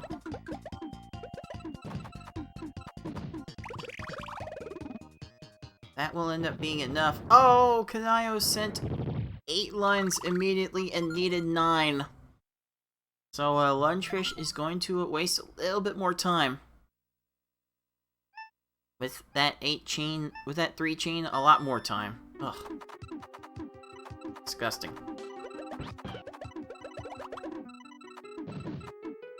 Oh, an interesting plan from Conch, just swapping a bit too fast. Galloping Conch restarting the chain. Going to X6. Now that Raphael has raised his stack, this should keep the Raven busy for a bit. Oh, the screen's shaking a lot. Hadn't stopped shaking from the previous chain. Oh, Kanayo's Raven downstacks into a garbage clear. And idiot Ravens on both sides get themselves killed for stupid reasons, and we are very even heading into the Cave of Wickedness. The cave will definitely decide how this race goes.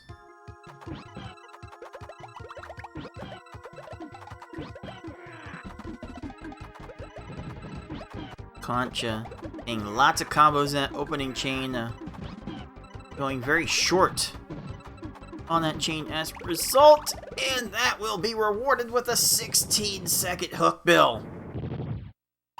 Like, this is why you would try to take that risk in Cave, and you might also see in this race why you don't want to take that risk in a race situation. We'll definitely have to look closer to find out. Oh, jeez. Oh, jeez. If Plant was playing a bit more nicely, maybe that could have been under 10 seconds.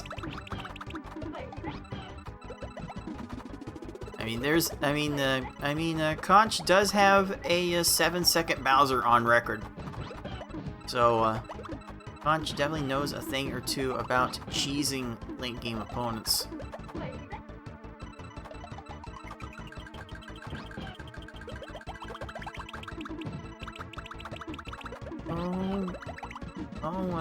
Conch Plant still moving. Getting lag chains now. Okay, this is getting a bit rude.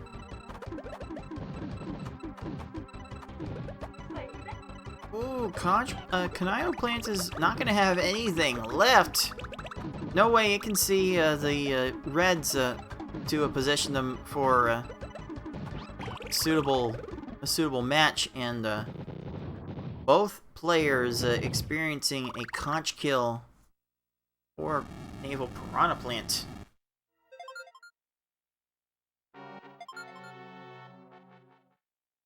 And here we go into the last two stages, and it is very, very close. And interestingly enough, I'm seeing for the first time just how close this was. I had to stitch together the video at the end of this game because Kanayo's live feed had cut out. So that's two very impressive mechanics from both of our players. And once again, it will be Bowser deciding a race. Oh, snap.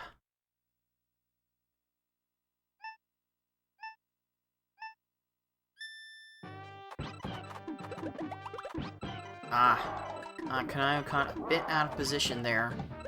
Not able to continue the chain in that fashion. We'll be able to find a continuation in that way.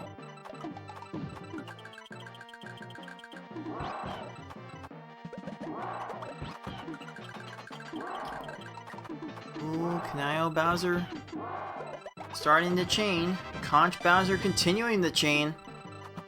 7 chain is going to give Conch Bowser a lot of time, and Kanayo Bowser seemingly cheating death after going down the 2 lines, but has 0 time afterwards.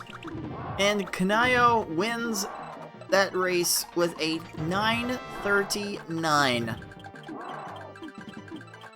Whew, more solid play from our 15 seed. Fundamentals are certainly there.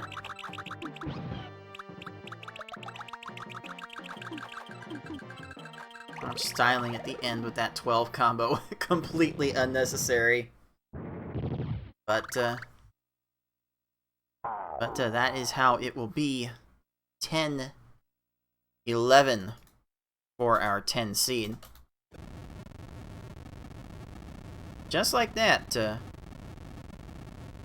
Kanayo is up 2-0.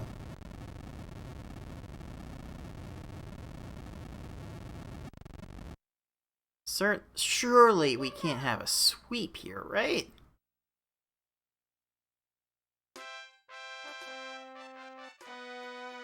After the knockdown, drag it out, they had last time, surely it can't end in a sweep.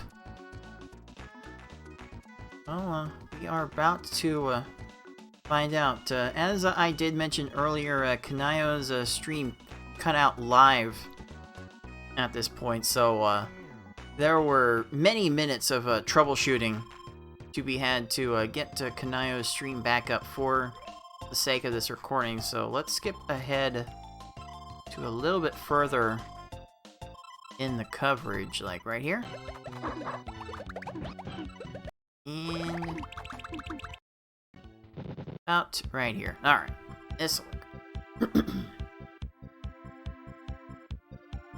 This will work just fine for starting this game 3. Players are in position. Ancha gonna be figuring out what else he has to do at this point. Let's get this game 3 underway. Galloping Conch fighting for his tournament life. Kind of a short chain from Kanayo. There are not enough combos to facilitate that short chain, unfortunately, and that's going to lead to a garbage clear. back into clearing conscious garbage as well. Both players having to settle for a fairly pedestrian time.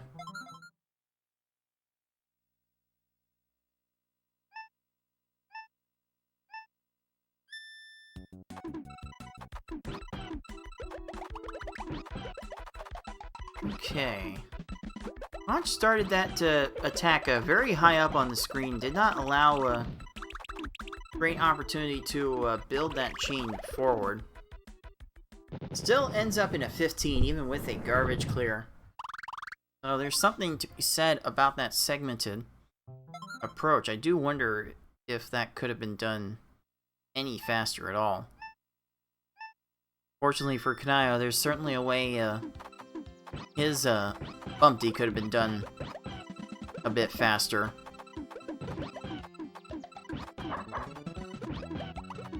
I have to take a 37 on that stage, and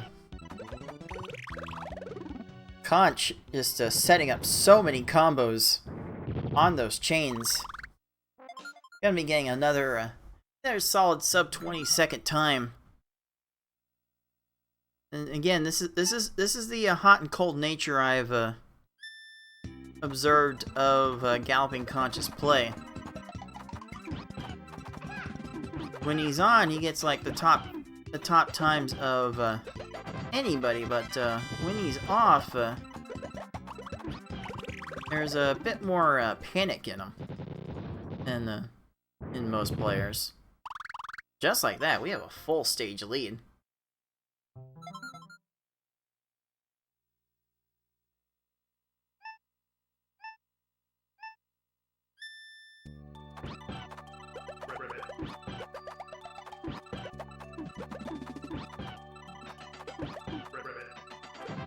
And Conch has an X5 chain with plenty of combos. And that could be enough? Oh, the combo stacking is phenomenal. Combo building, I should say, but plenty of combos in that chain. Niall having to build just a little bit more. Built just enough on that follow-up, but that is going to prove to be an issue. 3 chain, 8 combo, so many combos again. Like, if the opponents aren't getting to anything, then these short chain attacks could work. Oh, that's a 3-line crush kill. Even with 3 lines of panels, Blarg had no answer. That is fairly unusual. Now for Lungefish. Often needs sending more. I really don't think Conch could build that much more with starting the attack as soon as he did. Don't think there was any way out of that from that fast start that Conch was trying for.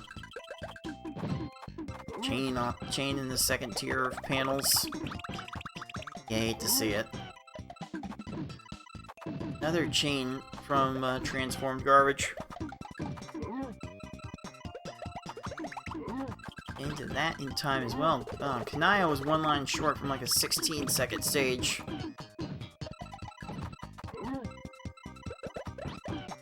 Now it is Conch falling multiple lines short on multiple occasions.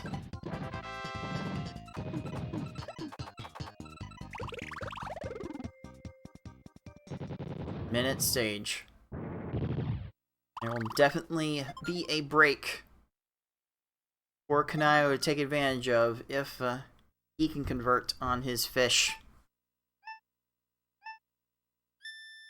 As the game counts down on Raphael at the 5-minute mark. Oh, almost there. Galloping Conch will be fighting for his tournament life just a little bit further. Oh, that's a way to make up time. 18 seconds for Kanayo's fish. Conch getting a 22 Raven to enter the cave at the 5:30 range.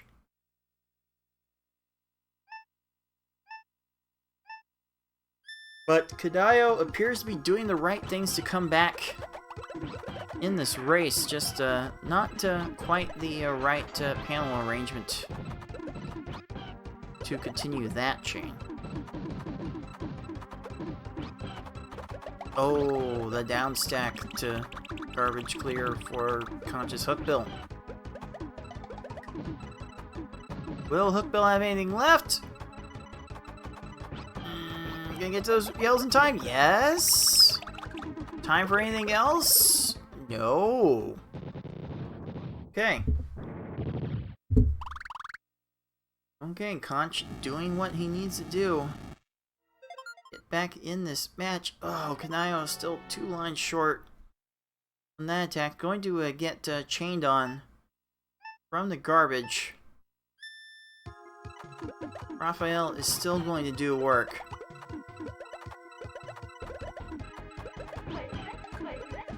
I'm not sure Conch knows what he wants to do from here.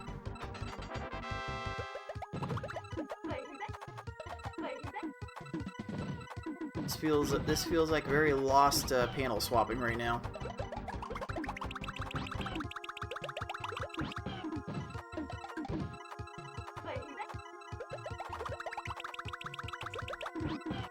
Okay, there looks to be room still for Kanayo to come back, but oh, that 9 combo at the end is going to save it for our 10 seed.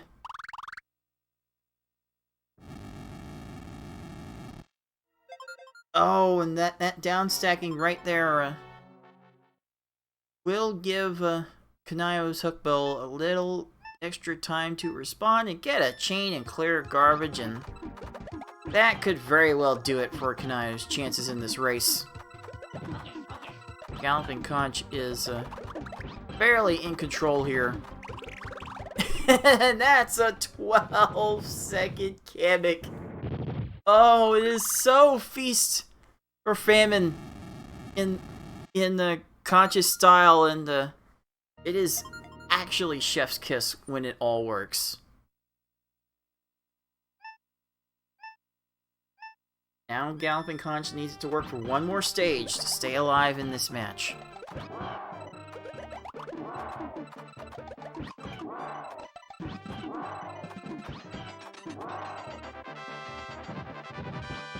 Okay, that's X5 chain for Conch's Bowser.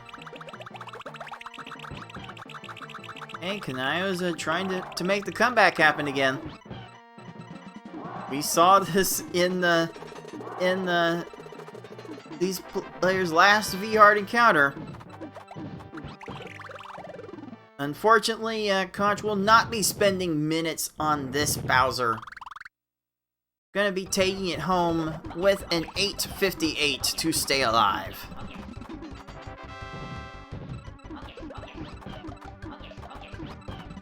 What a time to get your best run of the day.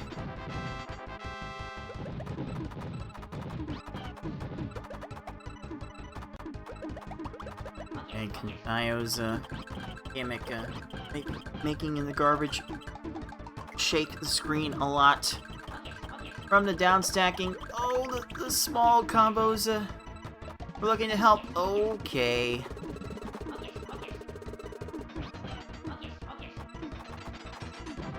Okay, Kamek is going to get to the next 5 chain.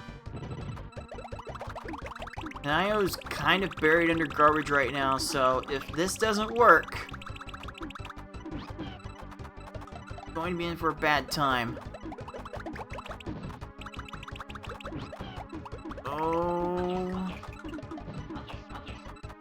Oh boy.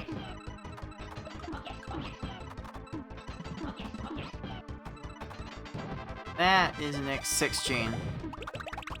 And Kamek continues to find answers with the garbage. Oh. runs out of time right there, but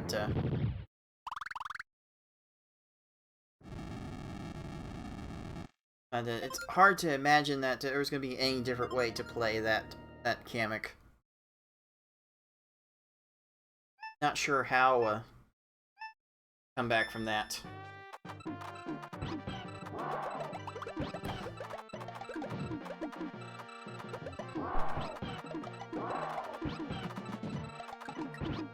Let's see here. Okay, bit of a laggy 4-chain. That might be serviceable.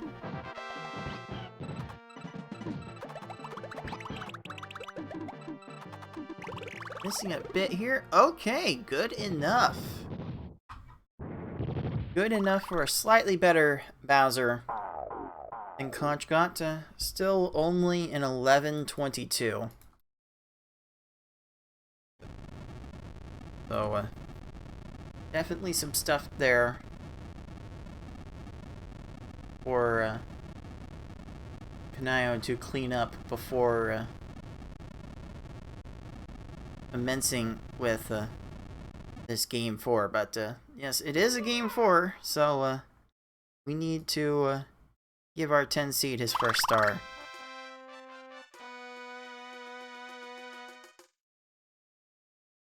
Conch will looking for more of those to bounce.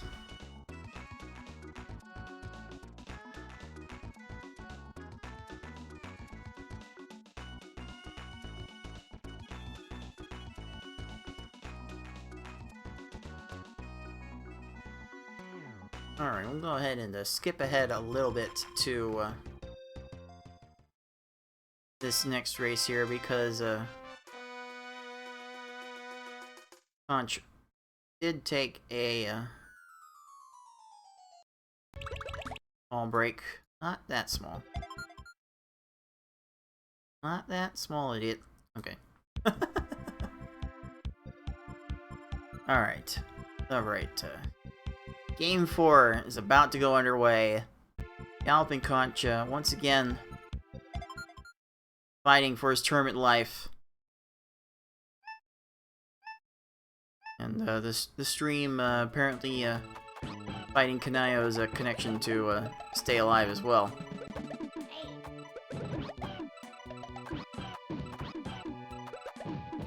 Okay, Conch did not pull the trigger on extending that chain. Both players dealing with sends that are not quite good enough. Conch does get the kill with the follow-up combos first. Kanayo's stack had to slow burn to the top. Just by a little bit. Now what is Conch gonna be able to do? X4. One more line of combos would have done it. We'll be settling for a 15. You have to wonder though if a second or two got left on the table. I think as close as some of these races have been, you really can't neglect even a single second. That for the 3 chain is not what I thought Conch was going to do with that. That's part of the beauty of these games. Players can look at the same board and attack it in like 3 different ways. It's the players that can see all the different ways to attack the boards that seem to have a better time with this game.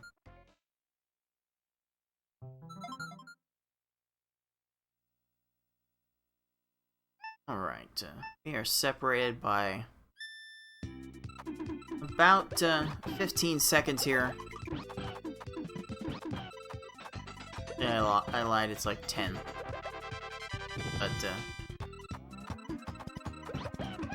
But this is still within the margin of troll endgame is certainly good at trolling. Oh, speaking of trolling, 9 lines required for Kanayo's Wiggler. Very, very unfortunate.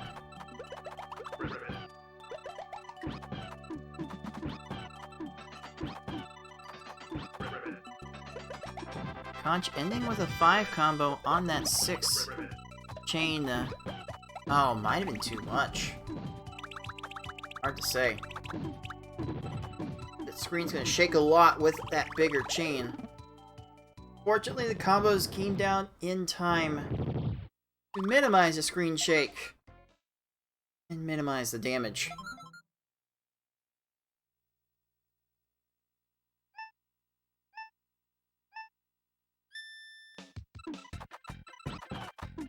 Okay. Launch working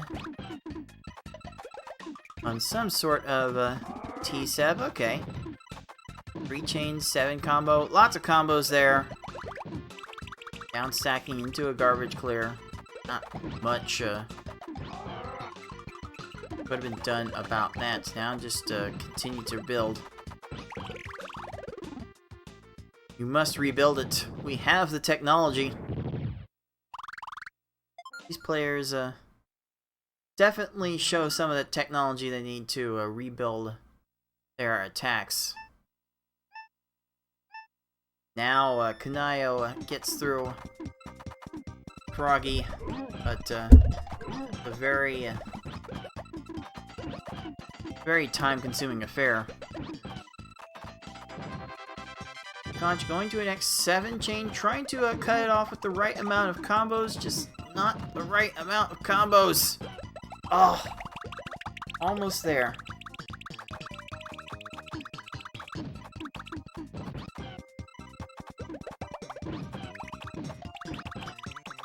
And Kanayo is done with Blarg in 16 seconds, and Lungefish is going to get chaining on Conch's garbage.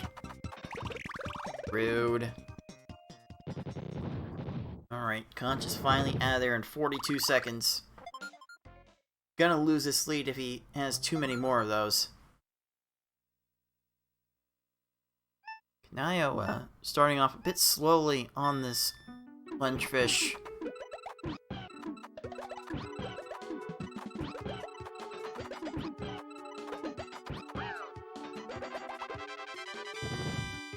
Conch going for the X6 chain here, trying to set up an 8 combo with blue and purple. We'll be getting it, but too many 4 combos, and oh, this stuff needs to drop. No, not quite. The 8 combo being made there kind of kept Conch's garbage from dropping more timely. And that is going to lead to a cave entry of around 6 minutes. And you can see Kanayo is not that close to the cave stages on his own, so this is starting to spiral out of control for our 15 seed.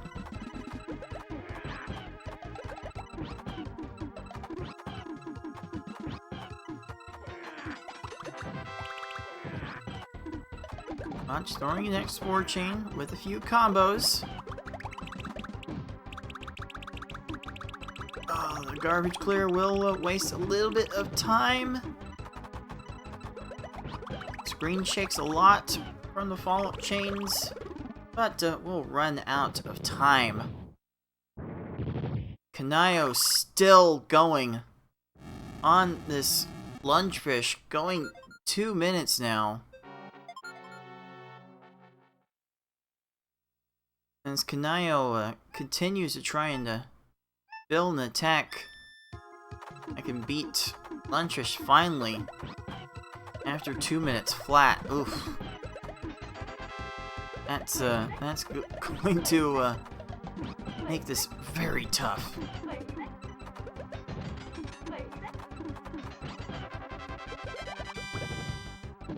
Plant a little late to getting to that X7 chain, and not gonna have anything left, but Conch didn't have anything more to send. There was a combo to be had there, but it was kind of hanging on to the end of a chain setup, so there was no way for it to drop. And Kanayo sends enough to Raphael to get a Conch kill. But this lead, this patent-pending 2-stage lead, is looking mighty comfortable for our 10 seed right now. Looking to force deciding game 5. That chain's very short looking though. And this chain from Kamek is looking anything but.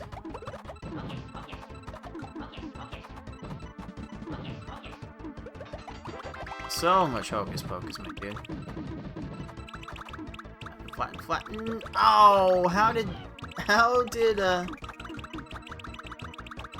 Kamek have time for that? Oh. God, you need to hurry and do something. You not want to run out of time here.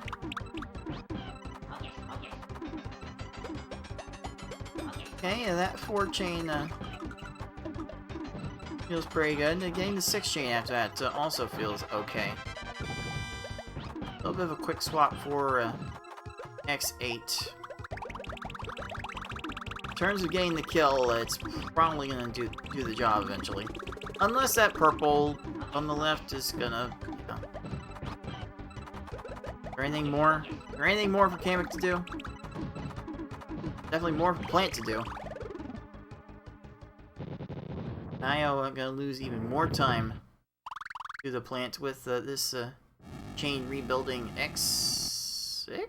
No. Oh, still only an X5, but that is gonna be a problem. Nayo is through, but still a full stage behind.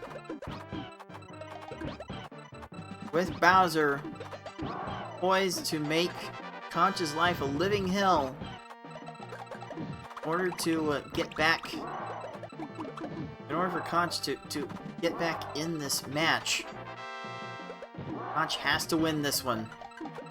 Stay alive.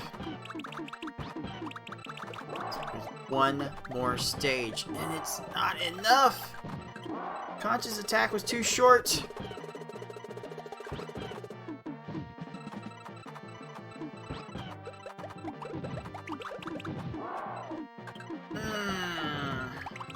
Bowser continuing to find answers.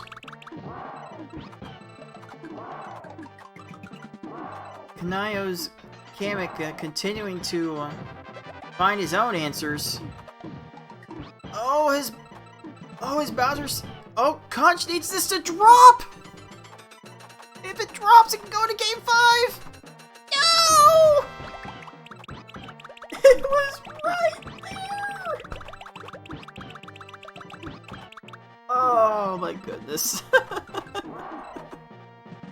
Oh, I think my voice might finally be going out on me after casting this thing for 6 hours. What a time for the voice to start going out. Oh, Kanayo! Oh, Galloping Conch loses to Bowser again! This is the break for Kanayo to steal this match.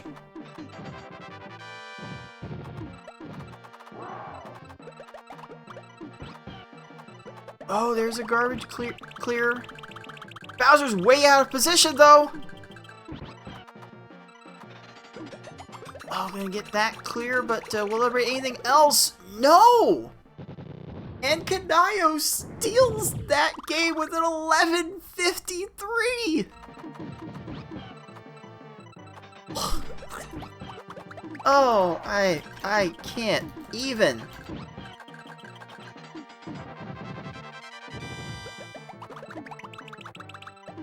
Oh. Oh my goodness gracious. That will be it. Calvin Conch is free. free from the redemption. The 12:25. Galloping Conch gets to watch the rest of this tournament unfold from the comfort of that seat. A very, very comfy seat.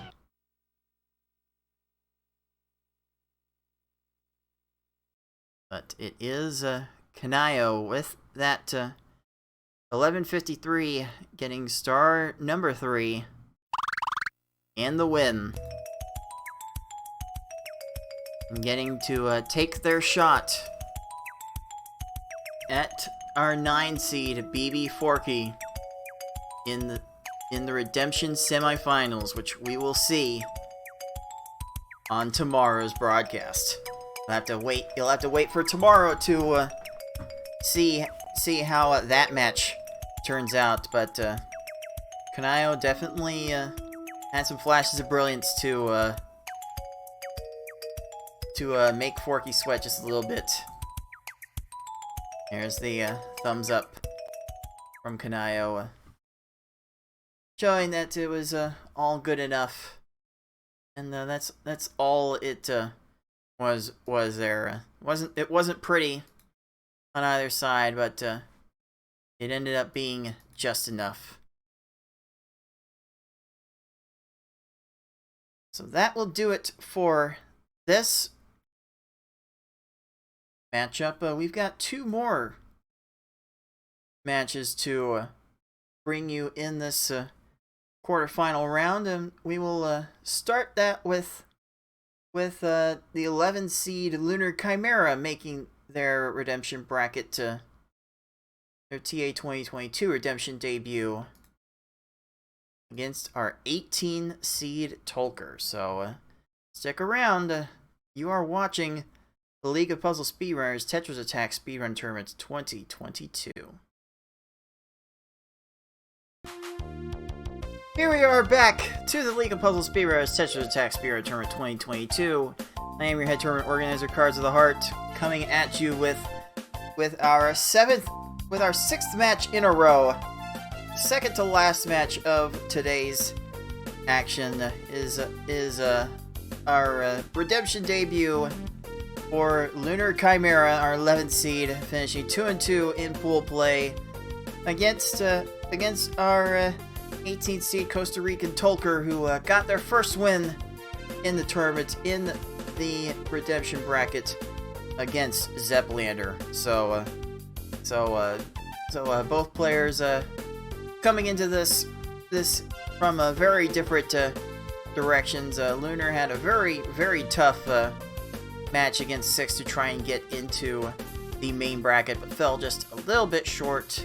Whereas Tolker had to do a little bit of comebacking to get past Zeppelander in that last encounter. Lunar's coming into this race with average pool times around 10 minutes. Like Lunar usually hovers in the 9 to 10 minute range when they are on, whereas Tolker has usually been on the slower side. I think getting some 11-minute times in the last match we saw with Tolker. So this could very well be a match that comes down to some interesting things happening in order to make this interesting. So let's make sure that this is going to be a good one and bring it right to you. 11 seed Lunar Chimera, 18 seed Tolker in redemption quarterfinals starting right now.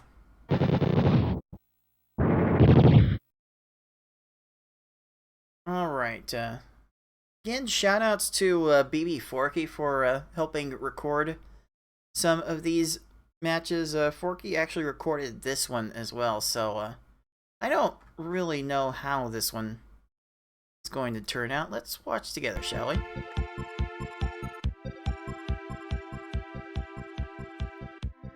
Do a little bit of audio balancing on the back end of this as well.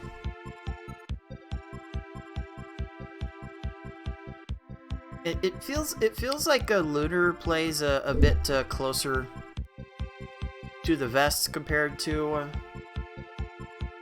most people. I tend to see their attacks fall short a line or two in the races, but maybe that's some recency bias at play there.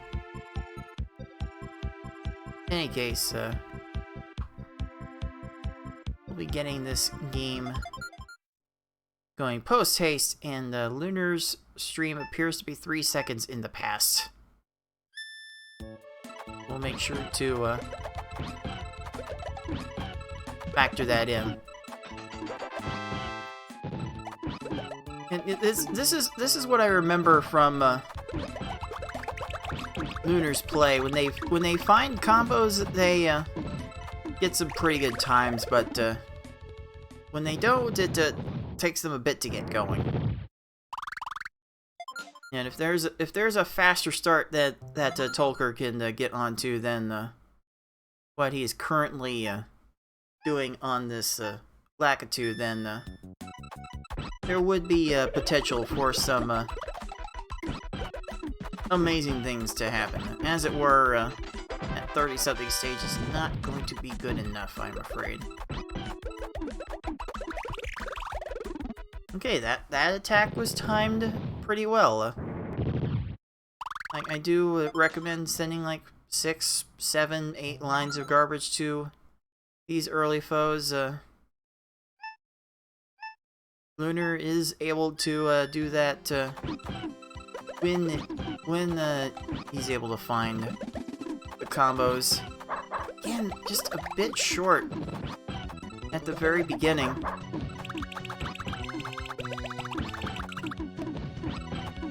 Makes me concerned how sustainable the strategy is going to be going forward. And okay, there's a 10 combo from Tolker. Oh, that looks very sweet. And Pucci got really low on that board, but Tolker did allow stack to get raised, and that does lead to a 21 right there. Stack raise ended up being beneficial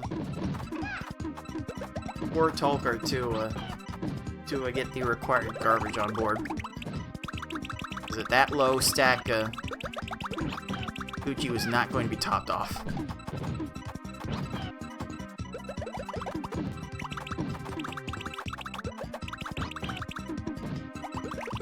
Okay, it took a little bit for Lunar to get going, and Tolker kind of ruining his own chain opportunities.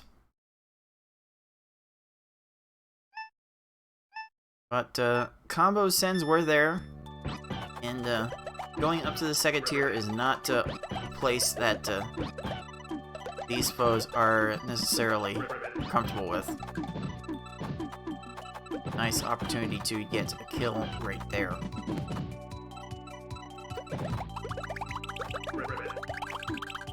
Fortunately, Lunar has to watch Froggy clear some more garbage and throw down an X4 chain.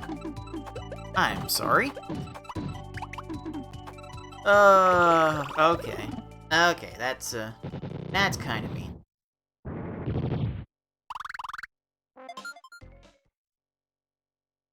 It's definitely kind of mean. Now, is Tolker really raising his stack enough? Oh, okay. Froggy actually has an impressive attack on the Tolker right now. So Tolker's probably gonna be needing garbage to build this chain on the crackback, and that's gonna be slow. Tolker is definitely not in a good place right now. Very fortunate that Froggy went that direction to start the down stack. Otherwise, that stage probably still going to be going on.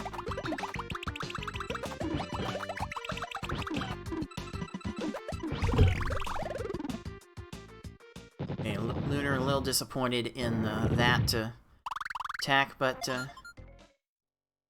still ahead on this race by almost a full stage, though. Oh, Tolker makes a few 2A miss swaps and runs out of time. Oh, that is unfortunate. That is going to be a very significant setback.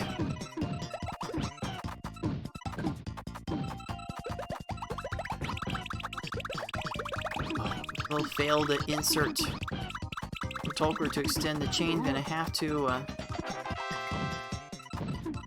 do this a bit differently.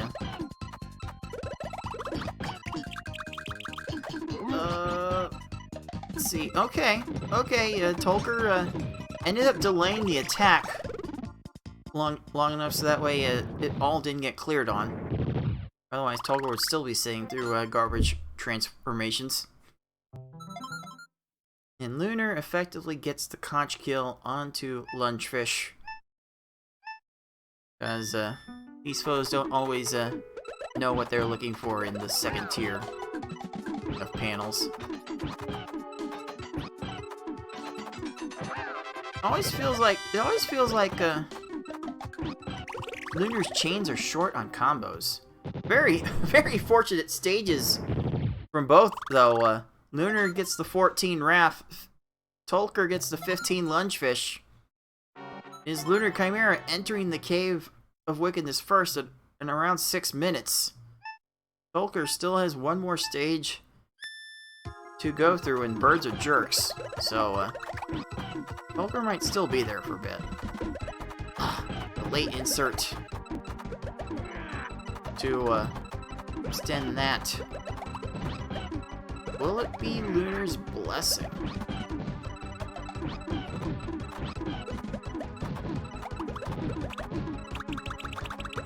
Oh, almost there. Almost had Hookbill topped off. But no time. No time for Raphael either. Tolker not able to make up any ground on that stage. Full stage behind. 3 stages to go. It's gonna be quite tricky to come back from with the way Lunar's been playing right now. This is just stable play. Nothing flashy, nothing amazing. Very fortunate downstacking there, though. And Tolker still can't catch a break. Those are times we would all love to see in the Cave of Wickedness. But it definitely does not happen all the time.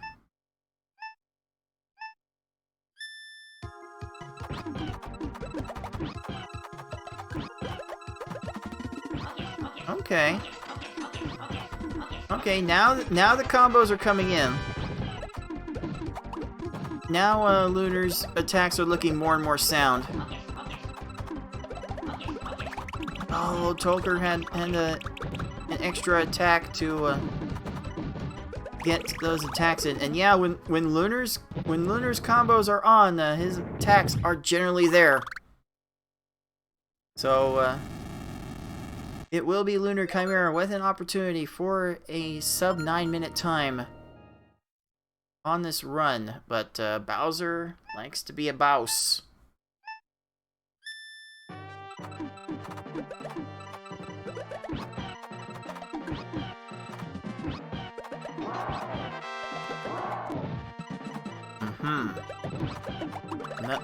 This continues to happen with Lunar's attacks. Combos tend to fall a bit short. The chains have to go out further, but Lunar doesn't always get the chains out further. Fortunately, Bowser gonna have any time left here? No! Lunar Chimera finishes this first race with a 9-11.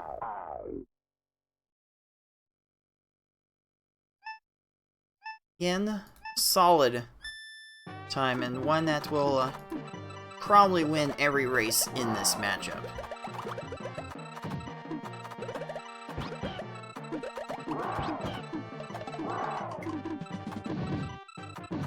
Volker gonna be looking for other ways to make this work. Okay, catching panels in midair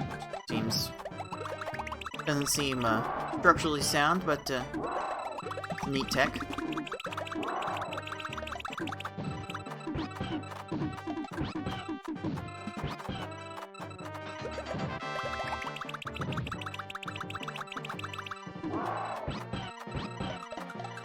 Okay. Yeah, all in all, a solid performance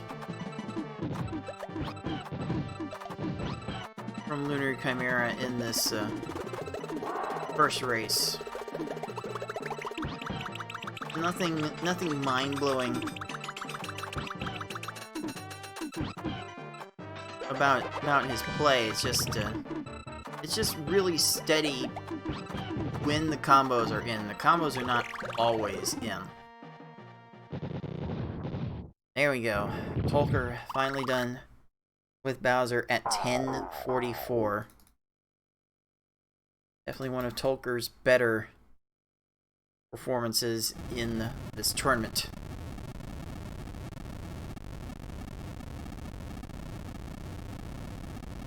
Fortunately, first star of the match has to go to our 11 seed.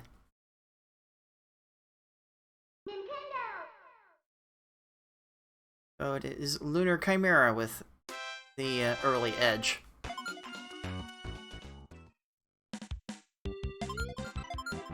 This is going to be a very, very uphill climb for our 18 seed to try and make a miracle run. Lunar is just playing very, very solid. Probably like they're not going to have a time over 10 minutes in this match. So Tolker's going to have to find something amazing in order to make a comeback. I don't think I've quite seen it in Tolker yet.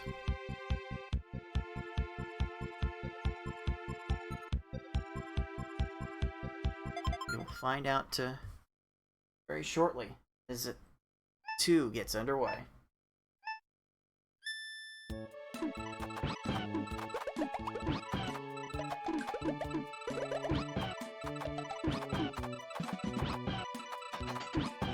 Okay, Tolker going to an X6.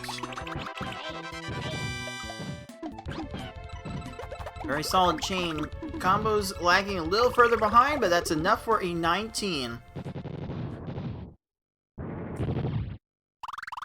And once again, Lunar's chain falls short, and there are not a lot of combos there. Has to resort to the conch kill on that Lagatoo. That is not a good sign.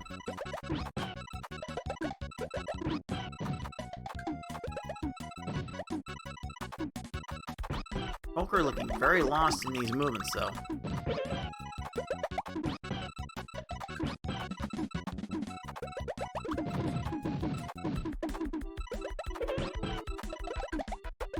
Poker really looking not sure on how to build this.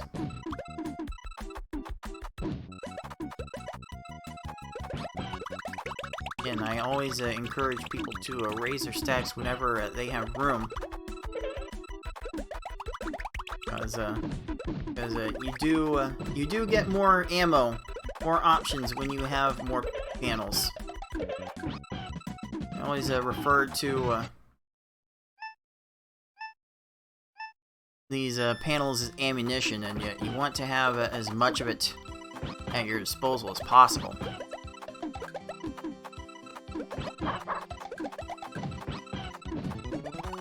Another attack from Lunar coming up small. I don't know if Lunar has followed up with enough combos here. Oh, a 4 chain from Poochie? Oh, get out of here. Jeez. Very unfortunate for Tolker. Just could not find a way to start that chain at any point in that stage. And just like that,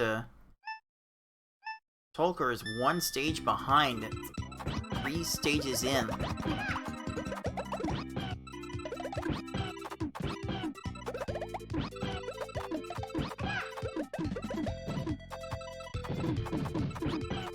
Oh, Lunar's got enough combos here. That will make for a 16. Your combo game really has to be on point if you're going to consistently make chains so short. I swear it's the Yoshi way. Fortunately, not everyone can play like Yoshi. I've tried.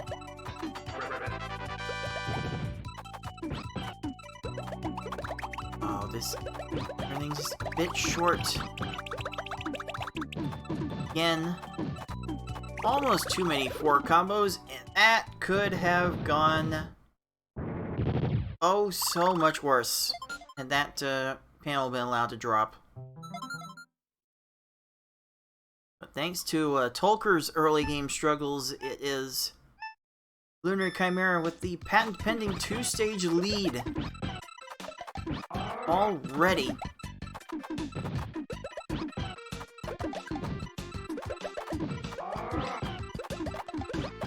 There would have to be a lot that has to happen for Tolker to come back in this race. Although this kind of attacking style could prove to be a long-term problem for Lunar. Tolker styling with a bit of a lag chain right there. Oh no, a chain from the garbage. Doing a player in yet again, only wasting a little bit of time though. It's fortunate. Lunar seeing the yellow needed to extend that chain and roll deep to go get it. Oh, Lungefish went down to 2 lines. That is not a scenario you see too terribly often. Hello, cards. Oh, we have another guest. It is Razor Flame. Welcome. Welcome. Thanks. Here we are in the middle of this game too, with Lunar Chimera and Tolker. Okay, now Lunar is piling on the combos. Whoa! That was a massive storm. Oh, and it was almost enough. That 8 chain, or 8 combo at the end too. But it got cleared. Dang. Yeah, Lunar has not been consistent at sending the combos with his chains, but when those combos have come down, the times have been very quick. Just it's been a matter of sending them with each and every attack. Yeah. It's nice seeing Tolker doing so well. I mean, I wasn't expecting him to actually win the first match, and he did. So that's really, really exciting for him.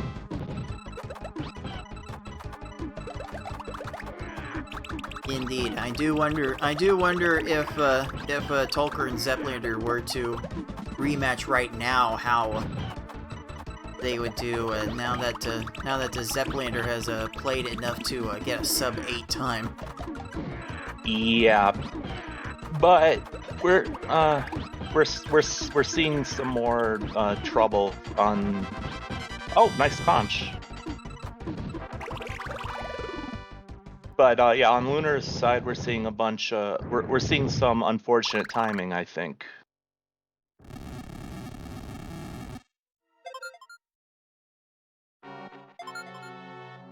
Okay, Tolker starting this chain from the middle. Able to get a smattering of combos in that chain, but Lungefish, Yep. I found tends to require bigger chains than that, so Yep. that's gonna waste a bit sorry. more of Tolker's time there. Yeah, it looks like he was 2 lines short. Meanwhile, looks like Lunar got some more unfortunate timing. But the follow-up seems like it's going to be enough. There was nothing else Piranha Plant was going to do there. Eventually, it was only a matter of time because the stack was so low, and oh, Tolker takes a death, runs out of time, dealing with Lungefish's stuff.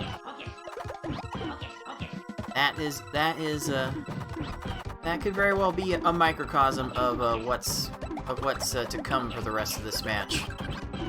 Well, let's hope not, but I'm one of the players that knows all too well how you can get on tilt very easily after on very hard. Oh my god, this mode. Oh wow. That was some interesting Koopa movement there, Kamek movement. Here we are with Lunar Chimera moving first into Bowser yet again, poised for another low 9-minute time. Will Bowser cooperate this time? Okay, that's a nice 6 combo formation. That's not one you see too often. No, it's not. 2 line, yeah. That one, oh, and then another one there. Yeah, Hey. I don't see that parallel line formation very often when I play either. Is that going? Oh, he's out of position. Lunar sent a massive chain here, just trying to play this Bowser as safe as reasonable. Yep. And Bowser has no time. Yep. That is going to be a 9:32 for our 11 seed. Again, a very, very, very sound performance, I must say. Not a whole lot of flashy things, but it is getting the job done here.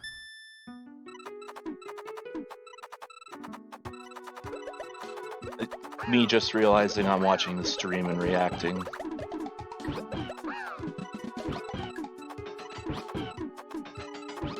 It's understandable. It's a party here in the redemption bracket. We're just here to have a bit more of a chill time. We've gone through a grueling tournament process, and Yeah. now we're like relaxing with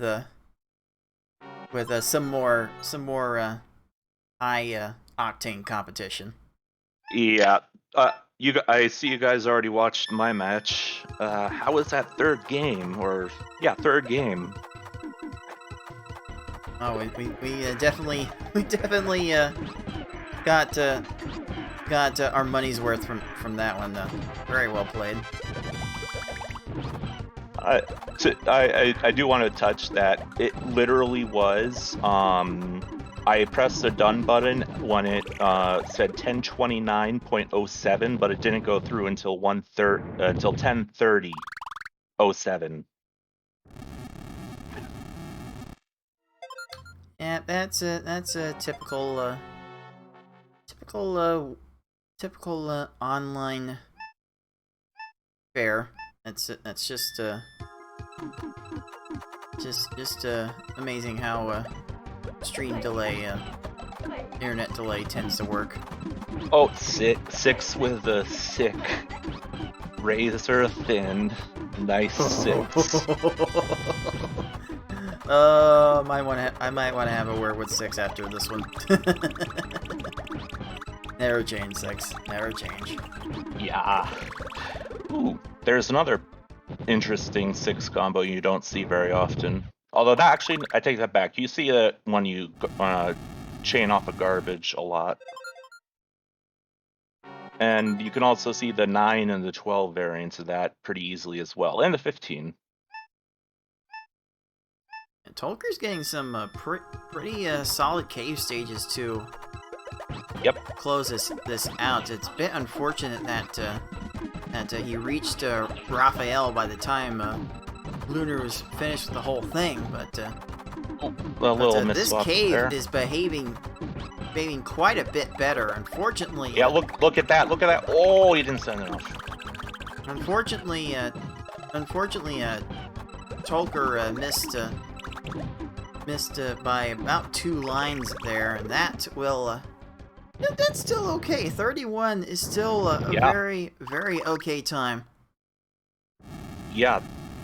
Like for like my when I go for cave stages, I'm trying to finish it under a minute. And 31's really good. Except for Bowser. Bowser, I'm fine with like anything under a minute 30. But if it goes over 2 minutes, I usually reset. Definitely seen players try reset strats, and I don't think any one of them have worked. In my offline play, I've had the reset strat work where I got like a 20-something Bowser after I reset once. Well, keep in mind, that was only once. Yeah, maybe if enough people do them in tournament play, we'll actually see it Yeah, go this through once. Tolker is struggling now. It's not. He's not. He's gonna I think he's gonna be pinned pretty quickly. Already dealing with But this the chain garbage. Already having to And build catching- from garbage. Oh, and my goodness. catching on the rise. This, although he is, there's some decent amount of leg too, but going into staff lacking mode and then going to the bottom for some reason. Oh, chain. That's why. Oh, Tolker is pinned. Oh. Reverse conch. No. Unfortunate. Actually, that technically wouldn't have been a conch. It probably would have resolved in a conch though. There was no way for Tolker to get out of that. Once he's in there, there's Yep. not enough panels available. He did have a second to raise, if raise one line, but then he would have been on the stop clock as well, or the stop time clock as well. Just an unfortunate situation all around. Just the way Tolker's been moving in this match generally seems to be just a step behind a large percentage of the time.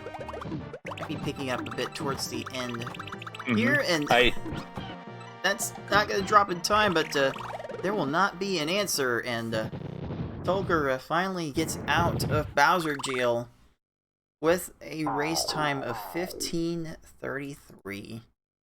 Yeah, and I know how it feels to get a 15-minute V-hard time. Oh god. They're just yeah, my match against Forky, I think it was, that happened.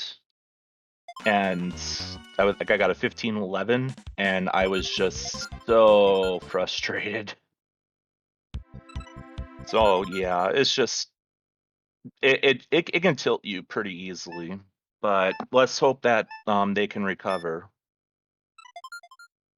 It's time to give our 11 seed star number 2. Lunar Chimera looking very much on pace to have his day with GamerX459 in the next round with another win. Very much on pace to do that.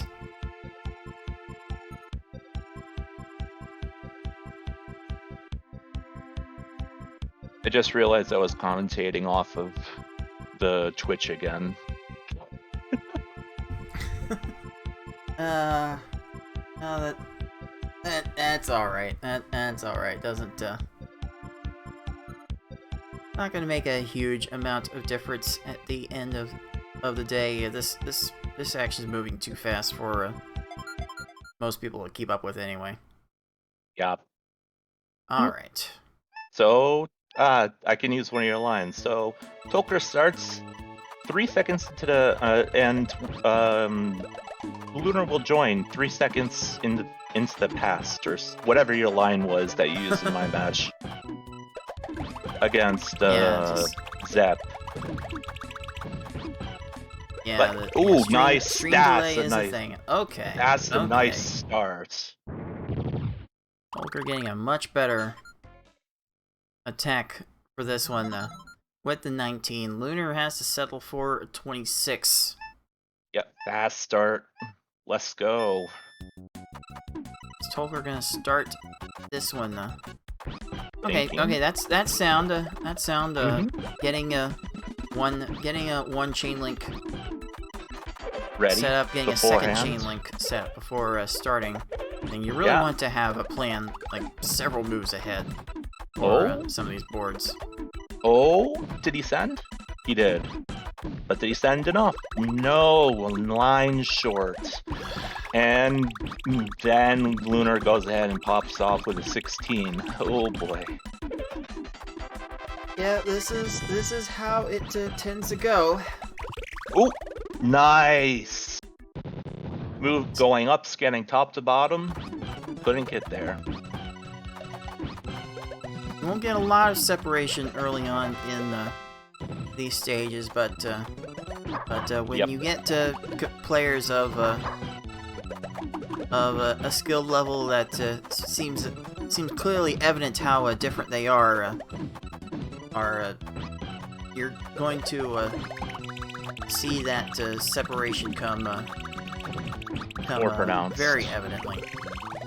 Yeah, Here we go. like that was somewhat scuffed, and Lunar still finished with a 31, which is a good. I consider to be that 10, but good time. I still consider a 10 to be a good time. I just noticed these really good combos after watching my matches back like 10 times by now. But yeah, it's nice. No, Dick. Poochie almost dug out of that. Yeah. Meanwhile, is there enough on the snapback? There is. There is. Lunar finishes. It's enough combos there to maintain the pace. And there was a 10 combo for Lunar to get if he wanted it. Can't blame him for not trying to go for it. And Tolker going in with this 7 chain. Yeah, go with the combo on the back. Good size. Ended up being a good size. And again, Lunar's attacks have either been off or in one way or another with some consistency. Either the chain has not been good to support the combos, or the combos have not been there to support the chain. Either way, the lines sent have been very short of what he's needed in I think a majority of these stages. Yeah, and Tolker got the parallel line 6 combo in a chain, and that's really good. He made up 21 seconds there. Wow. If Tolker's gonna come back in this match, it's gonna have to start with more stages like that. Again, Lunar falling short on the initial send, and not much on the crackback either. And he just ignored that easy 3 combo as well. I'm not sure I like this style of play, but whatever works, right? I mean, as much as it looks like it shouldn't work, Lunar is getting times under 10 minutes, which Yeah. not everyone can get every single time. Yeah, dueling 40s there. And yeah, you're right. Like I've done a bunch of offline practice and I still can't get a sub 10. My closest is still my PB at 10:14. I'm sure it'll happen one day. Yep. I've been kind of focusing on stuff not panel related because I kind of got myself burnt out during this competition, but yeah. Okay, so... Devin. Lunar still does not have enough. Tolker's actually in a better position to beat Lunchfish right now. That chain will buy Lunchfish some time, though. But, oh, he had enough time for that. And one line short! Tolker was building a rather substantial chain And, to respond here, and okay. He's Okay. out of lunch first.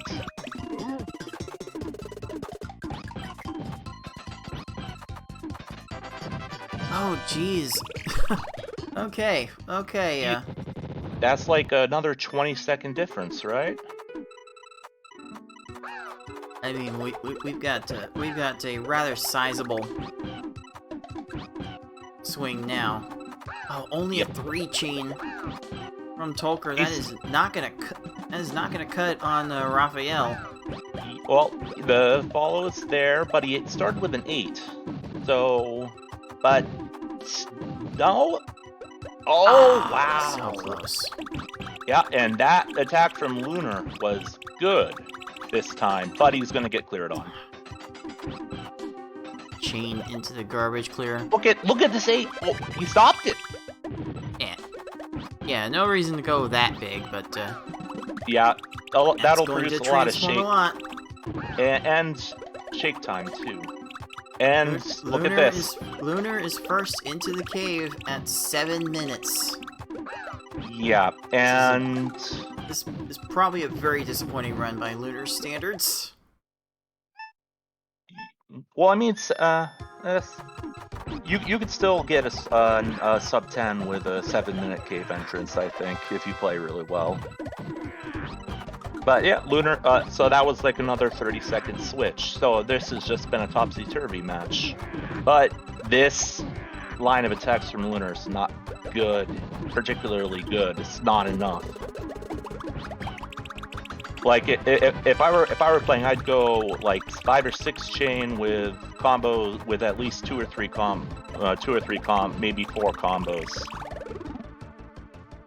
just to make sure. But I mean, the follow-up was enough, so that's good.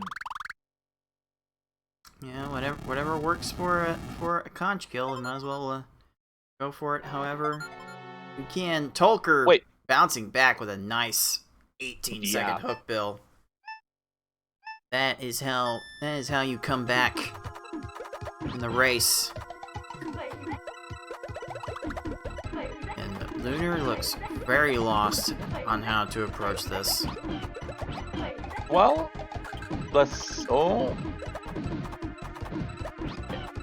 yeah, one thing I do want to point out is that Tolker actually did participate in the this month's novice tournament over at Panel Attack and actually placed 3rd. All right. We really could stand to play more PvP in this community. Not gonna lie. I believe it was 3rd, anyways.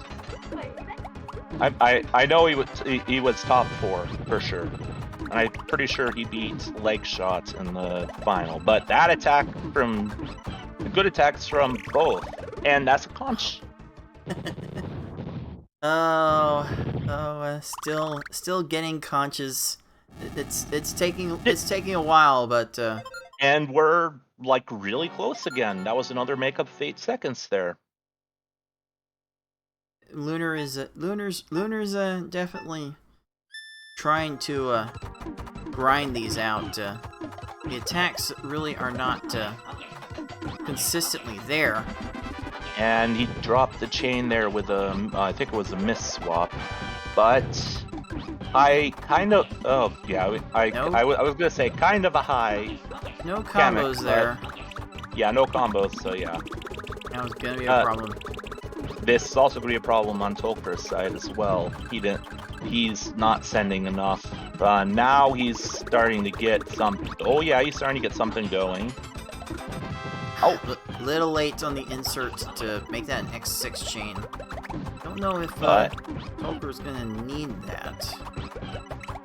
It's looking more and more like he might. A Lunar is through. raise, Bowser. Tolker, raise. You're not getting pressured now. That's when you raise. Yeah, this was the thing we would always have to scream at Tetris Attacker, and it's a lesson to be had for everyone that runs this game. Please raise your stack every chance you're able.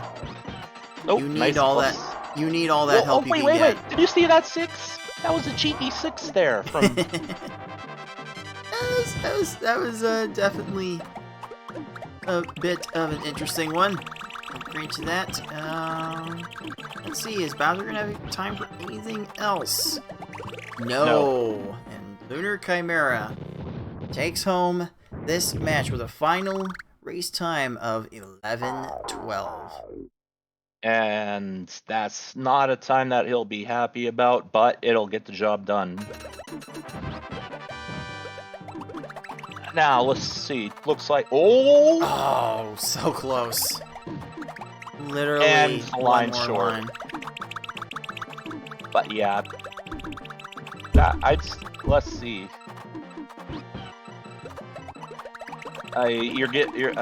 Anytime you're giving Bowser time to do stuff is not good. Now the... Oh, good. It's done. Yep. Done. Tolker is just glad to get through that one, I think. And with a 12:03, we will be saying goodbye to our 18 seed for putting up a nice run in this bracket. And I do want to say one thing. Zeplander with a nice pun. 6 is always cheeky.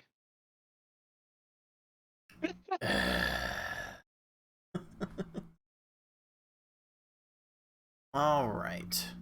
Let's Yes. go ahead and make this official by giving Lunar Chimera the 3rd star and the win. It didn't always look pretty, but did end up being enough. So congratulations to Lunar Chimera. We'll now see who he will get to play with this last matchup of the day between Corey BLD and GamerX459. Well, this will be an interesting one. Oh, indeed. Both of these players very capable of getting to the finals from this point. So Yeah, especially with all of the improvements that Corey's made over the since the main bracket, it'll be very interesting to see what happens. and we are going to see what happens really soon. Thanks again for hopping in, Razorflame. We are going to go to our final match of the day, the final match of the quarterfinals. 13 seed Corey BLD and the 14 seed GamerX459. Stay tuned. You are watching the League of Puzzle Speedrunners Tetris Attack Speedrun Tournament 2022 Redemption Bracket. Welcome back to the League of Puzzle Speedrunners Tetris Attack Speedrun Tournament 2022.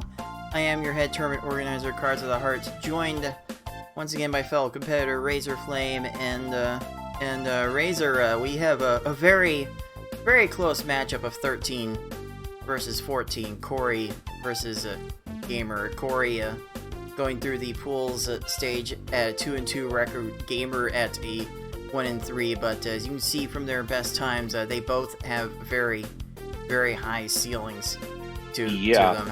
How would you expect this match to play out?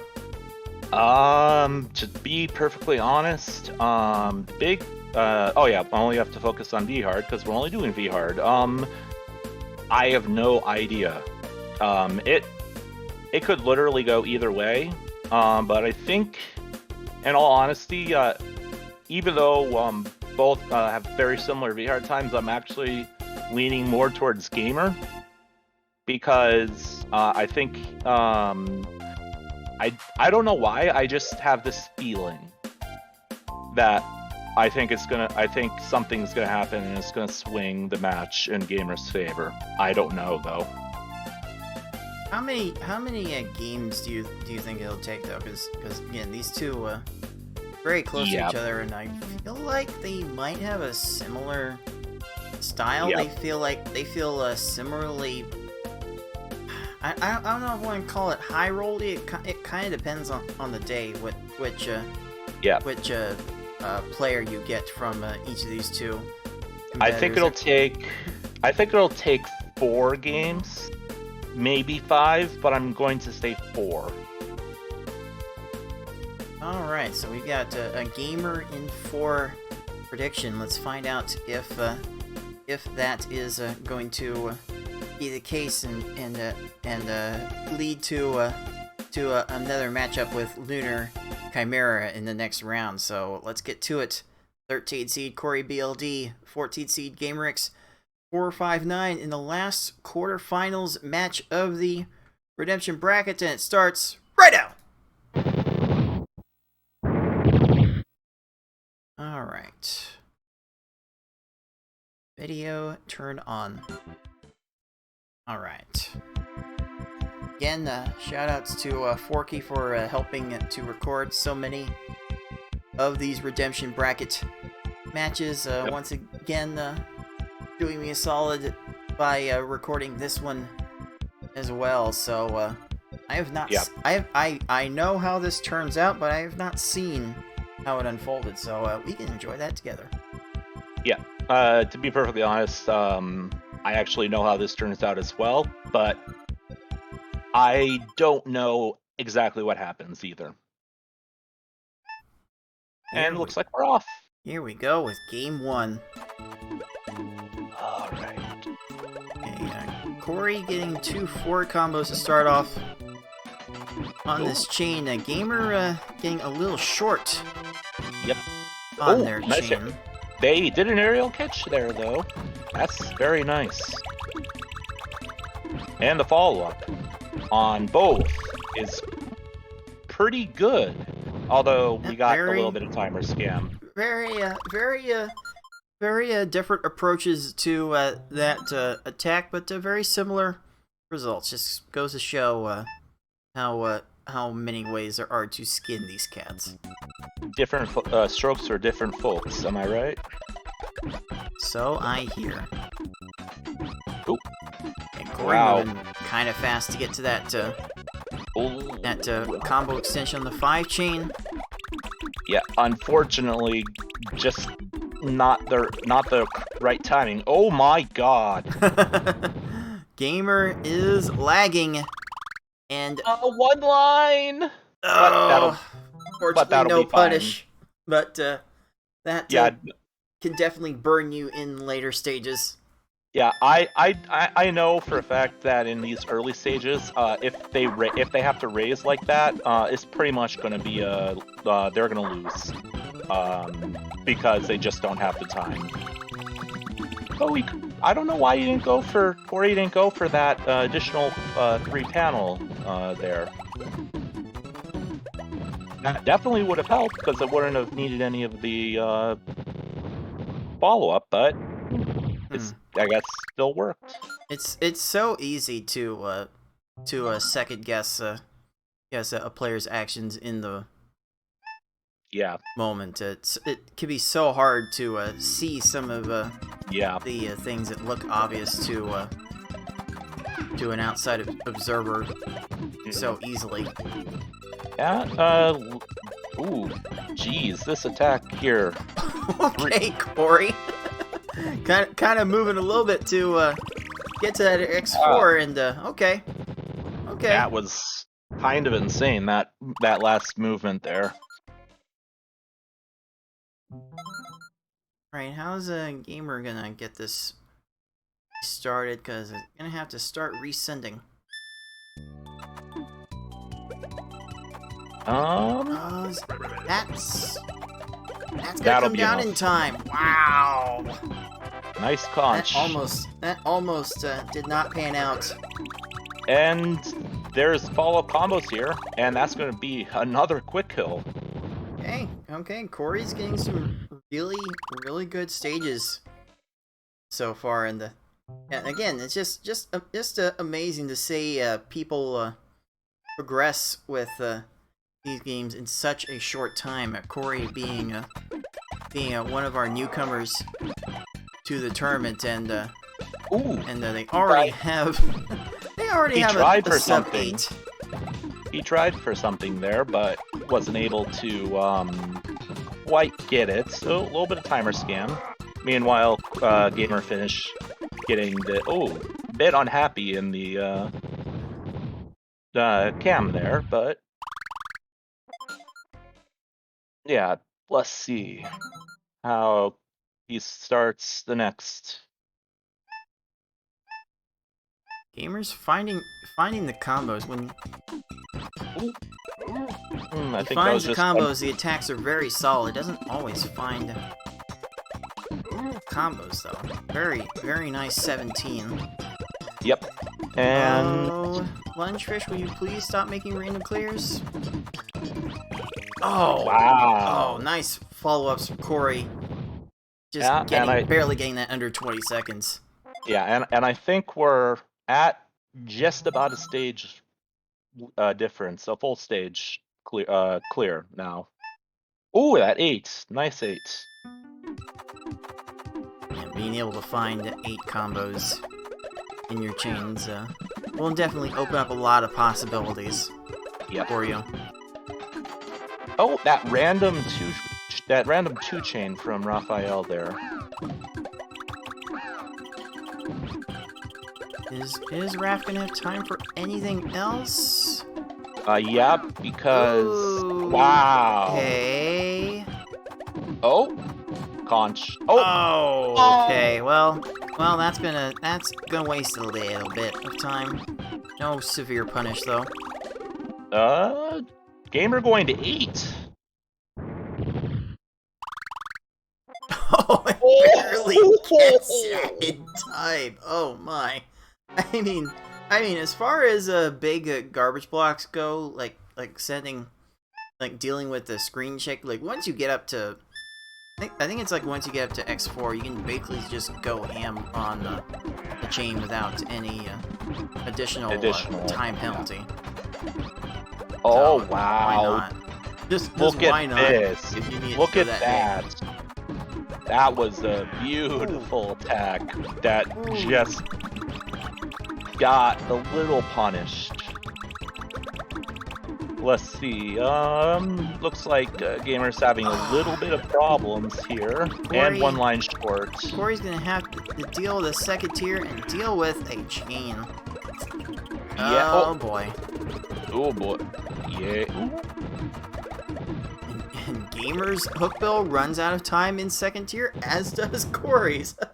we're seeing some very similar outcomes now. And it looks like get to the last 3 stages. I think it's going to be a 2 or 3 second difference. Yep, 2 seconds. It looks like. All right. Gamer's not finding combos in this chain. Gonna leave it at an X6. And with that Corey's combo.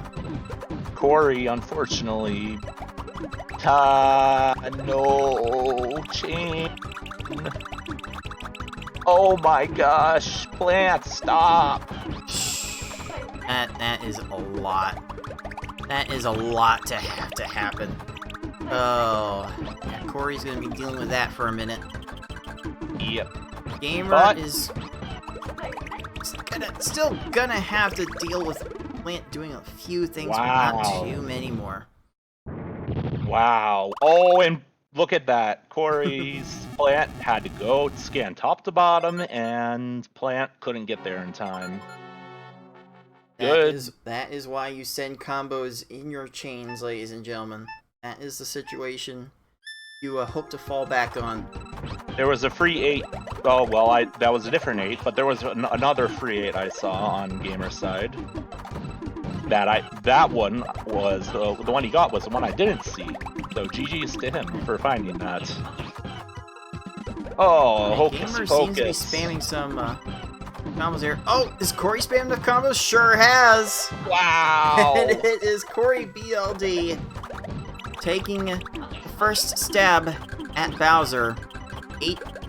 Almost 8.5 minutes in. Oh, Kamek has no moves, but Gamer didn't have a way to send another line. So a little bit of time loss there, but Let's see. here is Corey's shot to draw first blood. Oh. X5 with all those combos, that's very sound. That's a 13 Wow. Bowser! Wow. Oh, me. Oh, my. That's insane. That's what's the lowest Bowser we've had in the tournament so far? Do you know?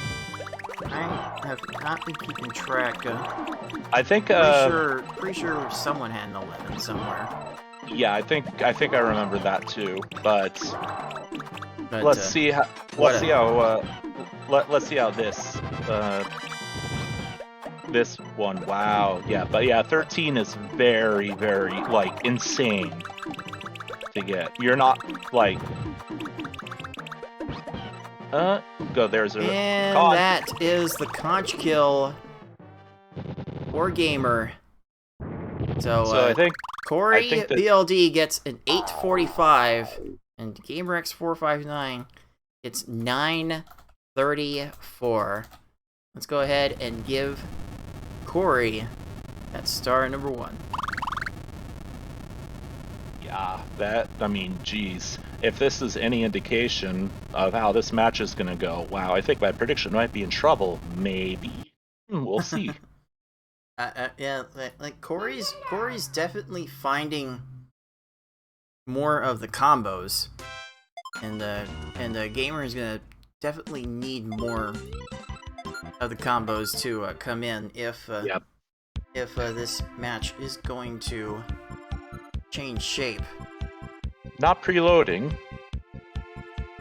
Gamer's not preloading the V-Hard. Corey is, so... Corey Well, tried. Oh, he failed to do... Did he fail to do it? No. Oh, he did. It's all don't think- all good. I actually don't think I've ever... I've seen that yet in this tournament, but... First time for everything, right? This has been a first time for a lot of things in this tournament. They can use the password meta, a sub 8 losing time in a match. There's been a lot of Was that firsts going on. was that in the Forky versus Yoshi match? That was my match with Yoshi. Wow. It was my 750 to Yoshi's 756. Like that whole match was an event. You guys definitely want to check that out when Yeah, you it's get not- a chance. Yeah, you'll have to check it out on the Twitch, not YouTube, because it won't be on YouTube for like a month and a half or something like that. Oh, if you're watching on YouTube, it'll definitely be there. That Oh, yeah, that much but- I can guarantee. Oh, yeah, true. But I just keep forgetting. Like talking to YouTube's just that. But yeah, Corey got off to a great start. okay. And Okay, I don't- Corey, showing off a little bit with that 10 combos set up. Man, Corey just finds all of the combos. Yeah. Just really does go to show how quickly after starting speedrunning for this tournament that Corey managed to get his own sub 8 V hard. There's a lot of talent in this tournament, ladies and gentlemen.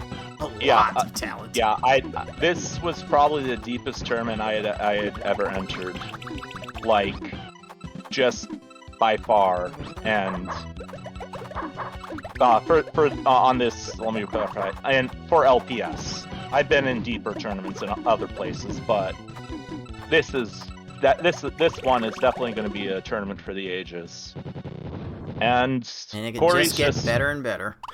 Yeah, and All Corey's just throwing a wrong.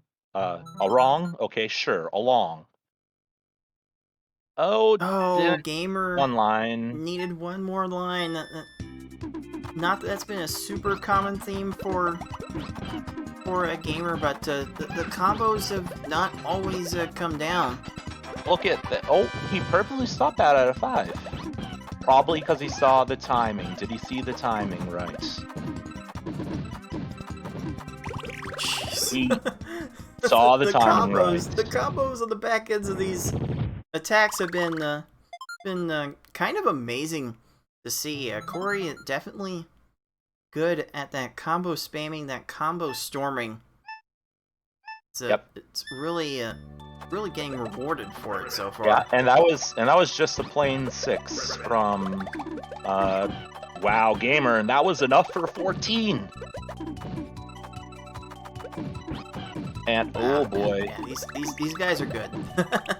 no, but I mean, look at this start from Corey. I would have raised more, to be perfectly honest. Gotten a lot more than just that. Okay, there we go. A raise to the top.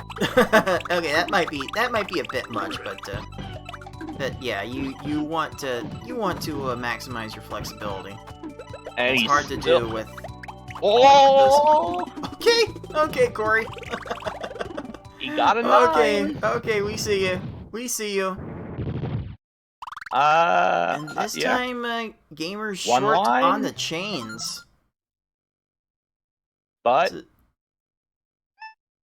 okay, that definitely looked like a combos only stage. yeah, I think that last one was actually 2-chain, but yeah. It could also have been a 7, but I think it was a 2-chain. Meanwhile, that's a big old block. And 1 line. Big old blob. Combo's not quite getting down there. Yep. Unfortunately, Corey missing out on that one by a combo or 2. Clear. Oh well. Oh well. And the punishment was look at not this. severe. And Look at this. This is Clark, not... what are we doing to Gamer? What are you doing? You're not I think allowed it's... to go that low. I actually... What? Yeah. Yeah. And he's gonna lower it by 1 more. And anyways, let's see. Corey dropping his early chain there. Lunge is like one of the worst places you could drop a chain early, because he usually demands so many extra lines compared to the rest of his compatriots. I think it can go as low as 2 lines, right? Well, anyone can go as low as 2 lines, but I found on average you gotta send like 8 or even 9 lines for the typical Lunchfish and Raphael kill. Let's see.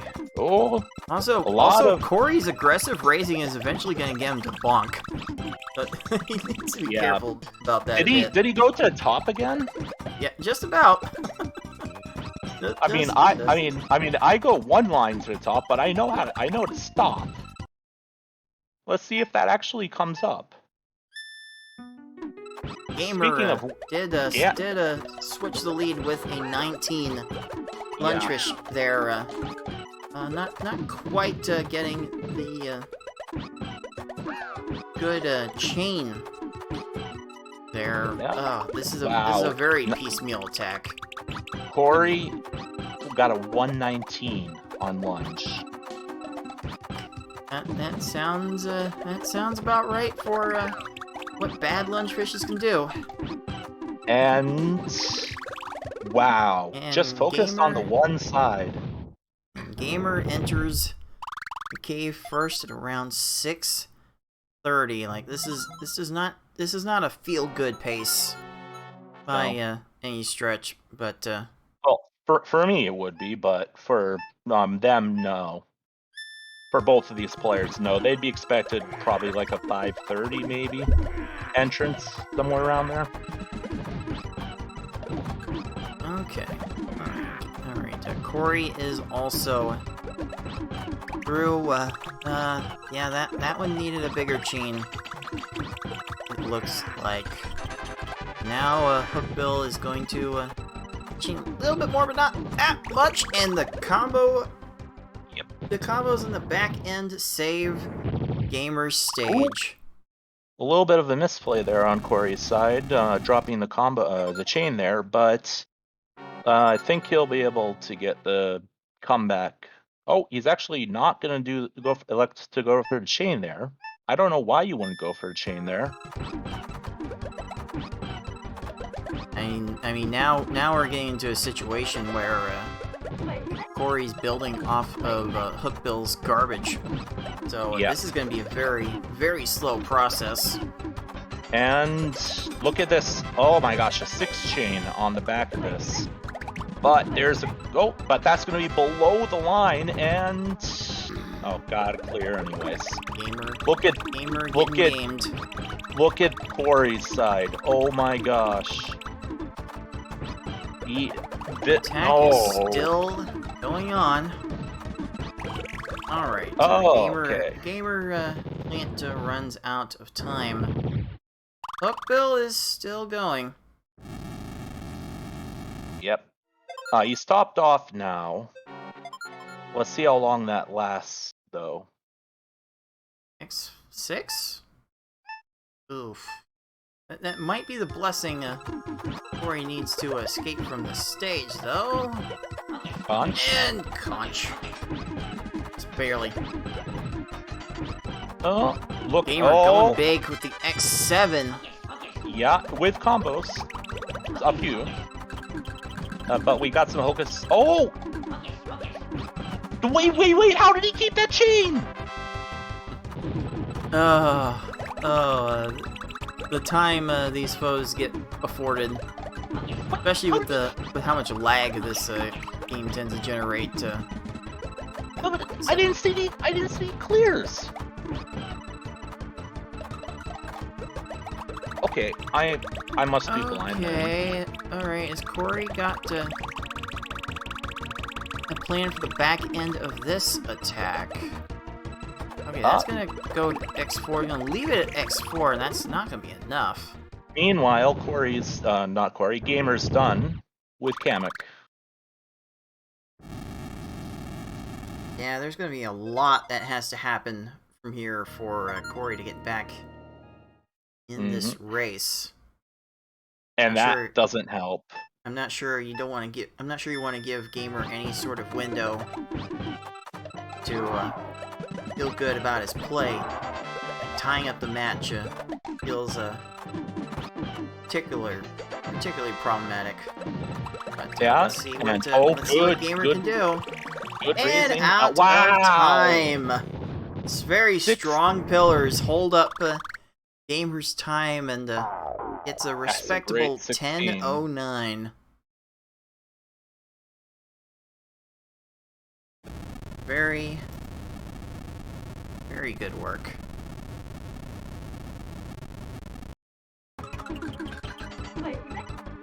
$10.09. That. I mean, it's not the kind of time that Gamer was probably looking for, and I think he just banged his desk.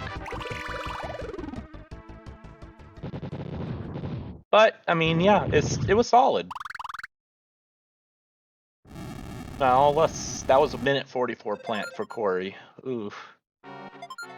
I think all of his cave stages have been over a minute so far. Let's just hope he can bounce back.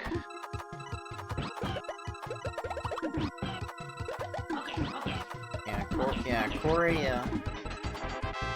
had a good enough cave in the first run to get some good times. Okay, some very interesting down stacking you had there, Kamek. Very interesting.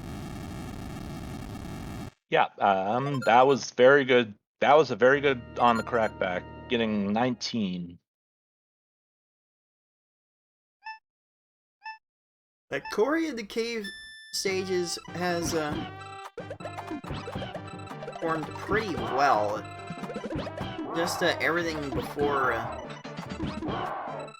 cave where maybe a few too many things have been left to chance. Maybe a few too many. Ooh.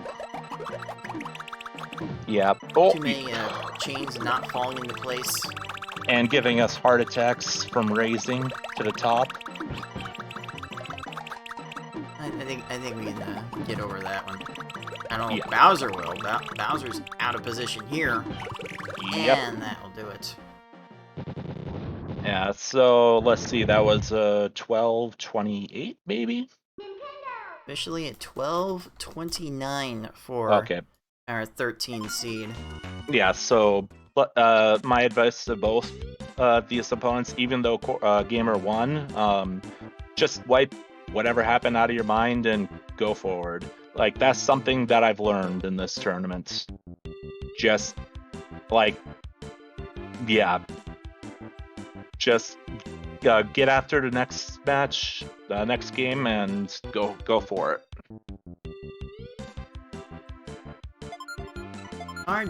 We are guaranteed to see a game 4 here. This bracket hasn't really played out with a lot of super close games. We haven't seen a game 5 to this point. Maybe with these two we could be due, but a lot of these matchups have been one-sided.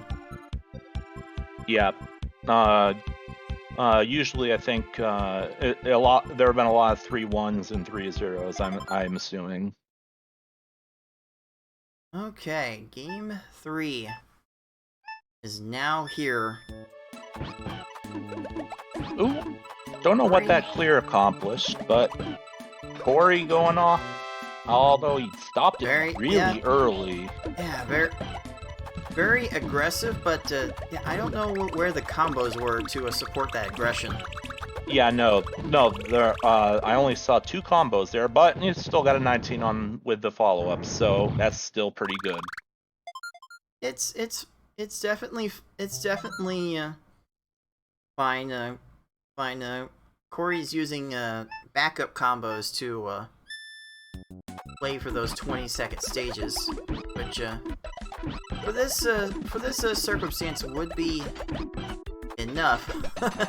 Okay, that's a bit for what Corey needs to get. Wow. And that's a more comfortable 17 second as a result. Gamer does make up a second though. Yes. That's like, he's keeping it close, and that's what you have to do in these matches. Just keep it close and then wait for the slip up from your opponent, and if this opponent does slip up, you're there and you're able to capitalize off of it.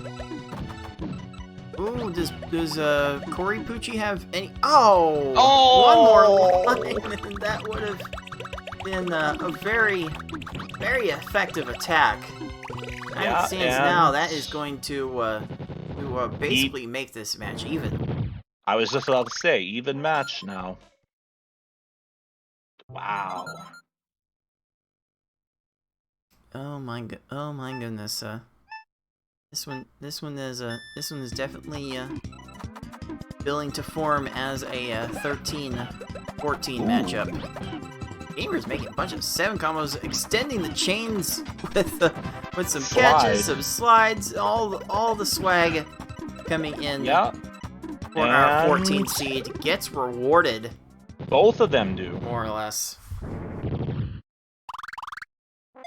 Yeah, I mean, More or less. Corey's attack started with a 2-7, and then 3-4, and a couple of combos in there, and went to like a 5 or 6 with like 3 or 4 combos. So yeah, good. And then started with a 4, and Going to Dude. X6 with a 5 combo at the end. look at that 6 there, that cheeky 6-6 at the end. Yeah, that's a hard one to get. That was definitely a hard one to get. That was probably frame perfect. It was probably frame perfect to get that 6-6. And it wow, still keeping it close. Yeah, these two probably using their PvP experience to get some good attacks in. Very offensive. We are seeing from Starting with a 9, both these players. but didn't have anything else there. And leg chain. That attack being short might pose a But problem. no, not really, because Gamer's in the same situation. He's short too. And that Blarg went all the way down to 1 line. Okay, and time for the 4 combo to clear. That seems fair. Both players dealing with He's a 1 line. Tetris attacker that is Drop. Okay, good. very ornery. Yeah. Oh, you had time for that? The Seriously? attack is still continuing. Meanwhile. Gracious. Oh. Yeah, using inserts to continue that chain. Not the way I would have gone about it. Watch your left.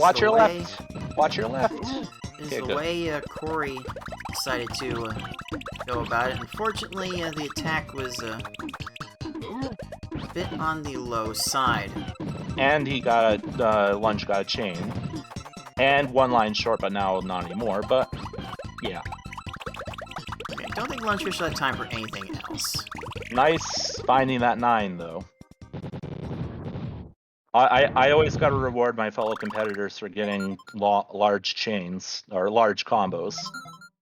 And that was a good makeup from Gamer, getting a 21.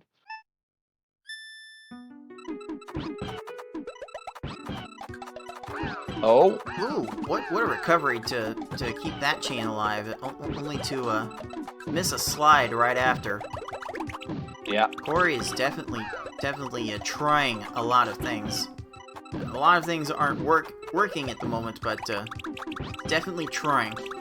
Can you stop doing that, Corey? Jeez. Wow. What? Whoa, dude. We're seeing some chains from we're seeing some chains from Corey here. Definitely filling out some combos on the back end of this too, and that will be about a 620 something cave entry. Gamer throwing out some more lag chains on the back end of this like 4th attack on Raphael. Raph showing why he's not necessarily the worst Ninja Turtle. In it too. Wait, do people really think that he is? That's what I've heard. Especially if you talk about the video games. Oh yeah, definitely. That's just what I've heard. That hook build did the parallel 6. But the backup. Okay, Corey should have enough here. Out Wow. of time. That Hookbill was going for some weird clear there. Like he was never gonna have enough time for that. Gamer is continuing this chain off to an X6 With a on bunch the raise. Oh, Yeah. Hookbill's a bit out of position. Not really continuing this chain, and oh, that random match ruined Hookbill's chances of rescuing that stage. So Gamer Plant. does get to make up a little bit of time there. Is Corey setting up combos? No. Nowhere near. Not enough. Quite. Not Think quite he needed- up to muster there. I think he needed 3 more lines. Ooh. This could actually be good because Plant's out of position now. There it is. A 37. Not the time Corey was hoping to get at this point, but still keeping pace. Gamer has not been able to take advantage. I just don't think the combos have always been there. They're there now. Now they're there. Although I really like that the +8 combo. It's a really interesting combo in my opinion. It's like Corey's All those combos. Wow. Sent 8 lines, needed 9. Very unfortunate. That should be enough for most stages. Why didn't you? He could have sent.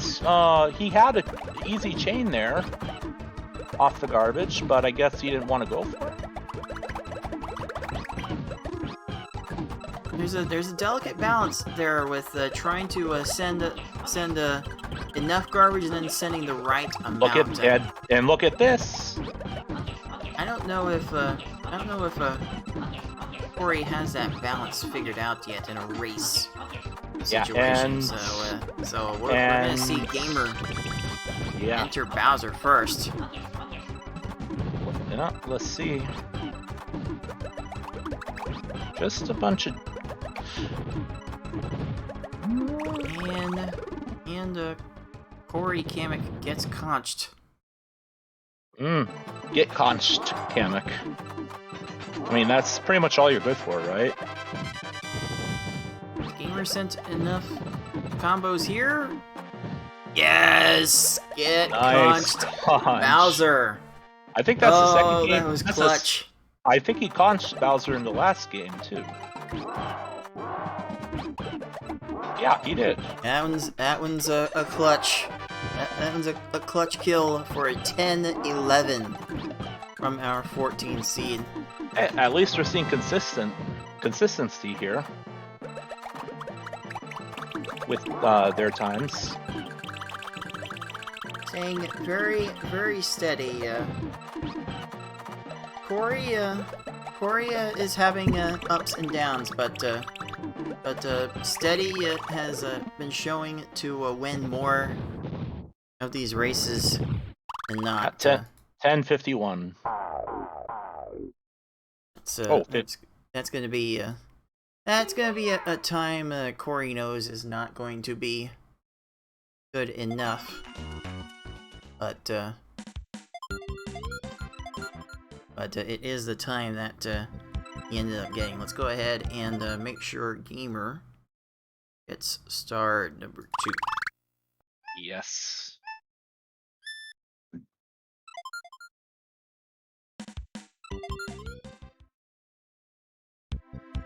Oh boy, yeah, yeah. There's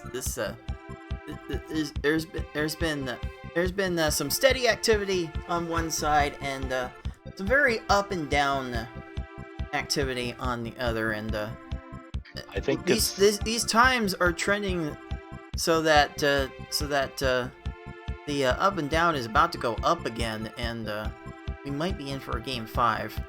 I don't know about you guys, but just looking at how these times have come out so far, we might be in for a bit of a barn burner here.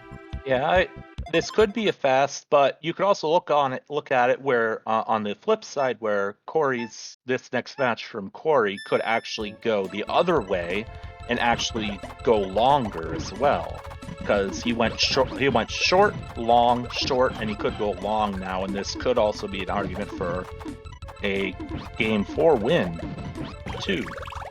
Oh, the combos, the combo storm from Corey is just very amazing to see when it is on point.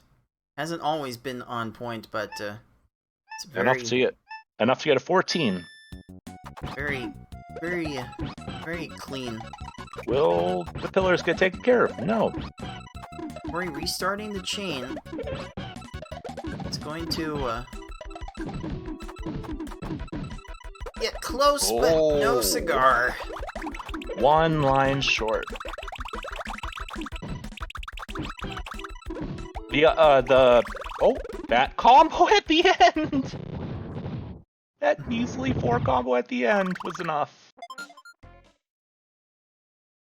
Hey, Gamer still needs to send more to this Bumpty. Getting that sideways 5 combo I love so much. I wish more people would go for. Nice 9 too.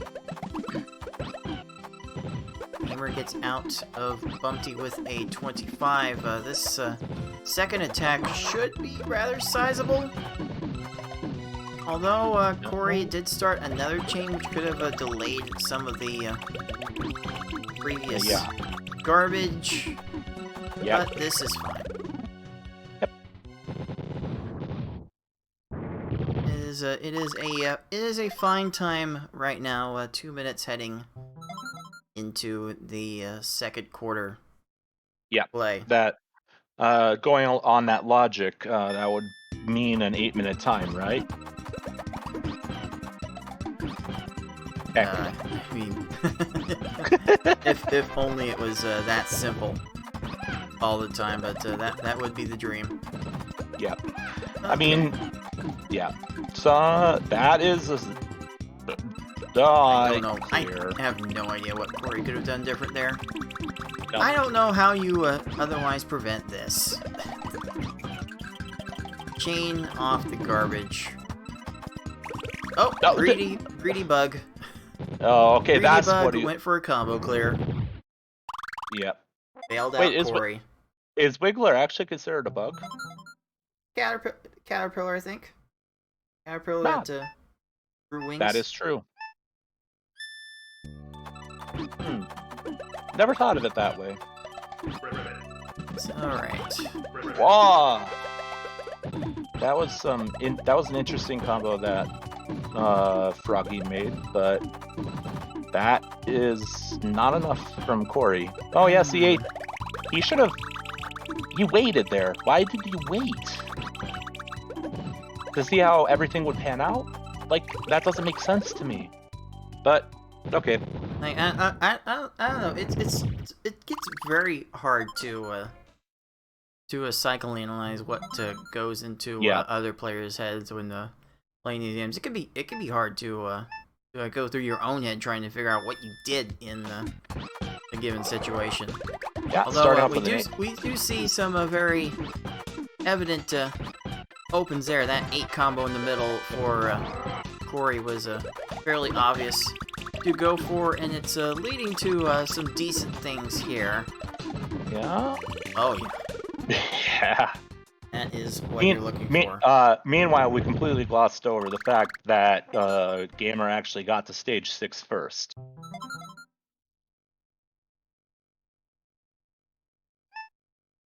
It's out with a 29. I have to change that trend. I think if we're going to wrap up this match right here. I think he should. Oh, I'm not gonna say what I think. He had a 7. He could have gone for 7 chain. He could have gone for, but he didn't. Well, all those leg chains. Gamer throwing out Oh, the little dropout chain. And it wasn't enough.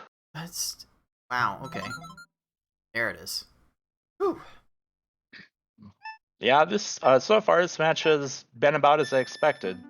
So kind of topsy-turvy, up and down.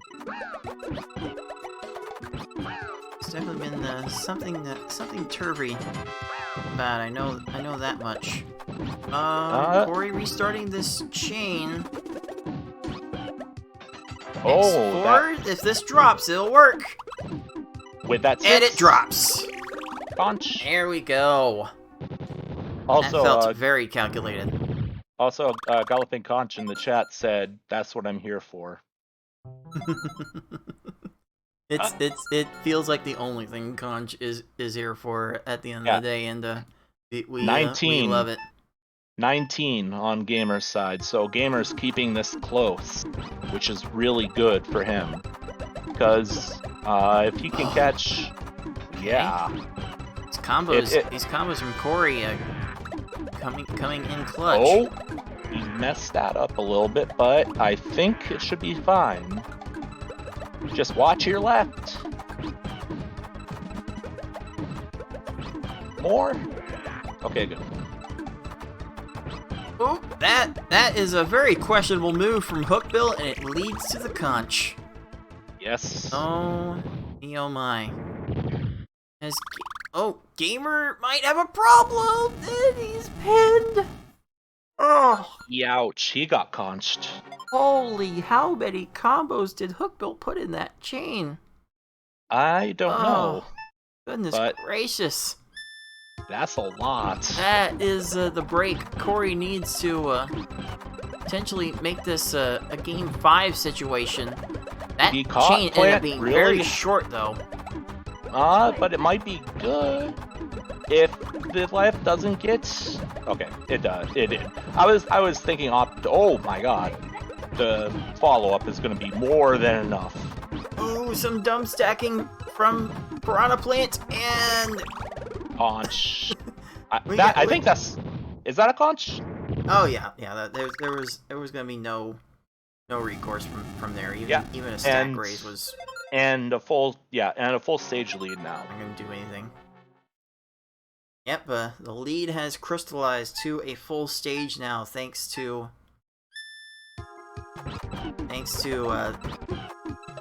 that Hookbill snafu. Corey trying to make these chains bigger and bigger, but I think combo play might be good here, and it is. Oh, what wonderful work when Corey gets those combos on point. I can't stop marveling over them. Entering Bowser at about 8:15, well, probably more like 8:20. So let's see. Will this Bowser cooperate? That is not a cooperative attack to start with. This one's a little better. Yeah. And that's a lot better. Wow. That's a lot better. Bowser 16. For our 13 seed. That is going to be the fastest time of this match yet. 8:44. Yes, very good. Also, Conch just wrote in chat, that's not exactly what I was implying.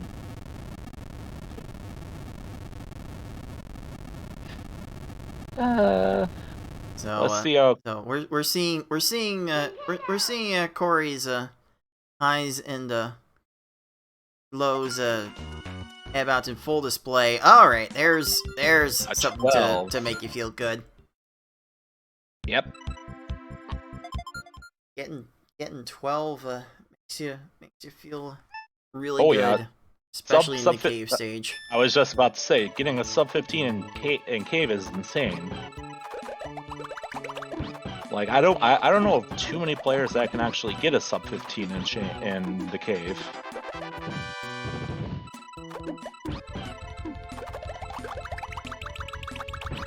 Okay.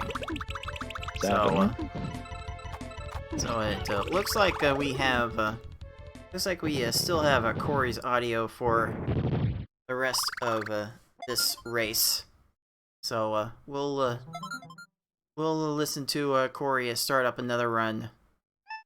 For this one. And Gamer just was not feeling good about that entire stage. Has decided to reset it. Well, have you ever seen a reset on Kamek before? No, I can't say I have. But well, well, I can't say I have, but maybe I have. I don't remember. I swear my memory's a goldfish level sometimes. But yeah, Gamer is not getting play to level that he needs to wrap this up. Oh, one line short. Gonna waste a bit more time with that chain. Oh, almost got that too, but I think this stuff will be more than enough, maybe? Oh yeah, it should be. It'll make the screen shake though. That's gonna be the unfortunate part. You try to send enough attacks, but there we go. But you get some very violent results from it. Oh man, this run that Corey is on, you love to have that in a race. It seems like I've seen some sub 15s all over Corey's warm up. And it's good that he's staying loose too.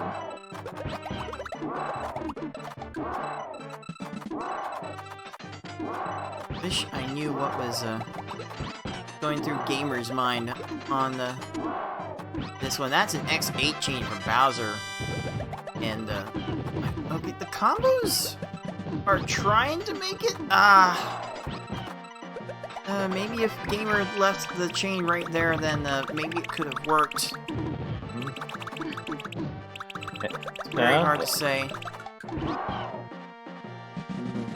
So we got some more chains coming. Oh, and he didn't send enough either. I think we're getting the lesson from this match specifically that really do have to have a focus on making combos. That was a nice chains. 5. That was a nice 5-6-6 there. Because without combos in your chains, you need to make bigger chains, and making oh bigger my chains gosh. takes more time. 8, 9, going in. 8, 9, 9, 10. Catching him on the rise too.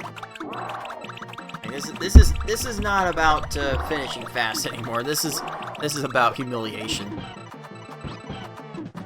And Bowser is definitely due for some humiliation here.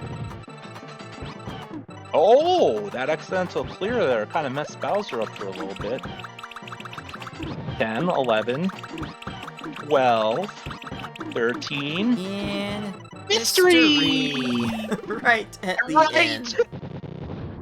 There we go. There we go. That's some good frustrations to vent out at the end. That is going to be a 13-49 for our 14 seed. Yeah, that will even this match up at 2. And I do want to point out that in that whole time, Corey was able to get all the way up to stage 7. Although that leg chain at the top was kind of interesting from Lunge. Yes, I actually had to stop and look what Corey's opponent was. Oh, Corey might be wishing he was still on that run in the last race. So here we go. Here we go. We have our first game 5 of Redemption Bracket, and yeah, winner is going to move on to Lunar Chimera. Loser will watch how it unfolds And from that'll the be sidelines. that'll be tomorrow, right?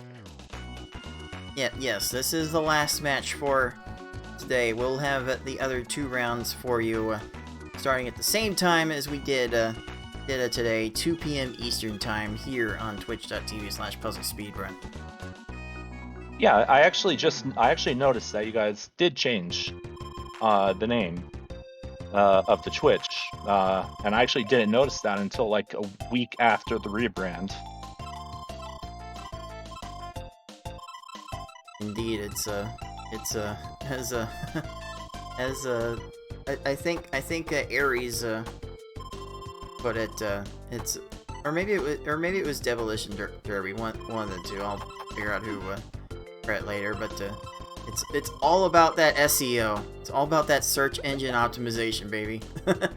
Yep. So I think the rebrand in general has helped to better identify who we are and what we're doing, and Yeah. I think we've gotten a good response to it. Oh yeah. Meanwhile, while we watch Yoshi show the basics of gameplay.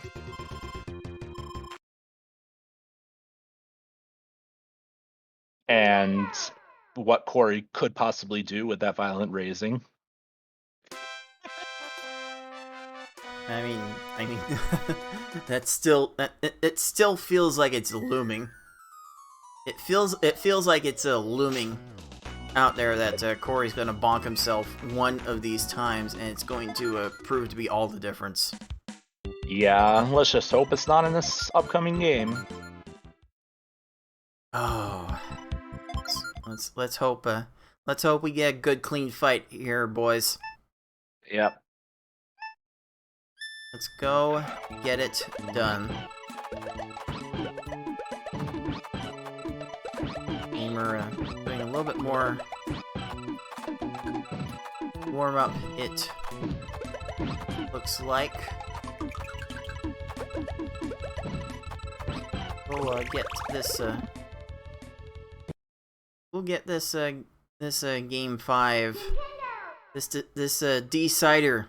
As it's often referred to in the Tetris community. Get your decider emotes out if you got them. Yeah. We also could have gone the meme and said we're neck and neck or shoulder to shoulder, or however you want to put it, in that last game or 2 games ago. This stream has been going on for almost 8 hours. My mind is kind of spent, but the adrenaline's still pumping. Here we go, game 5. For all the marbles!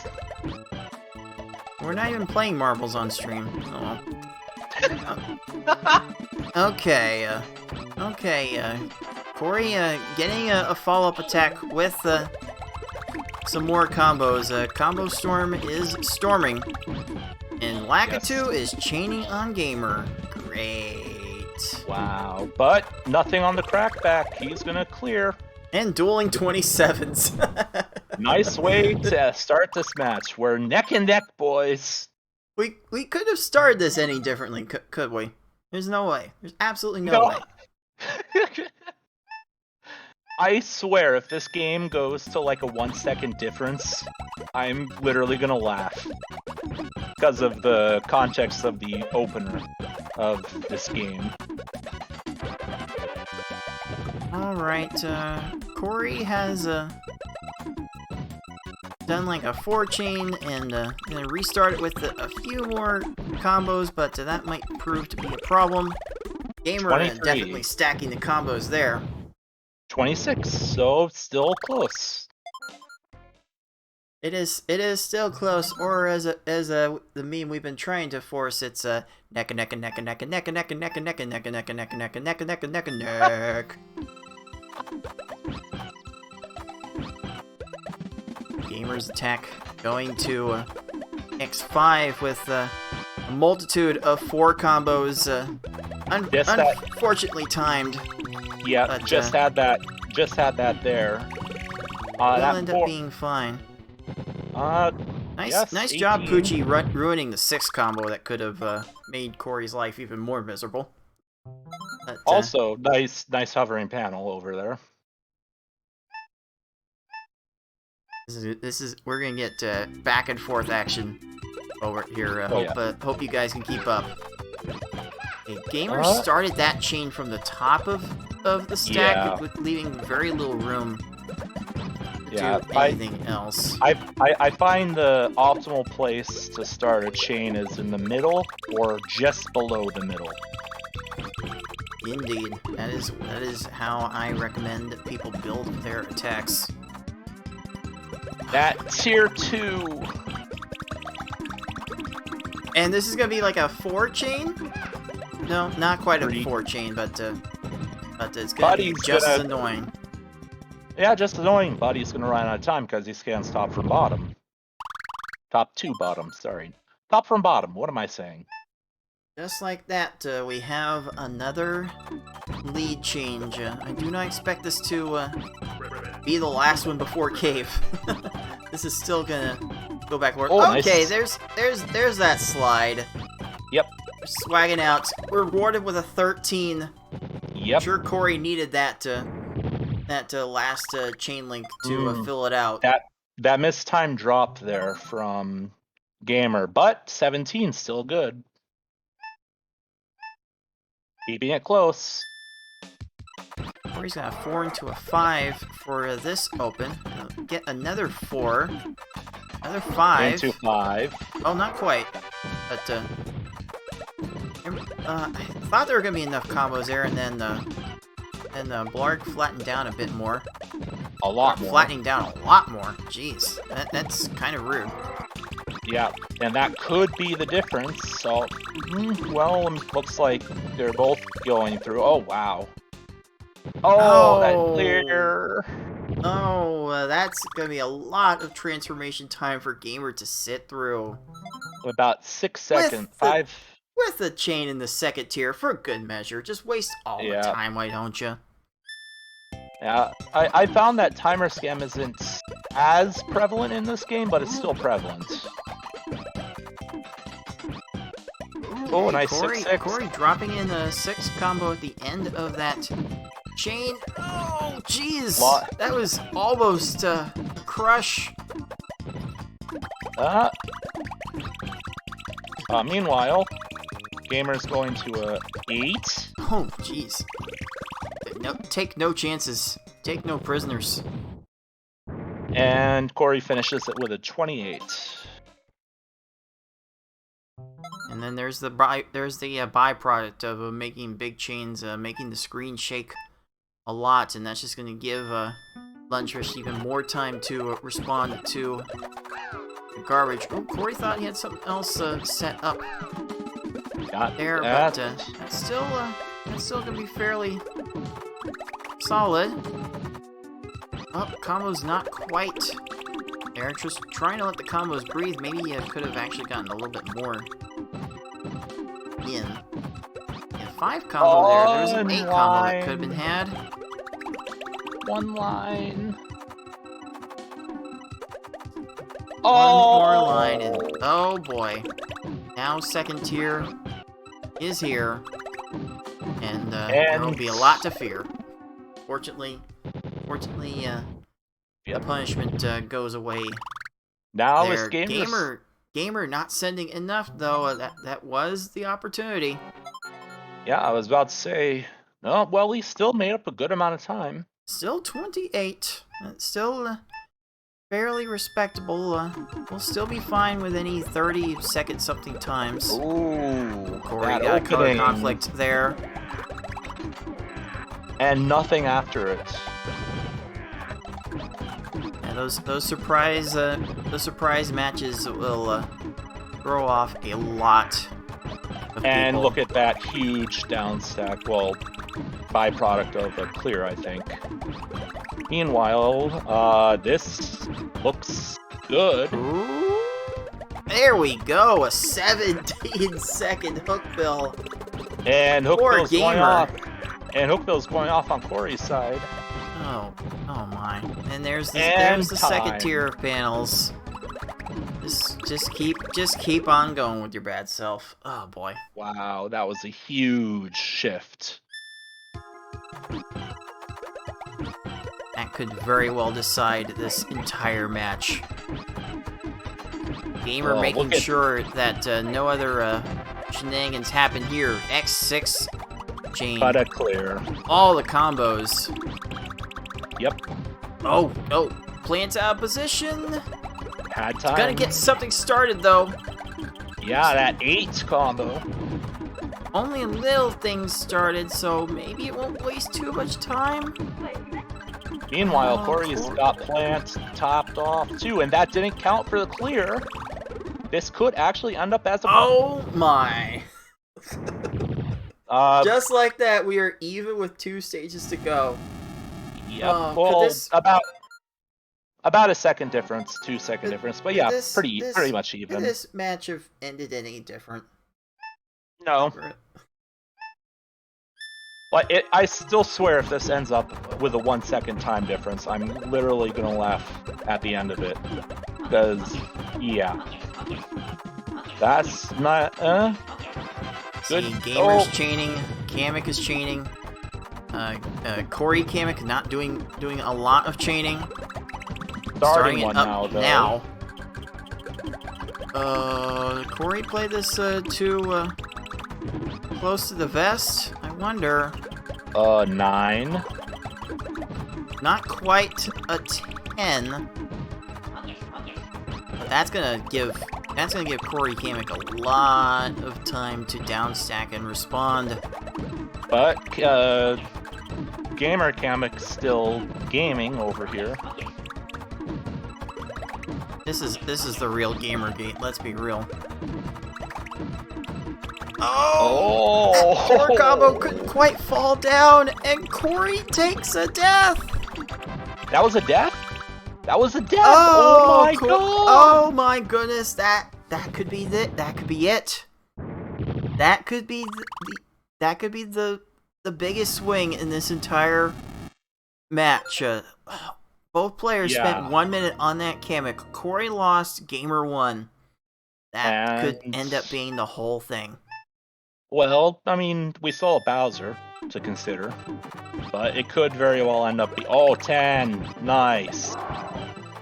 Oh, Gamer bringing the combos. Bowser not bringing much to this. Oh, flatten, death! Wow. And that is it! Gamer X459, our 14 seed from our qualifying stage, will be moving on to face Lunar Chimera in the Redemption semifinals with a final race time of 9:53. Fortunately, Corey getting a nice Kamek to finish that out.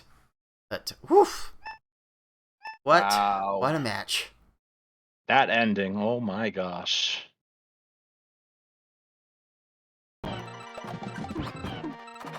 And I think That was Gamer's consistency was what won him the match.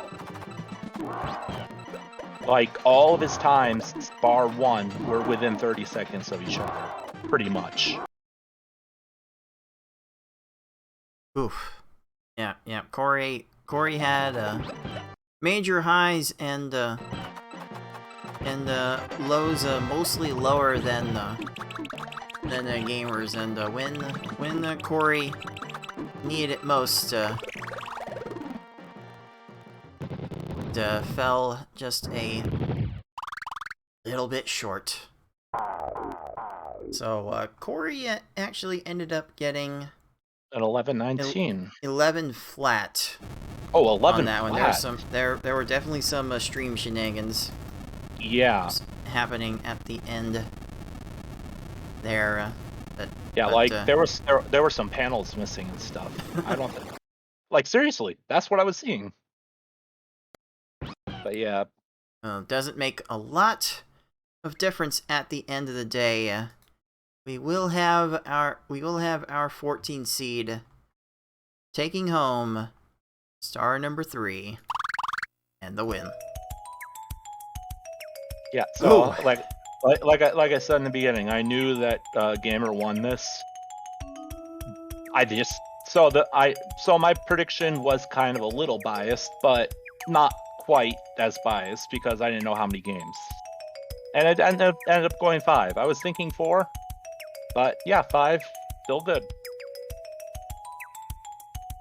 This one very much billed as advertised, and GG's to Corey for making such a great strides in his tournament debut. But it will be GamerX459 moving on to our tournament redemption semi-finals. The table is set for tomorrow. It is 9 seed BB Forky against 15 Kanayo on one side, and 11 seed Lunar Chimera and the 14 seed GamerX459 on the other end. How, like Razor, how much are you looking forward to seeing how these two play?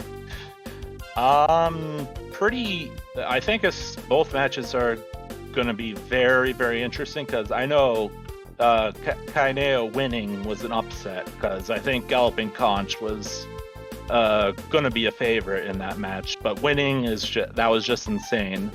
And then Forky's Forky, so I just don't know how that match is going to go. I just don't know. And then Lunar versus Gamer, seeing what Gamer's done, I think that match could go either way as well, based on the play we saw from both today. Both are up in the air. I wouldn't be able to predict either. These two final 3 matches we've got for you. Semifinals with these 2 matches coming up, and then the final will be shown right after that with the winner of those 2 matchups. You will definitely not want to miss how it ends. Not with what I know about how this tournament ended. It is a must-watch indeed. So make sure you tune in to those matches, starting once again at 2 p.m. Eastern Time here on twitch.tv/Puzzle Speedrun. And okay, I did not think I was going to be able to pull that off, but I was geared up for 8 hours of content, and we brought you 8 hours of content with the first 2 rounds of that redemption bracket, and we hope you enjoyed the last 2 rounds just as much as those. So that's going to do it for today's broadcast. For Razor Flame, for Team ND, for Show Soul, for everyone else that has helped out with the tournament, and everyone else at the League of Puzzle Speedrunners, this has been Cards the Heart, and until next time, everyone, thanks for watching.